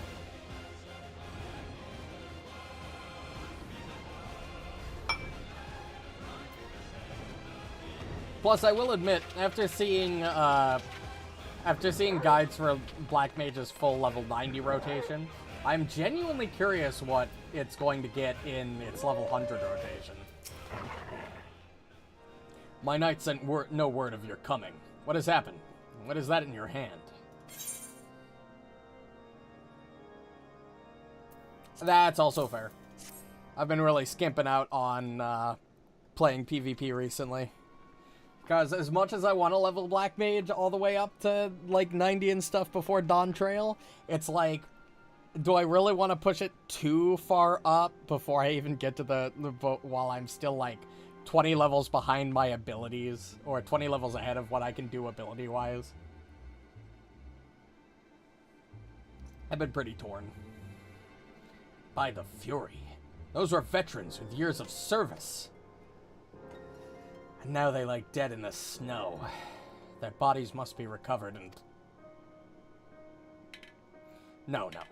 We have not the men to spare. Not now. Not while Iceheart prepares to summon an abomination.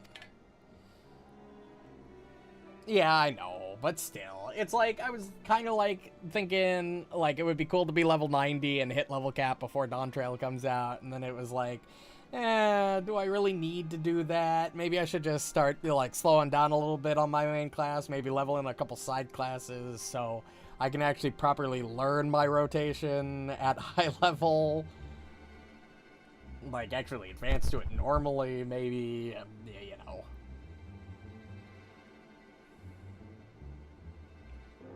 The heretics you dispatched were not sufficient number to contend with the combined strength of the Temple Knights and the Crystal Braves. There must be others, and I'll wager they're on their way to Snowcloak as we speak. To make matters worse, it seems the traitor you followed managed to pass the heretics something of value after all.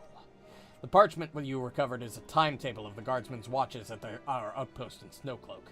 The traitor was stationed there long before he aroused our suspicions. Would that we had caught him sooner. With this information, the heretics would know when the watch was weakest. They could use their tunnels with impunity and begin their ambush.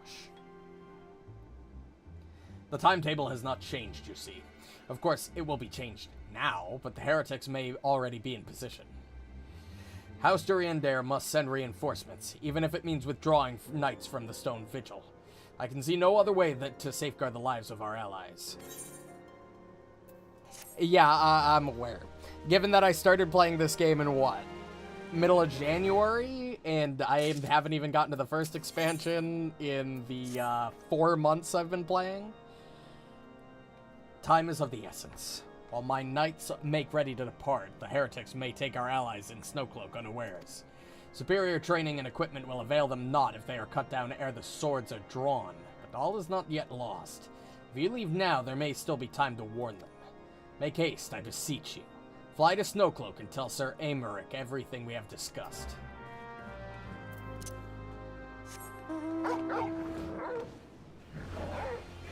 Yeah, I have my doubts we'll even get to post Heaven's Sword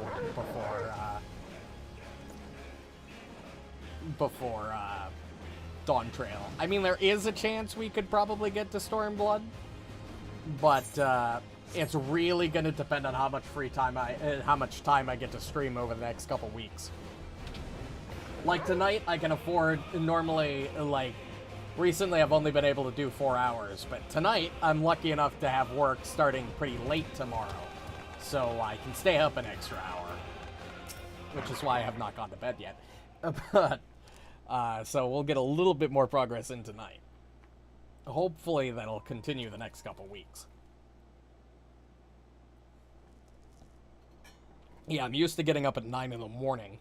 Now I don't have to be up at work until like 11, so I got an extra hour, an extra 2 hours to work with here. This is a welcome surprise, perhaps the only one thus far.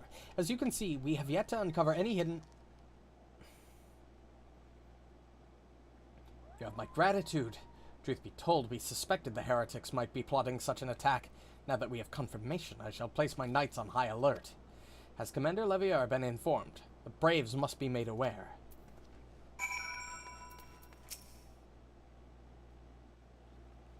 Yeah, but I don't have any class near near level 50. Like, the closest I have is Warrior and Scholar and Arcanist, which are still level 30.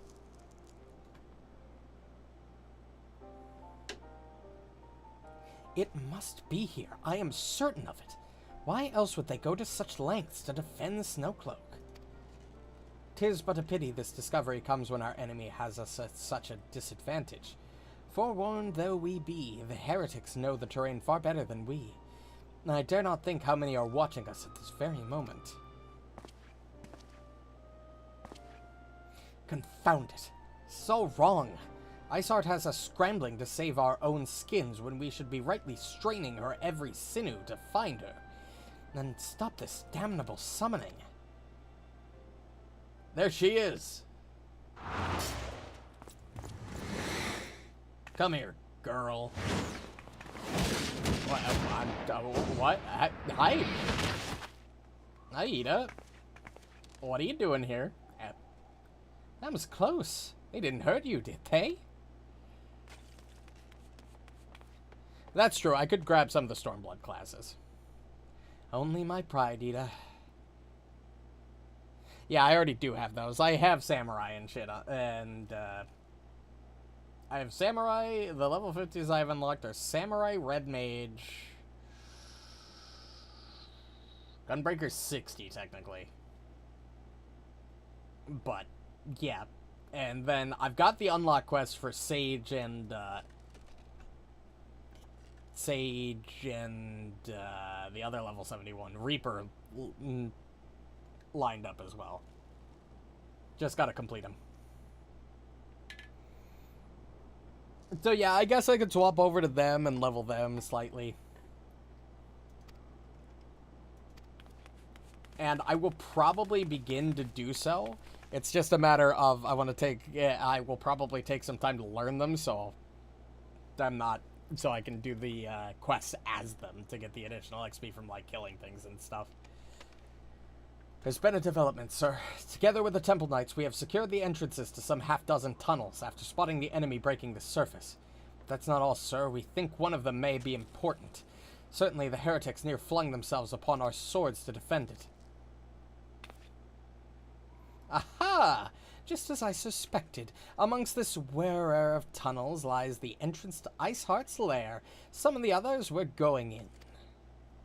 Yeah, I figured Red Mage wouldn't be too difficult. It's just a caster with blade combos thrown in there, I think. Although I could be wrong, maybe I'm completely off the mark.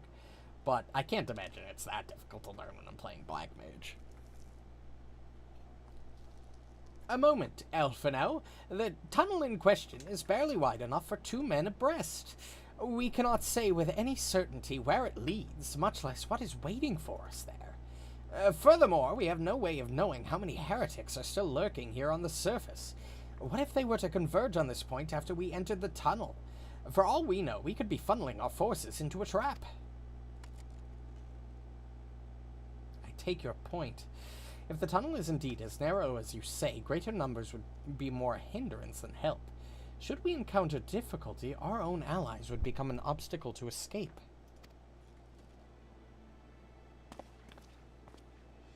A change of plans. While we rendezvous with Sir Aymeric and keep the heretics at bay here, you will go wherever that tunnel leads. If you find Iceheart at the end of it, do not let her escape. You venture into the unknown, so see that you are prepared for anything. I suggest you call upon your allies, though not too many, or Papalimo will sulk. it's thunder and air and you drink 70 Red Bulls? Okay, I see, I see.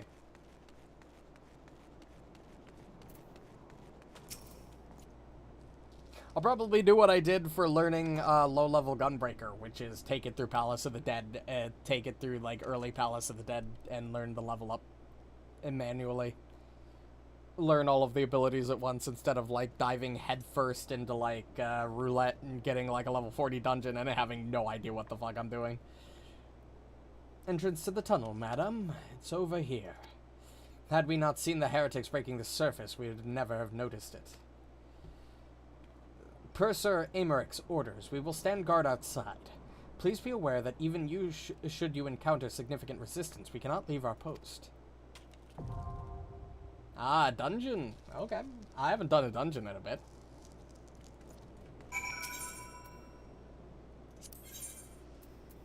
Snow Cloak. We'll see how long that takes us. 10 minutes? That should be hopefully maybe enough time to complete one of these job quests.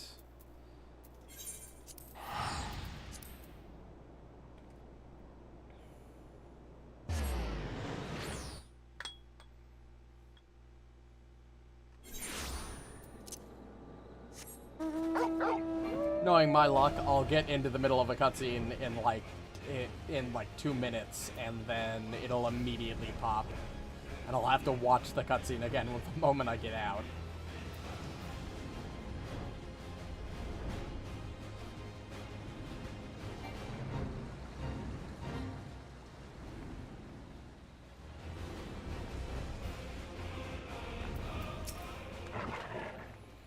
Forgive me if I seem overly cautious, but this mission is highly confidential.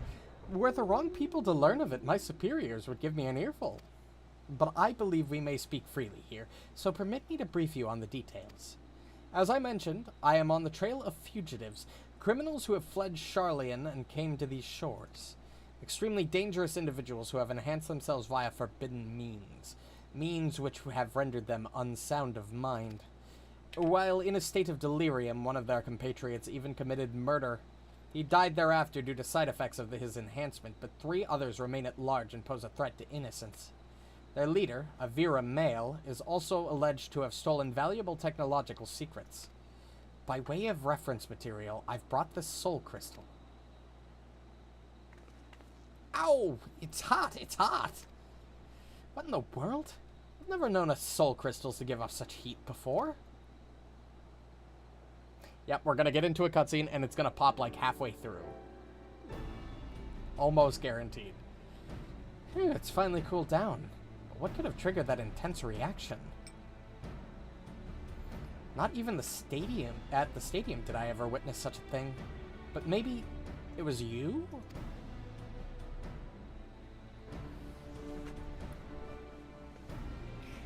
The technological secrets which were stolen were contained in a similar crystal.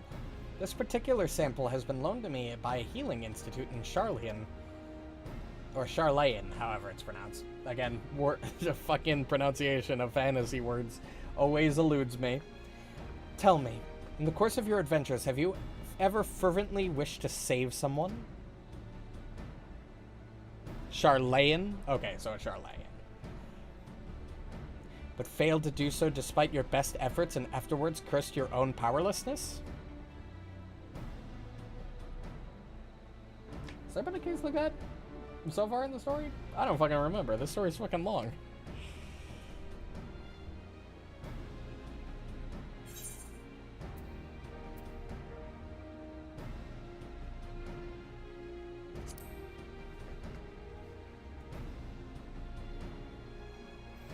Forgive me if my question was indelicate, but there can be no doubt.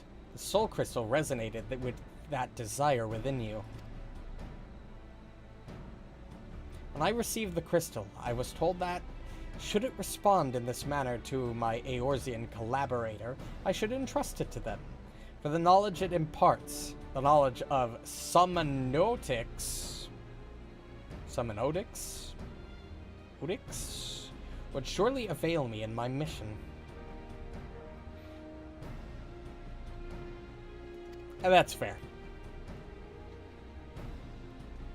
Developed at the stadium, Summonotics is a discipline which combines the wisdom of medicine, aetherology, and sorcery, and those who have mastered it are called sages. Through medicine, a sage grasps the working of the flesh, though through aetherology she unlocks the secrets of the soul, and through sorcery she learns to manipulate the two. Thus trained, a sage has the ability to both strengthen and heal, yet by the same token she is also capable of the opposite, of causing harm. Not just anyone can take up the sage's art. No, one must be prepared to hold the lives of others in one's hands. Are you willing to bear such a burden? If you are, and would swear to use the art for good, then I shall entrust this soul crystal to you. Yeah, dude, like, this sounds sick. Honestly, Sage is, like, one of the cooler, like, looking classes, like, weapon and, like, armor-wise that I've seen. So, have you come to a decision? Then I will bear witness to your pledge. Do you swear to use the Sage's art for good and wield its power to the best of your judgment and ability? Yeah. Excellent. Chosen as you are by the crystal, I had faith that you would rise to the occasion. When those around you cry out for succor, and the crystal shall be your ally, for it bears the wisdom of sages past and their hopes for the future. By hearkening to their whispers and following in their footsteps, you will come to embody those hopes, to save and change countless lives. Lest you worry how you will learn the art, I can provide guidance, to an extent in any case. During my time at the studium, not stadium, very different things, I had occasion to study Summonotics, you see. Summonotics? One of the words. While I wasn't gifted in spellcraft and came to favor steel, I remember the lessons and will share what I know. Together with the soul crystal, I shall provide you with a set of sage's garments. Which I don't have room for right now, so I will open the chest later. Basically a circus anyway, it's fine, that's fair, that's fair. So go on, take up your crystal and don your attire, and we shall begin your training. Stone Gold Milpreaves. Soul of the Sage, and Bookworm's Attire Coffer. I am right next to Limsa, yeah. I will go do that. We will go to the glamour chest and drop off some stuff. Holy shit, that was worth 180,000 experience just for completing that quest. Okay. Yeah, we will teleport to Limsa. I need to sell off a bunch of my old armor, so we need to go to the shop. I could walk, but, like, I could also do the fancy magic thing and teleport.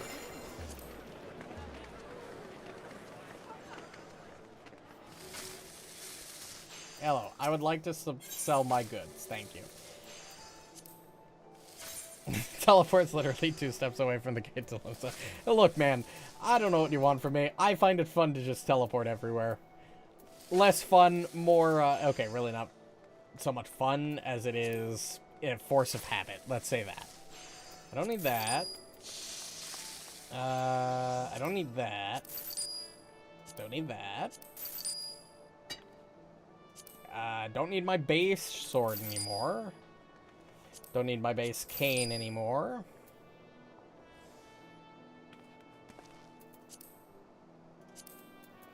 What else do I not need? And these are identical. I'll just sell the one that's not currently equipped. I'm keeping Bill.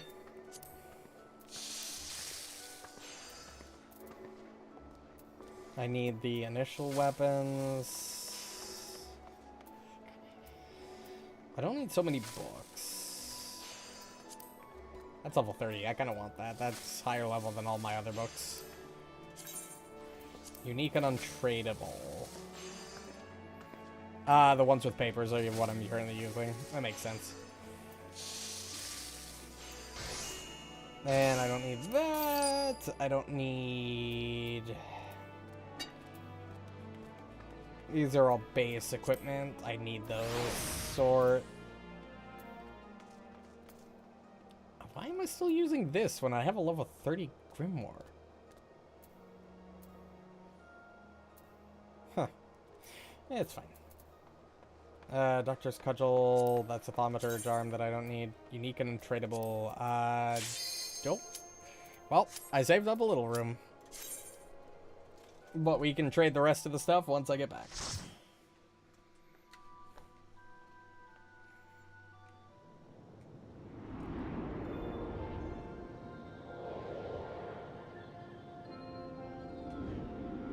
Unique means nothing? Okay, I wasn't sure if it, like, actually meant something. Like, if they were a unique quest reward or unique drop from something in particular. But it's good to know that I can trade them with Reckless Abandon.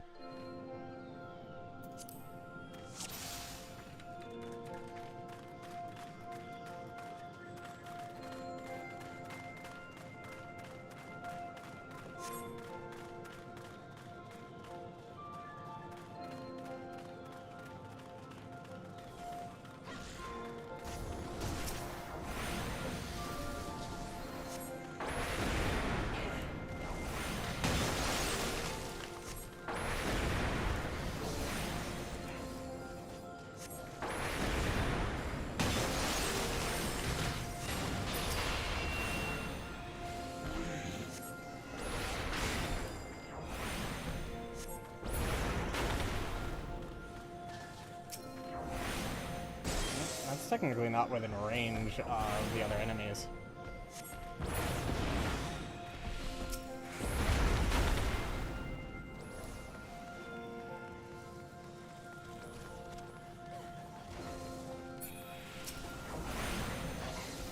Nope, not fire 3, fire 2.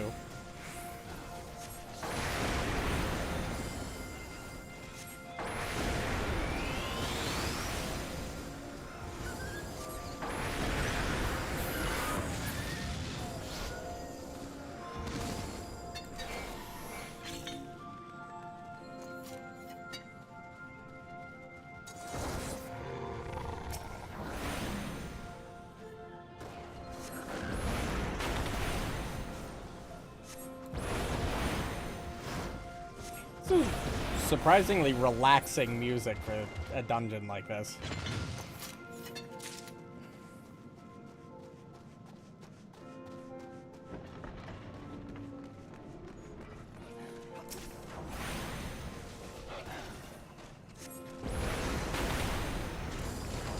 I keep hitting the 3 button instead of the 2 button.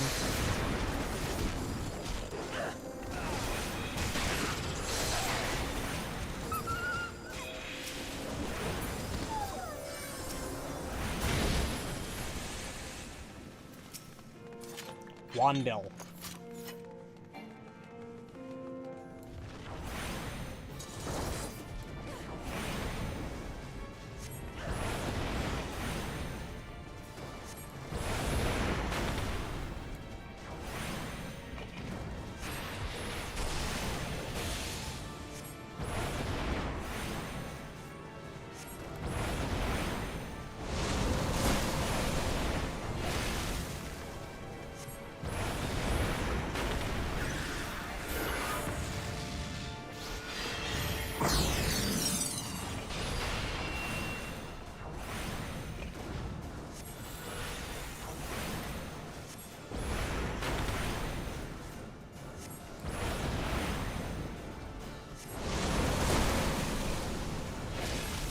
Can't avoid that.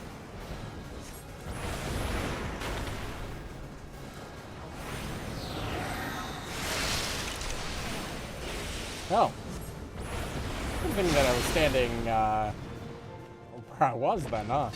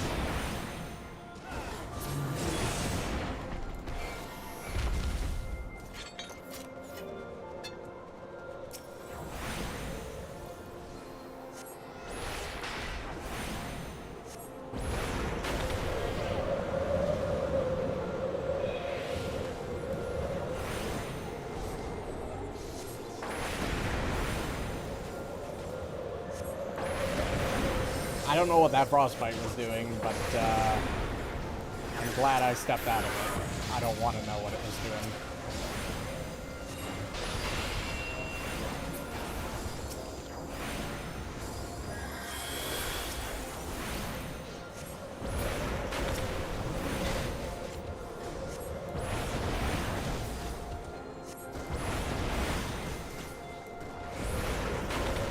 Slow in damage over time. You know, to be fair, that's honestly what I should have probably figured it would have done.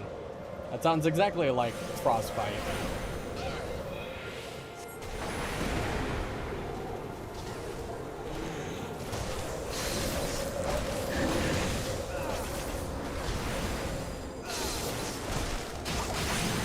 Okay. Oh, I see. I'm locked onto these guys, and I'm not looking at them.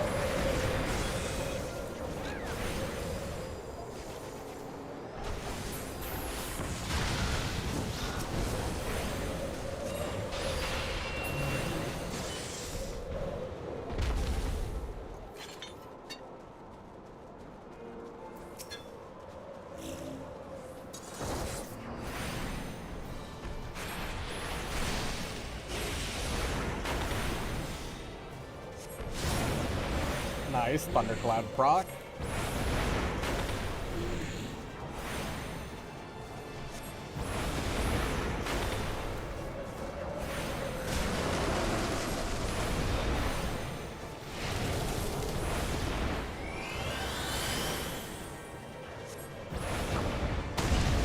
Oh. Oh my god.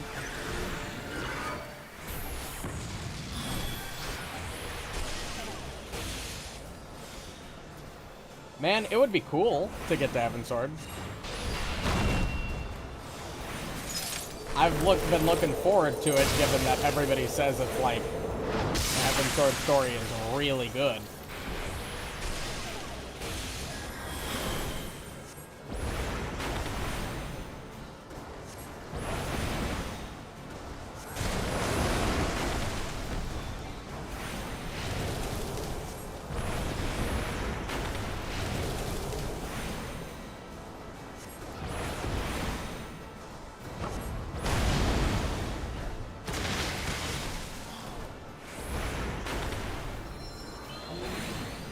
Nope.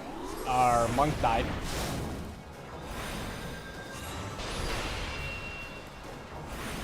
It's not, huh? I've heard from people who have played the game that the expansions generally just get better and better story-wise.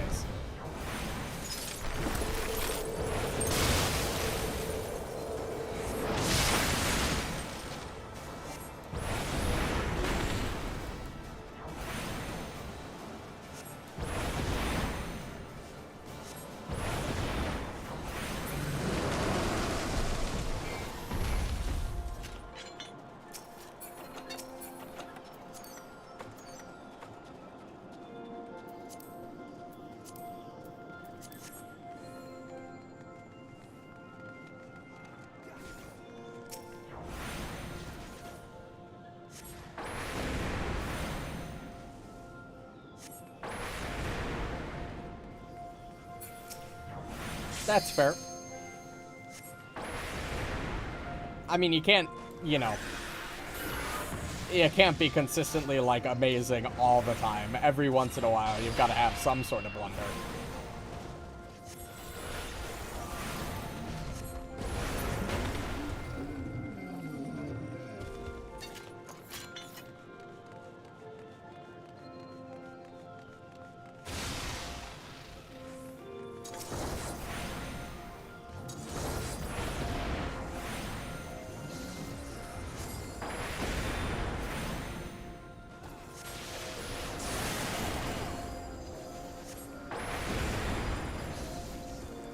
Noted. I also heard that Shadowbringers in particular, like, was like amazing. Like, through and through. But I figure there's gotta be, you know, at least one stinker in there somewhere. Like, you can't have a perfect run. I mean, you can, but it's not a very common that that happens.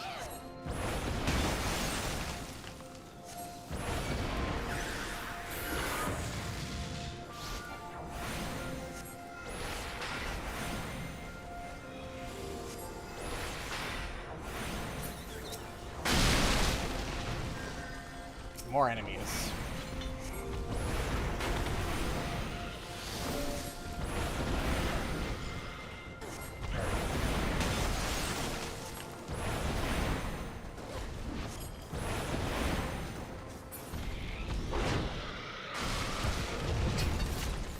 Oh, what? Okay. Huh. That's interesting. Problem is, now I'm getting excited for shit I won't be seeing for a long time.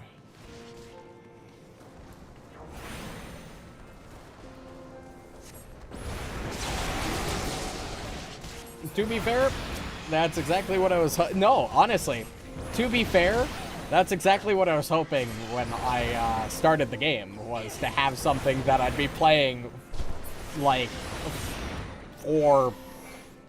like, as long as it could hold my interest, which it has not dropped my interest once in the 5 months that I've been playing it. So the fact I have even more to look forward to that I can say I probably won't see for several more months to come is exciting.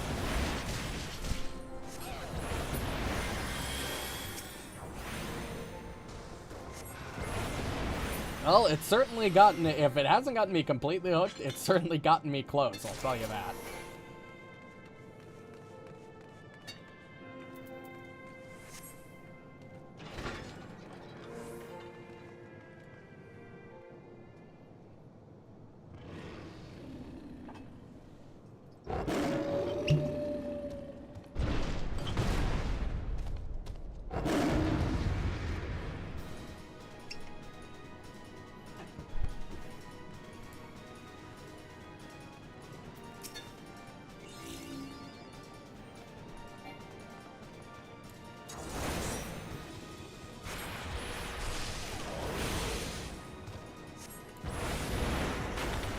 Holy shit, 8,000 hours? That's insane.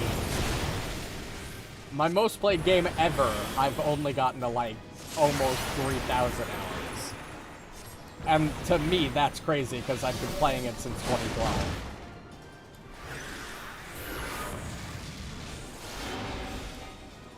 I don't know. Oh, yeah, probably like behind the crystal.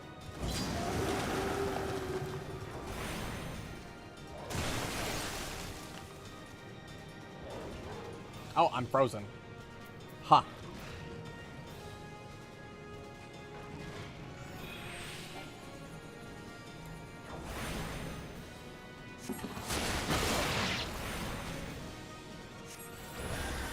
Noted.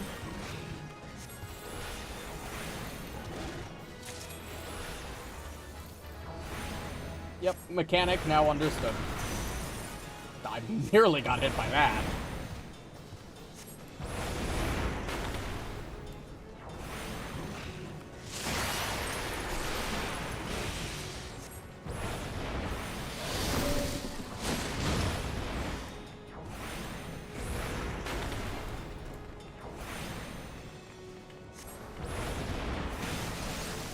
Okay, I can just keep poking.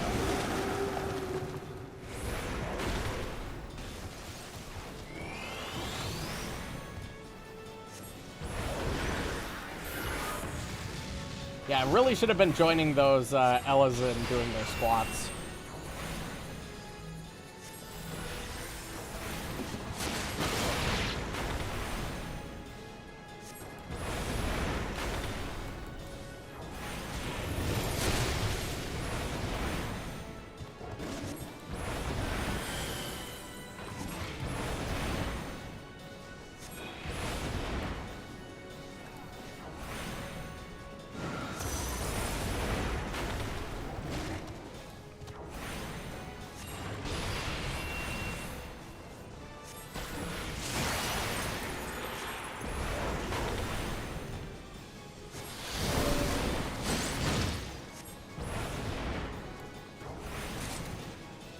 he was super close to being dead anyway.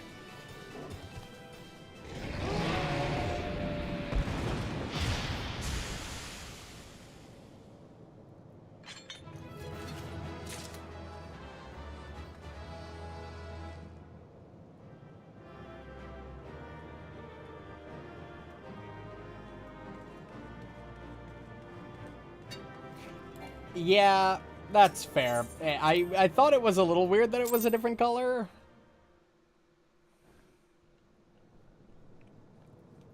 The tales do not do you justice, warrior of light. Oh, joy. Yes, Iceheart, or whatever your I name know is. who you are, and you know who I am. I was given the name Izel, but I earned the name Iceheart. Definitely looked the part with the white eyes, white hair, white lipstick, This endless white and cycle blue of clothes. hatred, of bloodshed, of sorrow. You would see it continue, O It's- noble warrior of light. Sorry, my stick here is currently blocking my face, so you can't really see my expression right now. I would not. I will not. I will bring an end to this war between dragon and man, no matter the cost. Yeah. In time, you will come to understand that what we do for the greater good. For Eorzea, for Hydaelyn. I could see that. Some of the Bard specialty weapons I've seen are really large or really bulky. Okay, look, I know she just said she's doing it for Hydaelyn,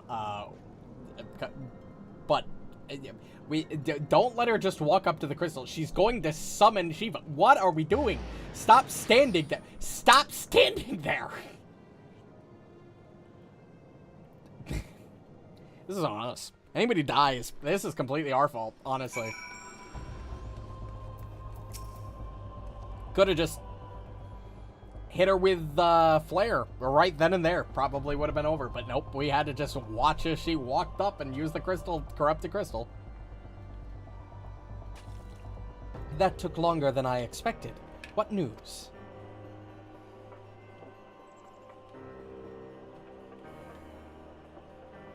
So Iceheart is but a pseudonym. Not that it matters.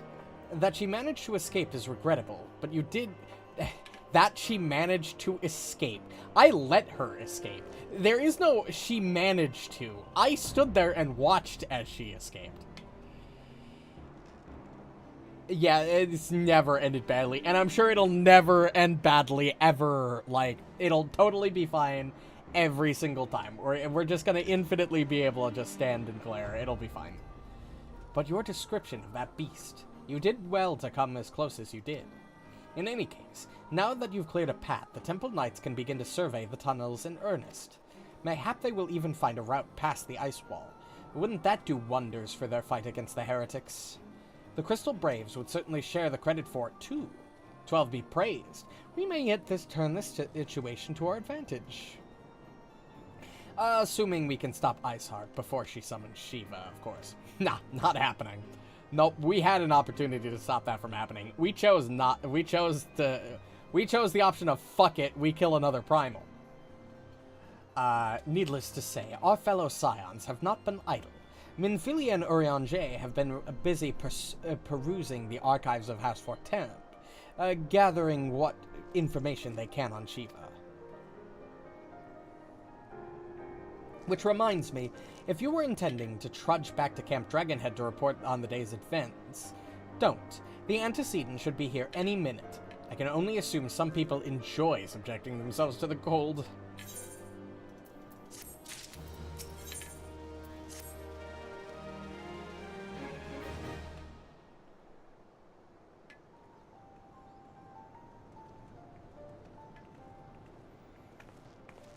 You see, Alphino, Minfilia wore a coat.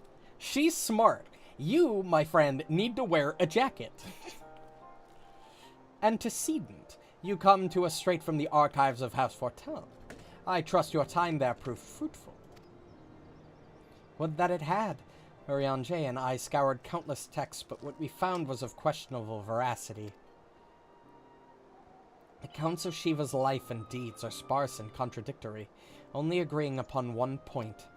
She lay down with a dragon, the gravest of all sins according to Ishgardian faith. Yet in the eyes of Iceheart's followers, this was a holy act, the blessed union of man and dragon.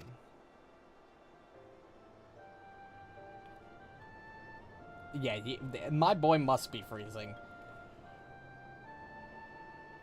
How such a thing could even be possible is quite another question.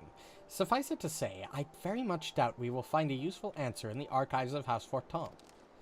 Much knowledge has been lost over the centuries, though in this case one wonders if it was by circumstance or design. You said that Iceheart took a moment to plead her case prior to escaping, did she not?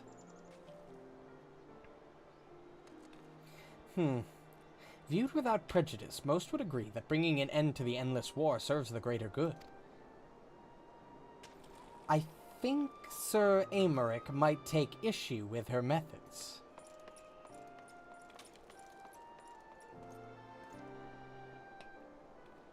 I do not care if a few stragglers manage to escape. Until the sappers confirm that a tunnel is safe, the men are not to search it. Yes, Lord Commander.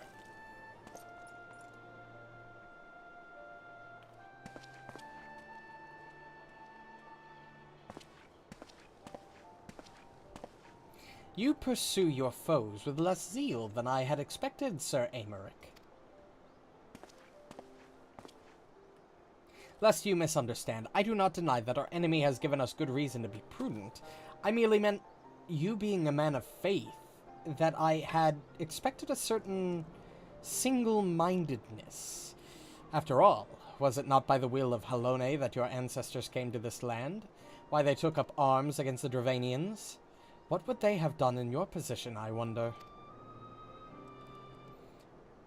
There are those who believe that the faith is a renunciation of free will, that unquestioning devotion is required of all who would live a life in service to the Fury. Such righteous fervor may well serve a knight on the front line, less so a leader of men. We are all at the liberty to interpret the scriptures as we will. I choose to believe that the Fury would value the lives of her followers over the deaths of her enemies. But I would not presume to speak for the Knights of Eld. 'Twas a different time, nay, a different era, and Scripture tells us only so much. Would that it told us more.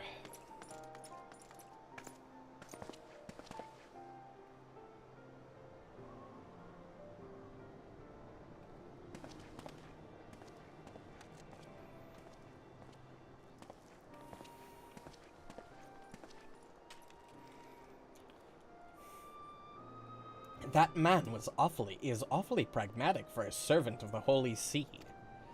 A welcome trait at the negotiating table, to be sure, less so when one's enemies are making ready to harness the power of a god.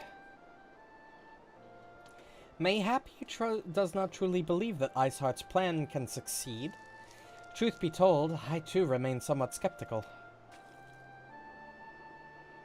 Shiva was real, a living, breathing woman.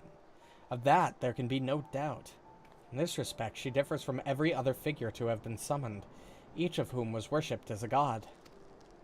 The sole exception being good King Mughal Mog XII, the myth made manifest in response to the fervent supplications of the Mughals Guard. Saint Shiva may differ, but what of the heretics? They are a tribe of outcasts at war with a mighty nation, who yearn for the resurrection of the one who embodies their beliefs. If that is not placing one's faith in a higher power, then what is? Crystals and conviction, Minfilia, they have them both in abundance.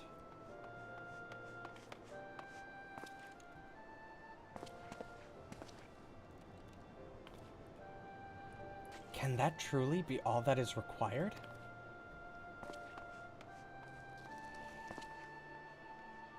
My survey team has concluded a preliminary analysis of the aetheryte Iceheart used to escape, They believe that she teleported to another Aetheryte, somewhere not far to the west. Despite the apparent proximity of this second Aetheryte, however, they have been wholly unable to detect its presence directly, unless Iceheart has some means to mask its signal. I can presume she had it destroyed to prevent us from following her. Without the means to teleport as she did, we have no choice but to search for an alternate route. Most likely a tunnel, assuming one exists. Let us not give up on teleportation just yet. One of our colleagues in Charlayan may be able to assist us. I pray that you are right. I dare not think how long it will take for us to survey the entire tunnel system.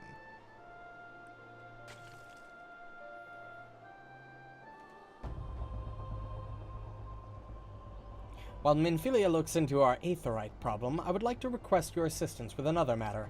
The third unit is currently tracking the remnants of a heretic force which attacked us. However, this search goes poorly despite our numbers. Korthus is vast, and Iceheart's followers know the terrain far better than we. Your knowledge of this region may serve to hasten the process. The sooner we capture Iceheart's followers, the sooner we can press them for their leader's whereabouts. Also, though it is admittedly a selfish request, I feel that my braves would benefit immensely from working alongside you.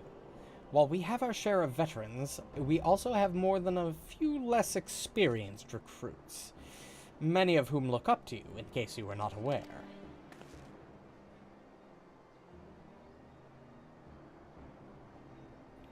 Good. I knew you would understand. Yu Hase can apprise you of the details. When the task is complete, come and find me at the Observatorium. Captain Ilbert and I are meeting there to discuss the latest developments of his investigation. The Temple Knights shall hold Snowcloak in our absence. Let us leave them to their work. Ours is more pressing.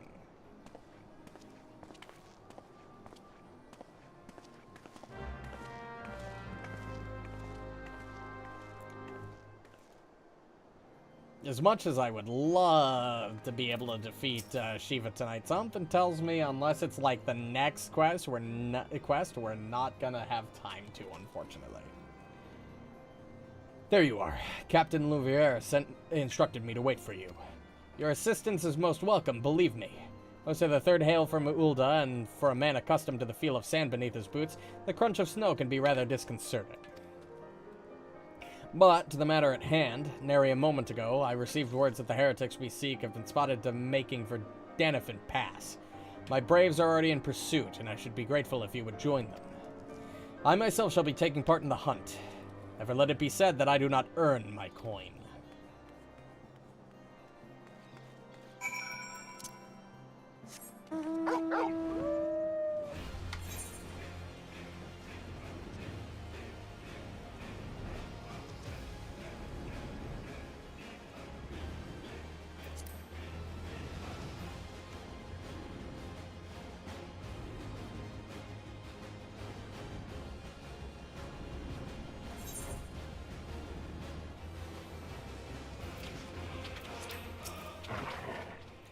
Those balls, my ankle is on fire.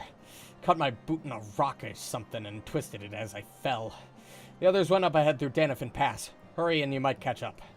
If you aren't sure where to go, look for tracks. The snow is fresh, so they shouldn't be hard to find.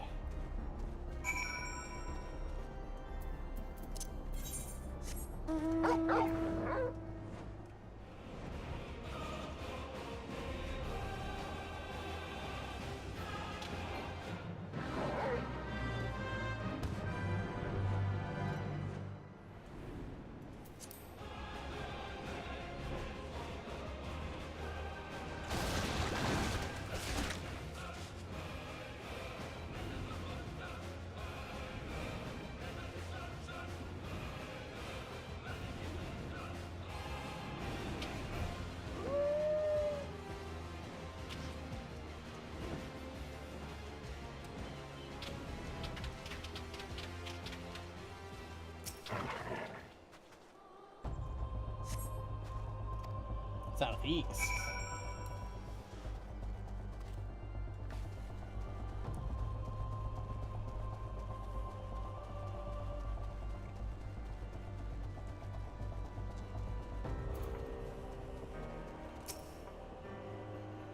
Scion, what are you doing here? The heretics? I'm not sure. There was a great scaled beast in... You, Hase? I think he went east on his own. The heretics split up, so we did too. Oh, great. This seems like a great plan.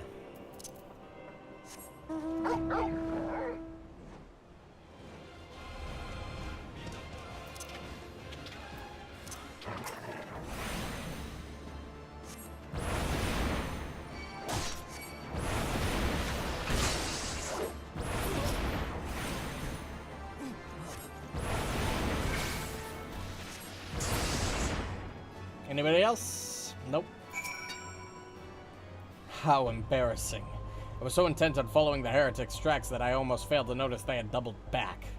Almost, mind you. One tried to sneak up behind me and got a knife in the gut for his troubles. I thought myself alone, and so I started searching the dead man's knapsack for anything of interest. And lo and behold, before his friends found me, I came upon this. Withdraw in groups of 3 or less to the observatorium. Give the signal and wait. The merchant will be watching. Be late or be left for dead.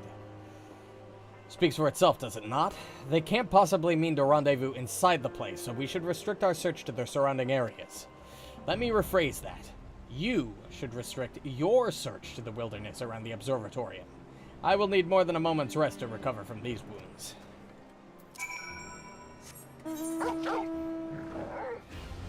Okay.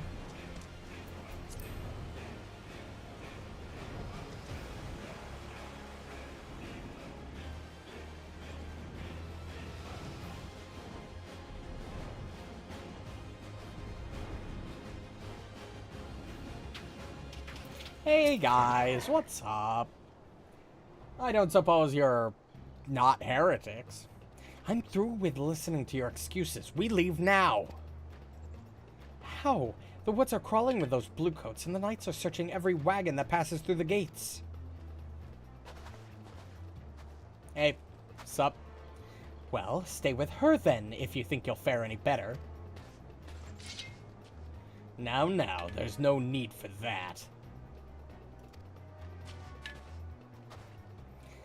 There are places like this in my homeland. Sacred snow-capped peaks where blood must not be shed. Oh, hi, Yugiri.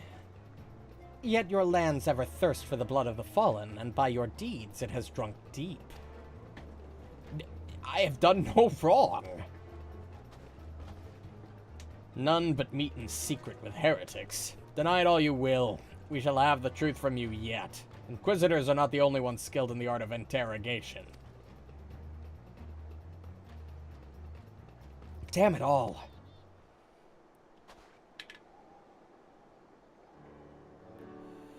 Fancy meeting you here. I presume your work with the Third brought you hither? What a tangled web. Lest you wonder, we came not for the heretics, but for the merchant who has been conspiring with them. He came to our attention during the course of our investigation into the Ivy. It beggars belief, I know, but it seems our favorite Garlean spy may have been providing assistance to Iceheart. Were it not for the efforts of Lady Yugiri and her shinobi, we might never have discovered this connection. Master Alphino is too kind. I fear my people and I have done little to aid your search for the spy. We long to strike back against the Empire and weaken their influence in this land, to prevent the tragedy which befell Doma from reoccurring. The days ahead and the work they promise will require a very particular set of skills. Skills which I am fortunate enough to possess. I don't know if that's a Taken reference, but it sounds like a Taken reference. If you will allow it, I would accompany you until the investigation is complete. That is a most generous offer, Lady Yugiri, and one which I will gladly accept. Thank you. Though I may disappear for a time, know that I shall never be far, and I shall always be watching. Comforting thought. Come, let us wait inside for Captain Ilberd to return and deliver his report.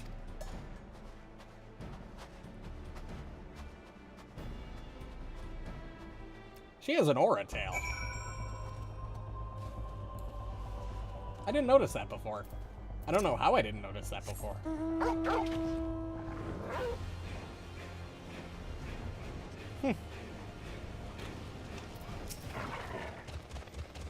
Captain Ilbert seems confident that the merchant's resolve would swiftly crumble when pressed. If so, we should have new information ere long.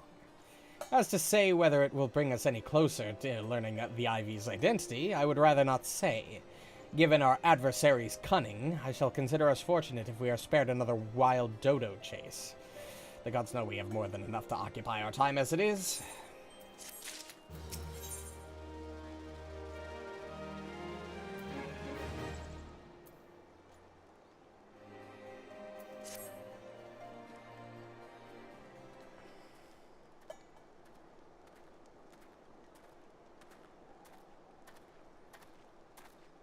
You know, with the imminent summoning of a primal, it's kind of weird that we are, going back to talking about the Ivy, but, I guess, Minfilia is working on the Aetheryte thing, so I guess that's fair. Captain Ilbert, your report, if you will. Aye, Commander. Firstly, with the regard to the heretic we captured, I regret to say that the man could tell us naught against that we did not already know of Shiva. We have since handed him over to the Ishgardian authorities. Henceforth, the Holy See will pursue the matter independently. Our inquiries concerning the Ivy, however, have proven more fruitful. We have ascertained the channel by which the heretics acquire their information on the shipment routes. Go on. You will recall that the Flame we first identified as being in the Ivy's employ. From him we were able to trace a trail of conspirators, each taking us closer to his master. Alas, the trail came to an abrupt end. Fearing that the investigation had been compromised, we took the necessary step of detaining all suspected of conspiracy. There were 5 on our list, including a Flame stationed at Revenant's Toll. The man's primary duty was to keep an inventory of donations from abroad, the particulars of which he would share with benefactors, thereby ensuring that the needs did not go unfulfilled. By virtue of his role, he was privy to details of all shipments bound for the settlement. Needless to say, that including those originating from the House Fort Temps.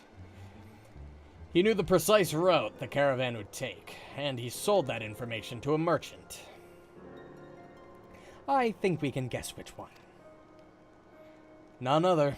With a little encouragement, he soon confessed to knowingly aiding and abetting the heretics.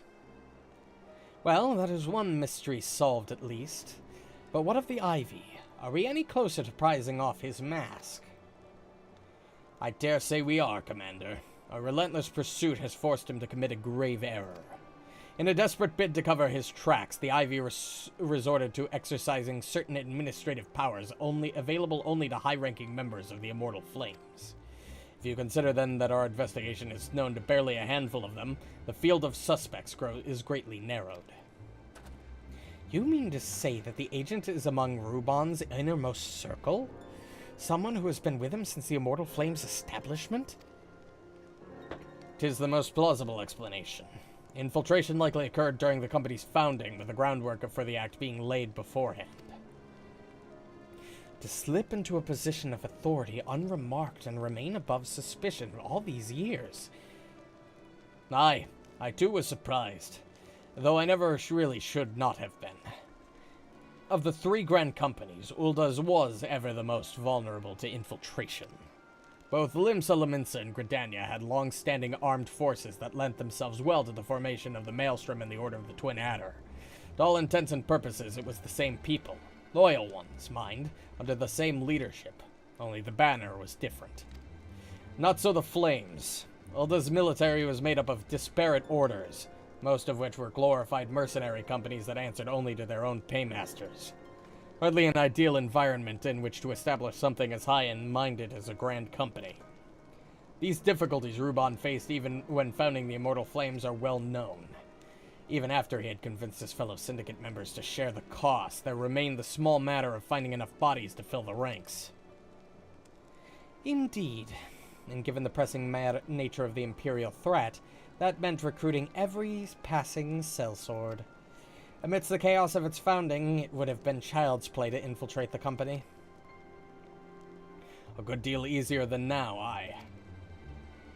The immortal flames have ever been caught between conflicting interests, the public and the private. Though the monetarists ultimately agreed to support the organization's founding, it was not out of charity that they did so, but simple self-preservation. Had Niall Van Darnus's ambitions been any less apocalyptic, you may be sure that they would have never risked supplying Ruban with an army. 'Tis but a wonder they did not attempt to extinguish the flames the moment the danger had passed. Returning to the present, even as we speak, our Doman allies are shadowing several high-ranking flames, any one of whom could be the Ivy. Desiring to deal a blow against the Empire, the refugees were eager to lend their aid. I expect to hear from there ere long. Very good. Pray continue your investigation with the first. Meanwhile, have the second attend to the unrest.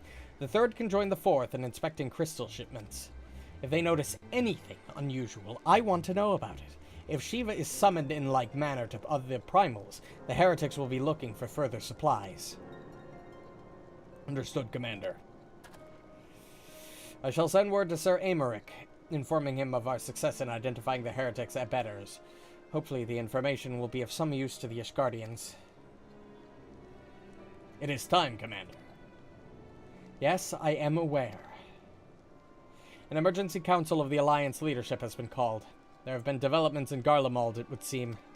As commander of the Crystal Braves, my presence has been requested. I would have you accompany me. As the realm's stoutest champion, 'tis only meet that you be present for the discussion. Oh, and the antecedent has already given her consent, lest you worry.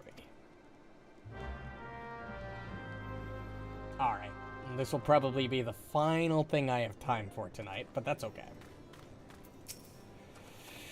Like me, you are doubtless eager to conclude our business with Iceheart, but until another path to his sanctum is found, she will remain beyond our reach. Benfilia and the Archons are sparing no effort to secure an alternate route. Until such time as they succeed, I suggest we give thought to the realm's other problems. I shall go ahead to Gridania in readiness for the coming council. Meet me at Nothica's altar. We shall make our way to the Lotus Stand together. Okay.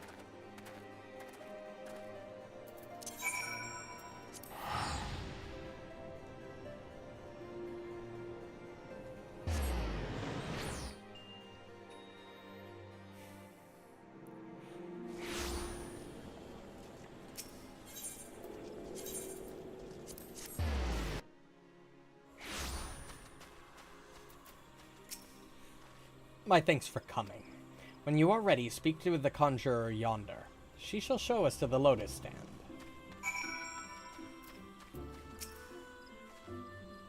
The Alliance leaders await you at the Lotus Stand. Will you be joining them now? Yes. Alright. Let's get a recap. What's going on with all the different places?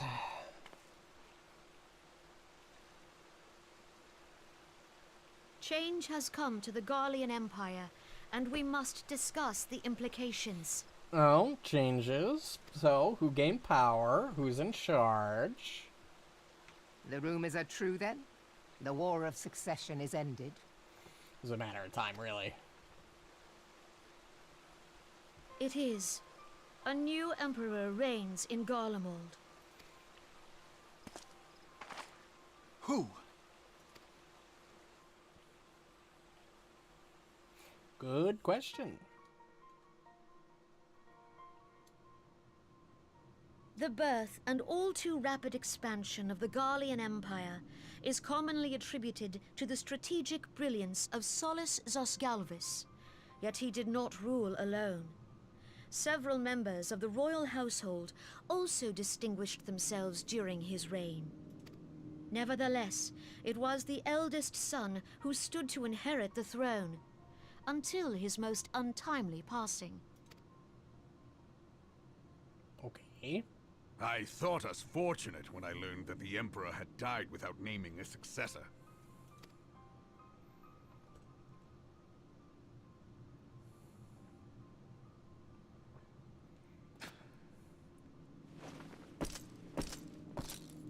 Would that the Garlean Empire had died with him.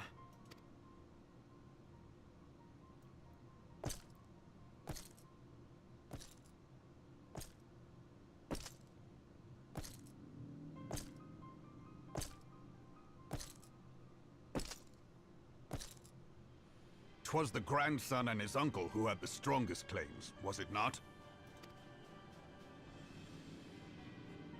It definitely looks more uncle than grandson.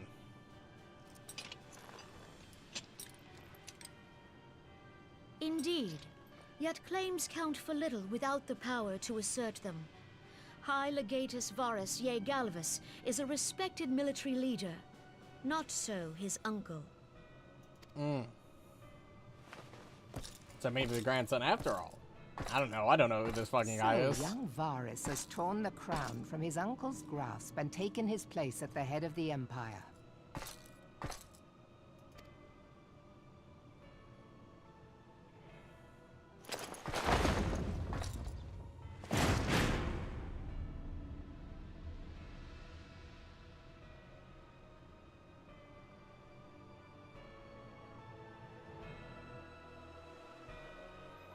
Well, he certainly looks the part, I'll tell you that. Given the troubled nature of his succession, the new emperor will require time to seal his grip on power. Yet have no doubt but that he shall, for there are none left with strength enough to oppose him. Since the success of Operation Archon, the remnants of the 14th Legion and the forces occupying Alamigo have done naught but fortify their positions. But you can be sure they'll be ready to march on us again, if their Emperor gives the word. When, not if. They say this Varus was so set upon Eorzean annexation that he spoke out against the Meteor Project. Fuck. Plainly, the new emperor's intentions are of great concern to us all. Think after the second failure, they would just kind of give I up. propose that we set aside the Cartano dispute for the present, and discuss what measures the Alliance might take to prepare for a resumption of hostilities with Garlemald. Moreover, I move that we re-examine the question of how our former allies in Ishgard might be persuaded to retake their place at our side. Could Eorzea but stand as one, 'twould deal a grave blow to our enemies' ambitions.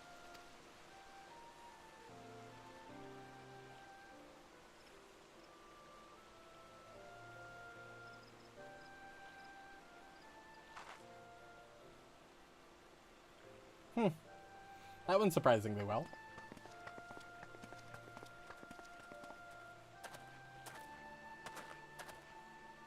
Well, I suppose we should be grateful that they have finally acknowledged the inevitability of Imperial attack. Who knows? They may even do something about it. I doubt it.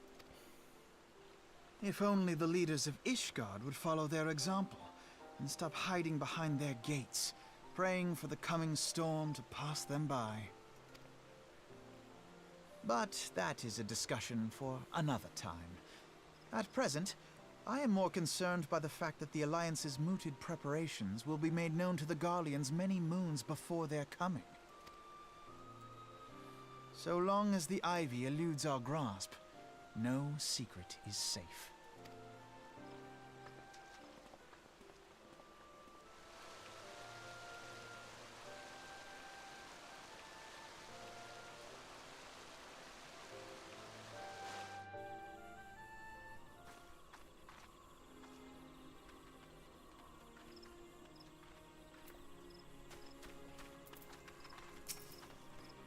It will not have escaped your notice that the nations of Eorzea are no nearer to being one of one purpose, despite their protestations to the contrary. Plainly, the threat of a resurgent Garlemald is not enough to stir them. And the reason for this? Deep-rooted mistrust amongst the citizenry. The nation's leaders can come to all the understandings they like, but their unity means little and less to the common folk. Take the Laminsons, for instance. Though Admiral Murwood outlawed piracy over a decade ago, foreigners still picture the nation as a haven for grog-swilling, wooden-legged cutthroats. And likewise, the Gridanians are mocked as hermits who talk to trees, and the Aldens scorned as swindlers who worship coin. Not that such sentiments are entirely without grounds, of course. Take that pillar of Olden society, Teledegy, for example, but that is besides the point. The fact is that people are wary of outsiders whether they have cause to be or not. On that basis, one could argue that the conflict at Carteneau is a necessary evil. Each nation has its own warmongering faction that advocates the acquisition of Omega. In order to placate them, we present them something resembling warfare, and thereby curb their appetite for full-scale conflict. But enough idle musing. Let us speak of a more pressing matter, the Ivy. Since we spoke at the observatorium, Captain Ilbert has further shortened his list of suspects, and by happy coincidence, the one he deemed most likely candidate has lately come to Gridania. The hunt nears its end.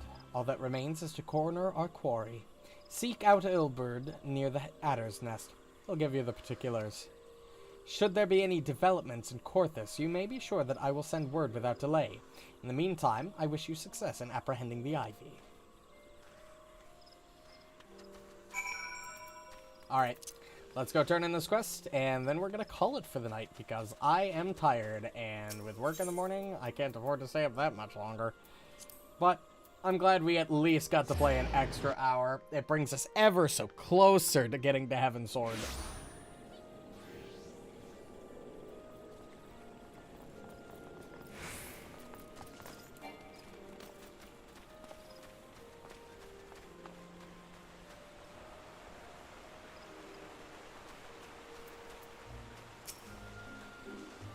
My thanks for coming, Scion. Doubtless the commanders have informed you, but we have unmasked the Ivy.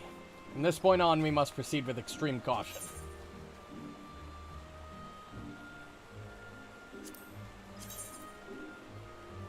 That's a bit excessive. I like that, though. I like that piece of armor. It's for classes I'm not really playing, but this armor looks pretty mid.